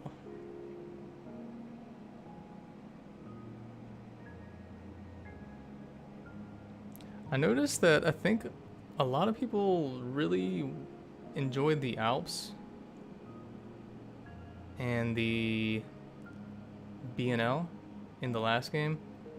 So I'm kind of thinking maybe at some point we might try to make another wave that's like centered around cooler prosthetics than just the base prosthetics you get in the game.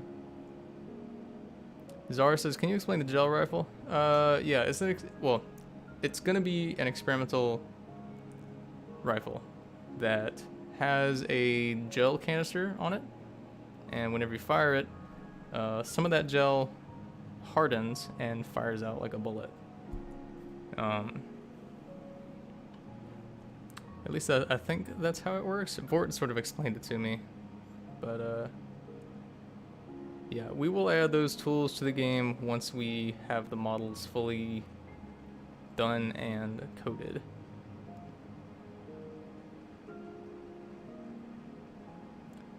Bert is asking, will LOTA 3 use the same code as Wintertide, or is it sticking with Mirage? Definitely use the same code as ATF8.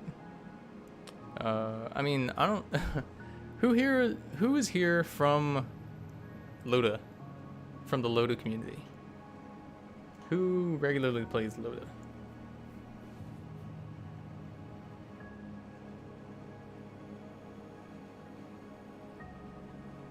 Sick. Okay, so we got some LOTA people here. I'll, Ooh, that rain is loud.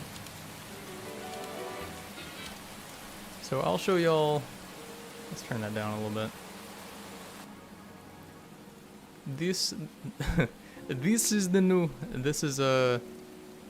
new animation set for two-handed melee weapons. So this counts like baseball bats, long swords. This is the new animation set coming to LOTA 3. So made by Mira, our animator. So again, your tool will jangle on your back as you walk around, but also here's the equip animation, and you've got a very unique movement animation, as well as a new swinging animation, which is much more smooth and fluid.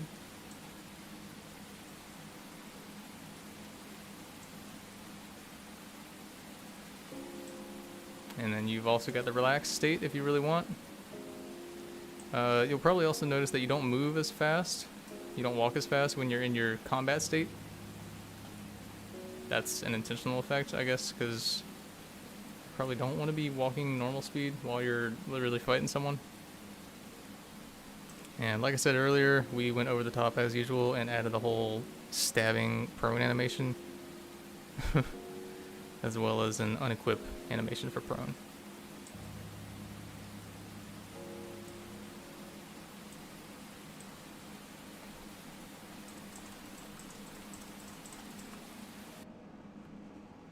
Oh, hello, Holy. Holy's here from the Loda community as well.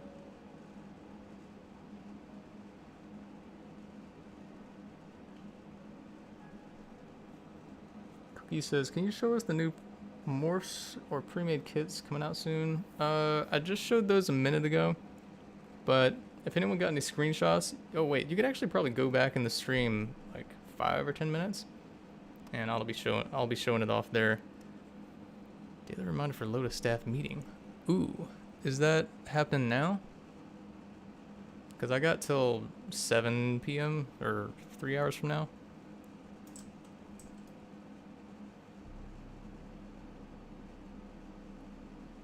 Fab is asking how many people can win the giveaway. Normally we do 5. DJ is sending me messages from the ether. No, they are asking you when to do it. Well, I mean, today would actually probably be the best day. I have 3 hours until I have to hit the road to pick up my wife from grad school.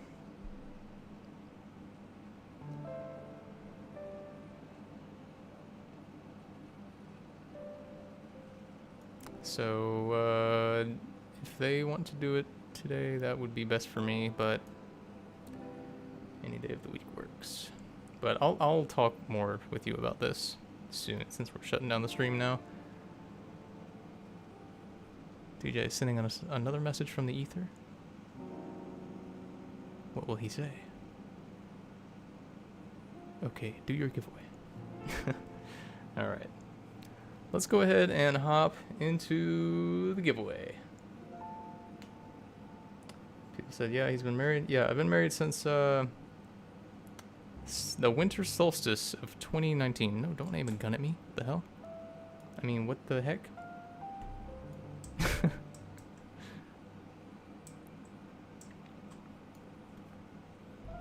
Okay.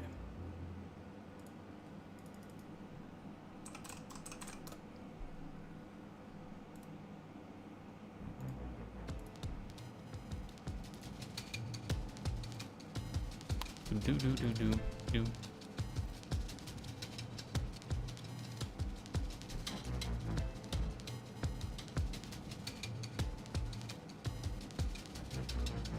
Alright, so the way the giveaway works... Good lord, there's so many bugs in this house.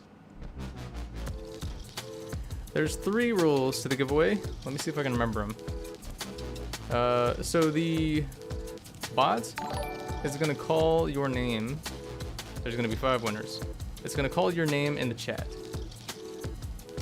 If it calls your name, you have to...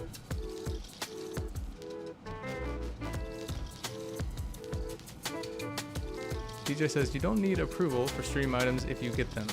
Yes, that is true. Oh, Arid donated 25 and says, can I get the Arbalest? Also, if I can't use it without approval, is it possible to swap it to gel rifle? I mean, you'll get the Arbalest. You don't need approval for stream items. But thank you for donating. Really appreciate it. Sorry. Yeah, so 3 rules. Once your name gets called, you need to, in the chat, put your user ID. You need to do it within 60 seconds. And you need to say which of the level 15 items from over there that you want. So that would be either the Scrap Gauss pistol or the Loda 2 Swamp crossbow. So either one of those is fine. You just need to respond within 60 seconds with your user ID and which one of those 15 items that you want. All right. Haven't done one of these in a long time. Do. Let's see if Nightbot still works with me.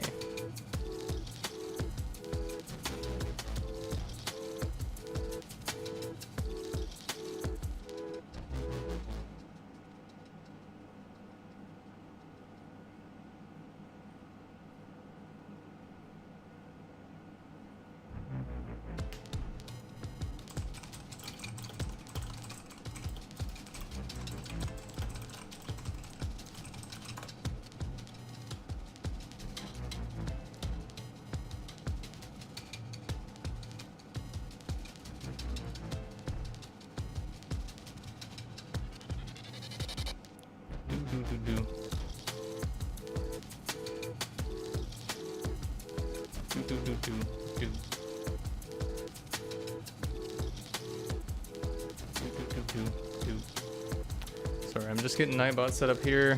It's been asleep for a very long time. Okay.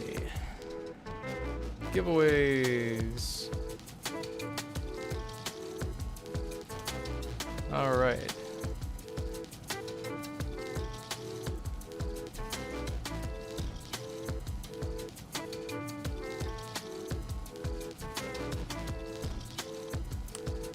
Okay, so to be counted in the giveaway, you just have to say something in the chat. You don't gotta say a bunch of things. It doesn't help you if you spam. I promise, it does not help you if you spam. Just say one thing in the chat and it will count you as being present. So we'll give y'all maybe about 60 seconds to just say one thing in the chat.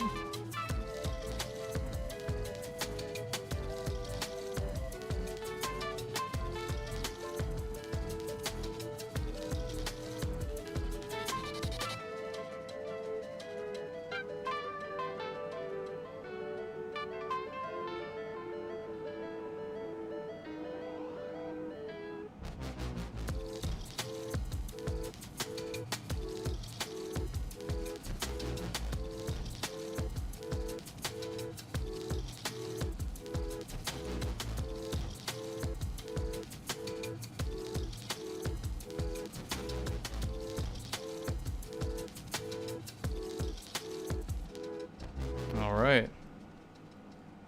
Let's go ahead and start the giveaway.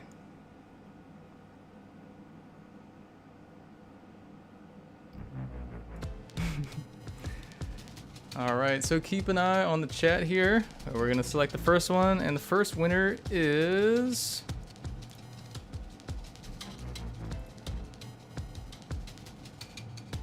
question mark?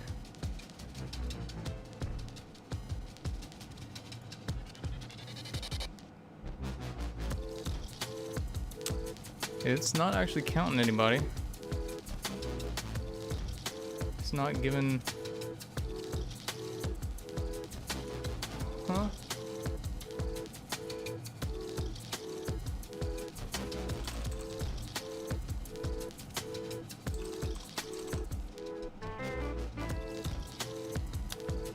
Okay. I guess Nightbot has failed us. Let's try something else. Everyone try typing in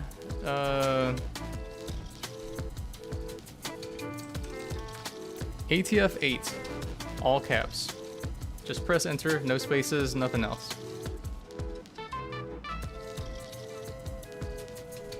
Wow, it's not counting people for that either. What in the world?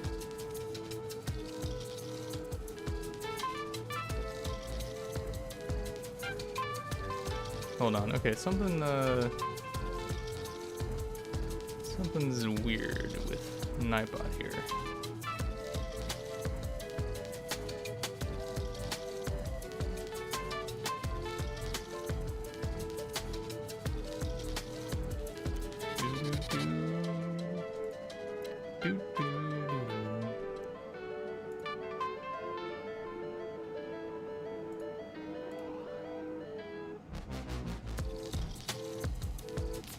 Let me look around here and see if there's a way I could actually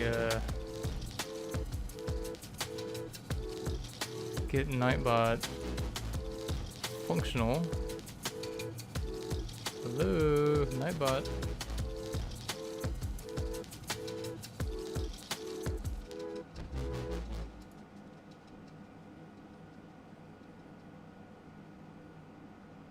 Oh, wait a second.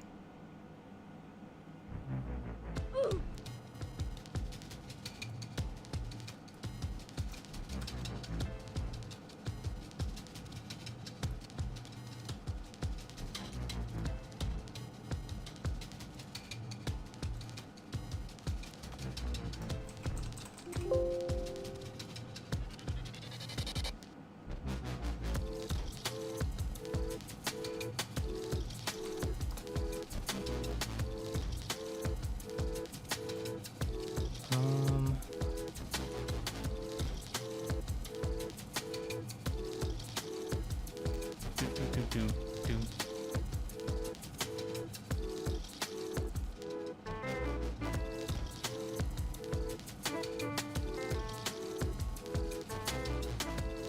Alright, hold on here. We're getting somewhere, I think.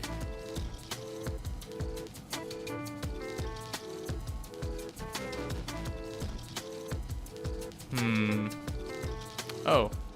Oh, wait a second. Okay, yeah. It's functional now, I believe. So yeah, just say something in the chat and then it'll count you as present. Again, you just need to say one thing. Sorry about the confusion. But it looks like we have some donations, I think. There's... Oh, okay, there we go. Daryl donated... Wow, my microphone is loud. Holy crap. Daryl donated... $75.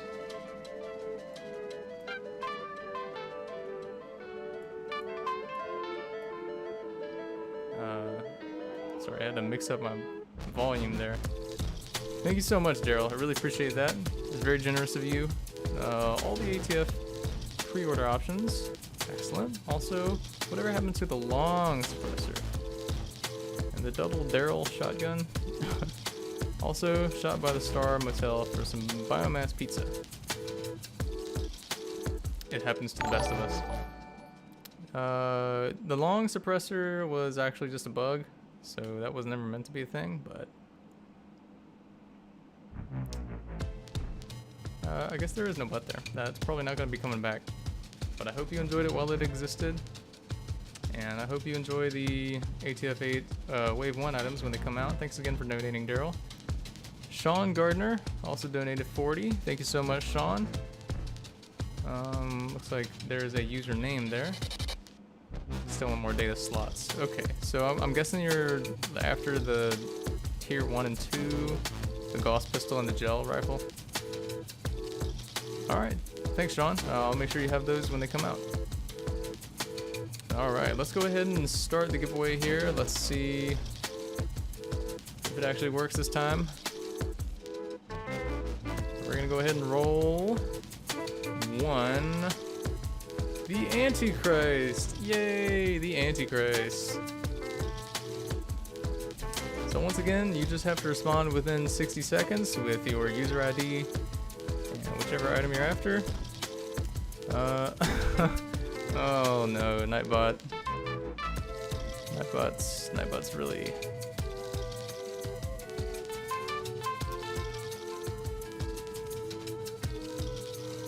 Nightbot's really screwing it up. Thanks, Nightbot.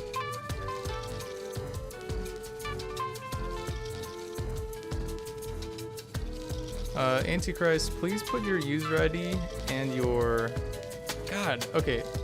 Everyone be careful. Nightbot is going on a rampage.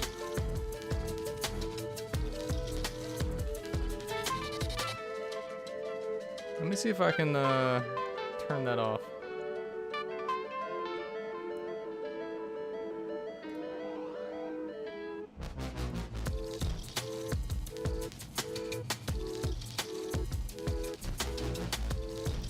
Okay. Did that work? Is Nightbot still going on a rampage?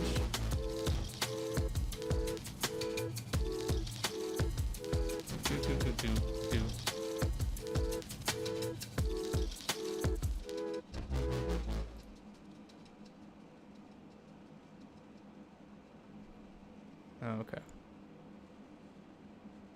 So Nightbot muted Antichrist. I'm so sorry. Nightbot, just send me a DM on Discord right now. Within the next few seconds here, and I'll just tell me your user ID and which of the number 15 items you're after over there.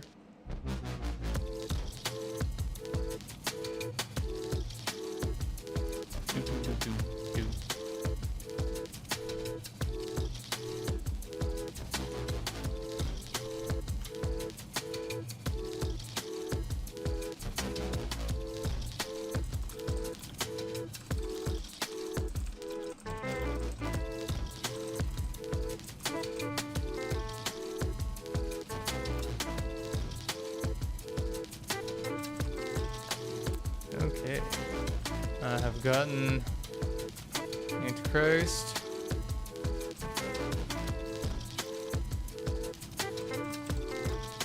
Written down.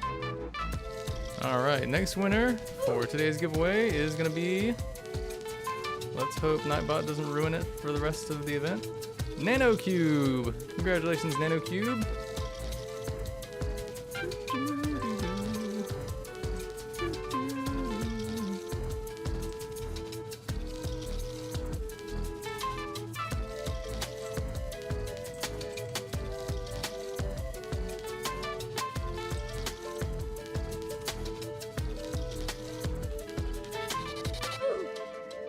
Alright, NanoCube, I need your user ID, your Roblox user ID, in the chat also.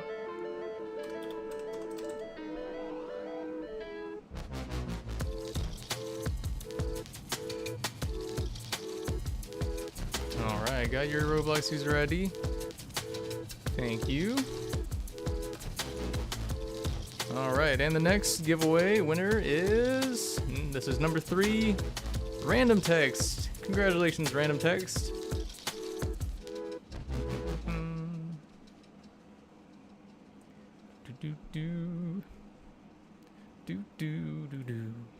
Looks like Punished Mango donated 35 also and says, "Hi Chad, can I have the scrap plasma rifle? Thanks." User ID is there. Thank you very much, Punished. Really appreciate that. Just so everyone knows, the items are not quite done, but they will be coming out soon. So thanks again, Mango, for donating. You will have that as soon as it's ready. Oh, looks like Random Text wanted the Loda 2 crossbow. Excellent choice. Alright, guys are written down, Random Text. And winner number 3 is Dusty Bunny. Woohoo!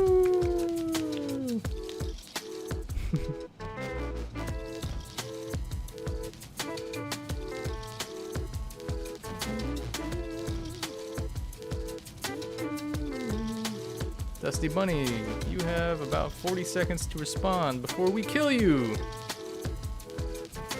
Just kidding. Wait, Dusty Bunny. Wait. What's your username again? You said you're a mod? Oh, already has the dev pass? Oh, okay. You should be a mod here then. There you go. You don't get an item, but you get mod privileges. How about that? Alright. Sorry. We're gonna move on to the real winner number 4. And that is Mike. Walter.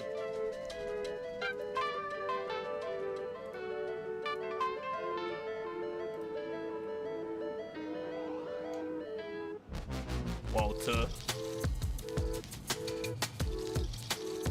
I really want to say it, but I can't.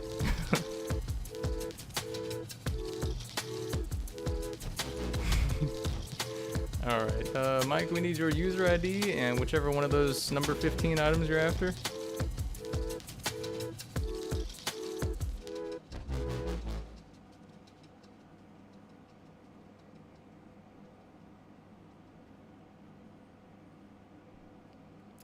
Maybe Mike went to the bathroom or something?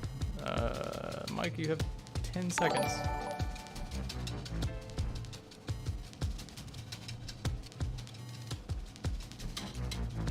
Alright, we're gonna give Mike an extra 30 seconds here, I guess, and if they do not respond,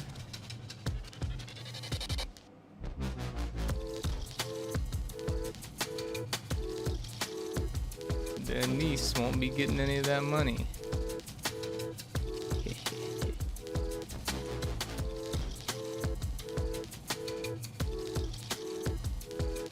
What happened to Mike?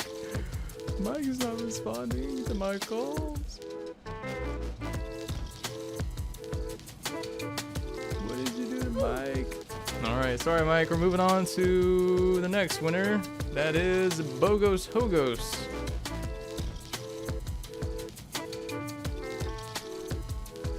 Rest in peace, Mike.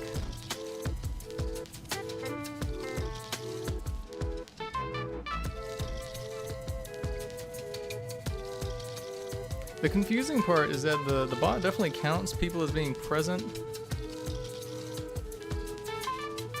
Oh crap, wait a second. What if Mike was one of those people that Nightbot slammed the hammer down on? Hold on a second. I guess not.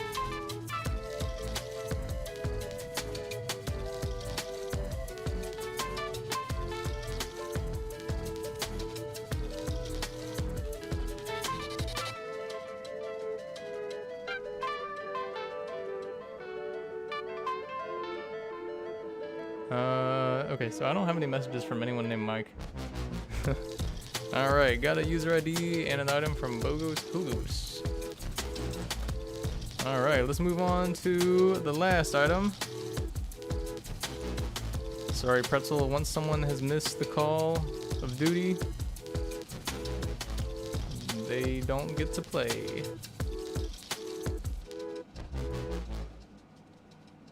No tactical newt for Mike.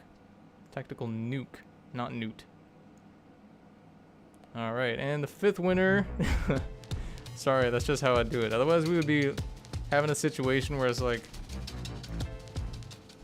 someone just joins and then says something and then leaves, and then I have to hunt them down for like an hour afterwards.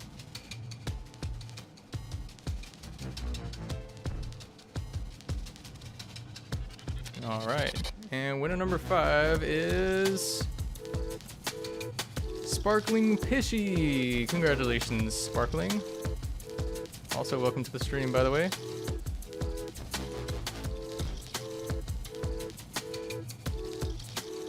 Oh, it looks like Snine donated 15 as well and asked for the Gauss pistol with the user ID there. Thank you, Snine. Really appreciate it. Sparkling Pishy has won. Let's get that user ID and that item.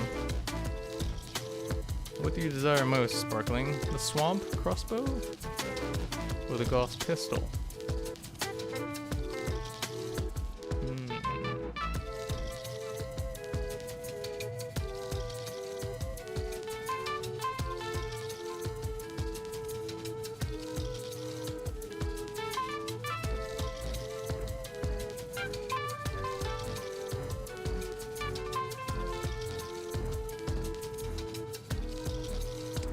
Wait, what says do an extra giveaway in honor of the absolutely mad cash that was donated today?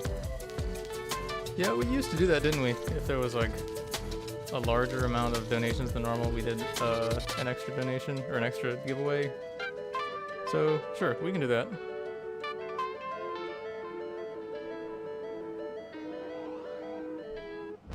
Sparkling is missing. They said something a second ago, but now they're just not saying anything.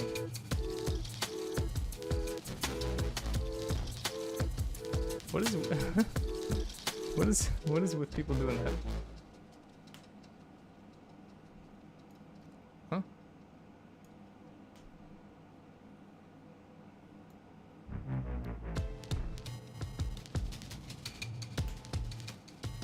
Wait, do you want me to show? You have their ID. DJ has Sparkling's ID. But do you have which item they're after?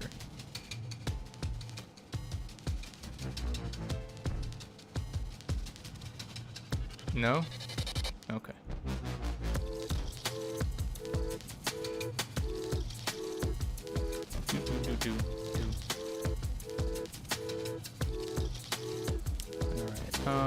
Well, if you could get the item that they're after, DJ, we can go ahead and write them down.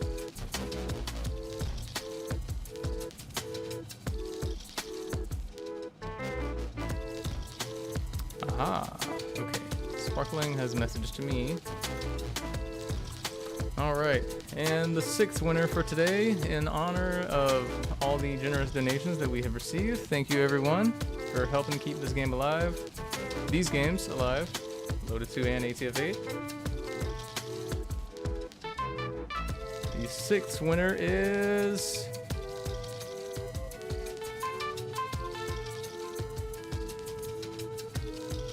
Boom! Seve. CV. Seve.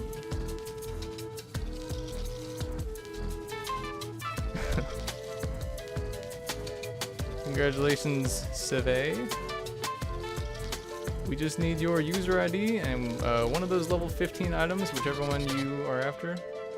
If you play Loaded 2 more, definitely go for the bottom one, and if you play ATF8 more, go for the Gauss pistol.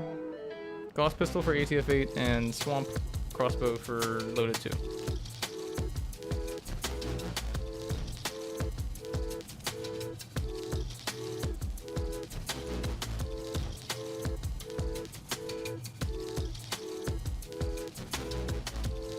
Did Seve get silenced as well? Or is Seve not talking? What is going on here?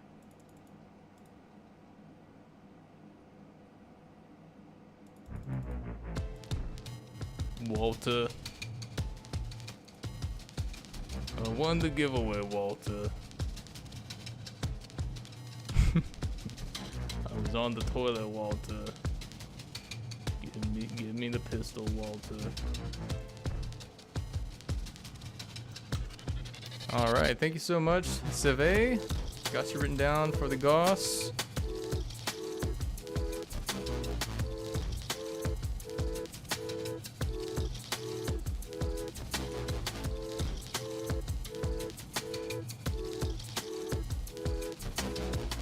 Oh, Pretz actually donated 15 as well for the Gauss. Pretz said, "Hi Chad, Gauss pistol please. User ID is there. I also ask that you please post some more snippets of neat stuff you do on Discord." Okay, sure, we'll do. I'll post some screenshots of the customization overhaul as well as some more stuff that's going on. But thanks for donating, Pretz. Really appreciate it. So I guess after a long stream, we can head into the ending screen.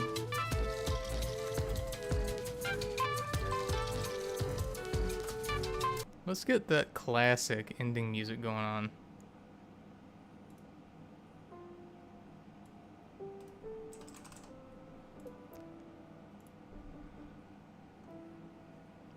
Everyone who donated today, your name should be showing up on the credits rolling up right now. I really appreciate everyone who donated. Once again, all these donations just go directly back into the game. I don't use any of it for my own living expenses or anything. So, special thank you to Rogue Tick, Brendan, Striker, Q, Confined, all these names showing up now. You really help keep the game alive by donating, and you will receive the items that you were asking for as soon as they come out. I'm excited about the updates that we have coming out soon, as well as Loaded 3. I think the whole team is excited about North Island and Loaded 3, so I hope you all enjoy it when it comes out as well, and we'll keep you updated. Maybe do some more streams soon. And I enjoyed hanging out with y'all for this long stream today. Hope to see you at the next one. Goodbye, everybody. Speaking of which, back to the music.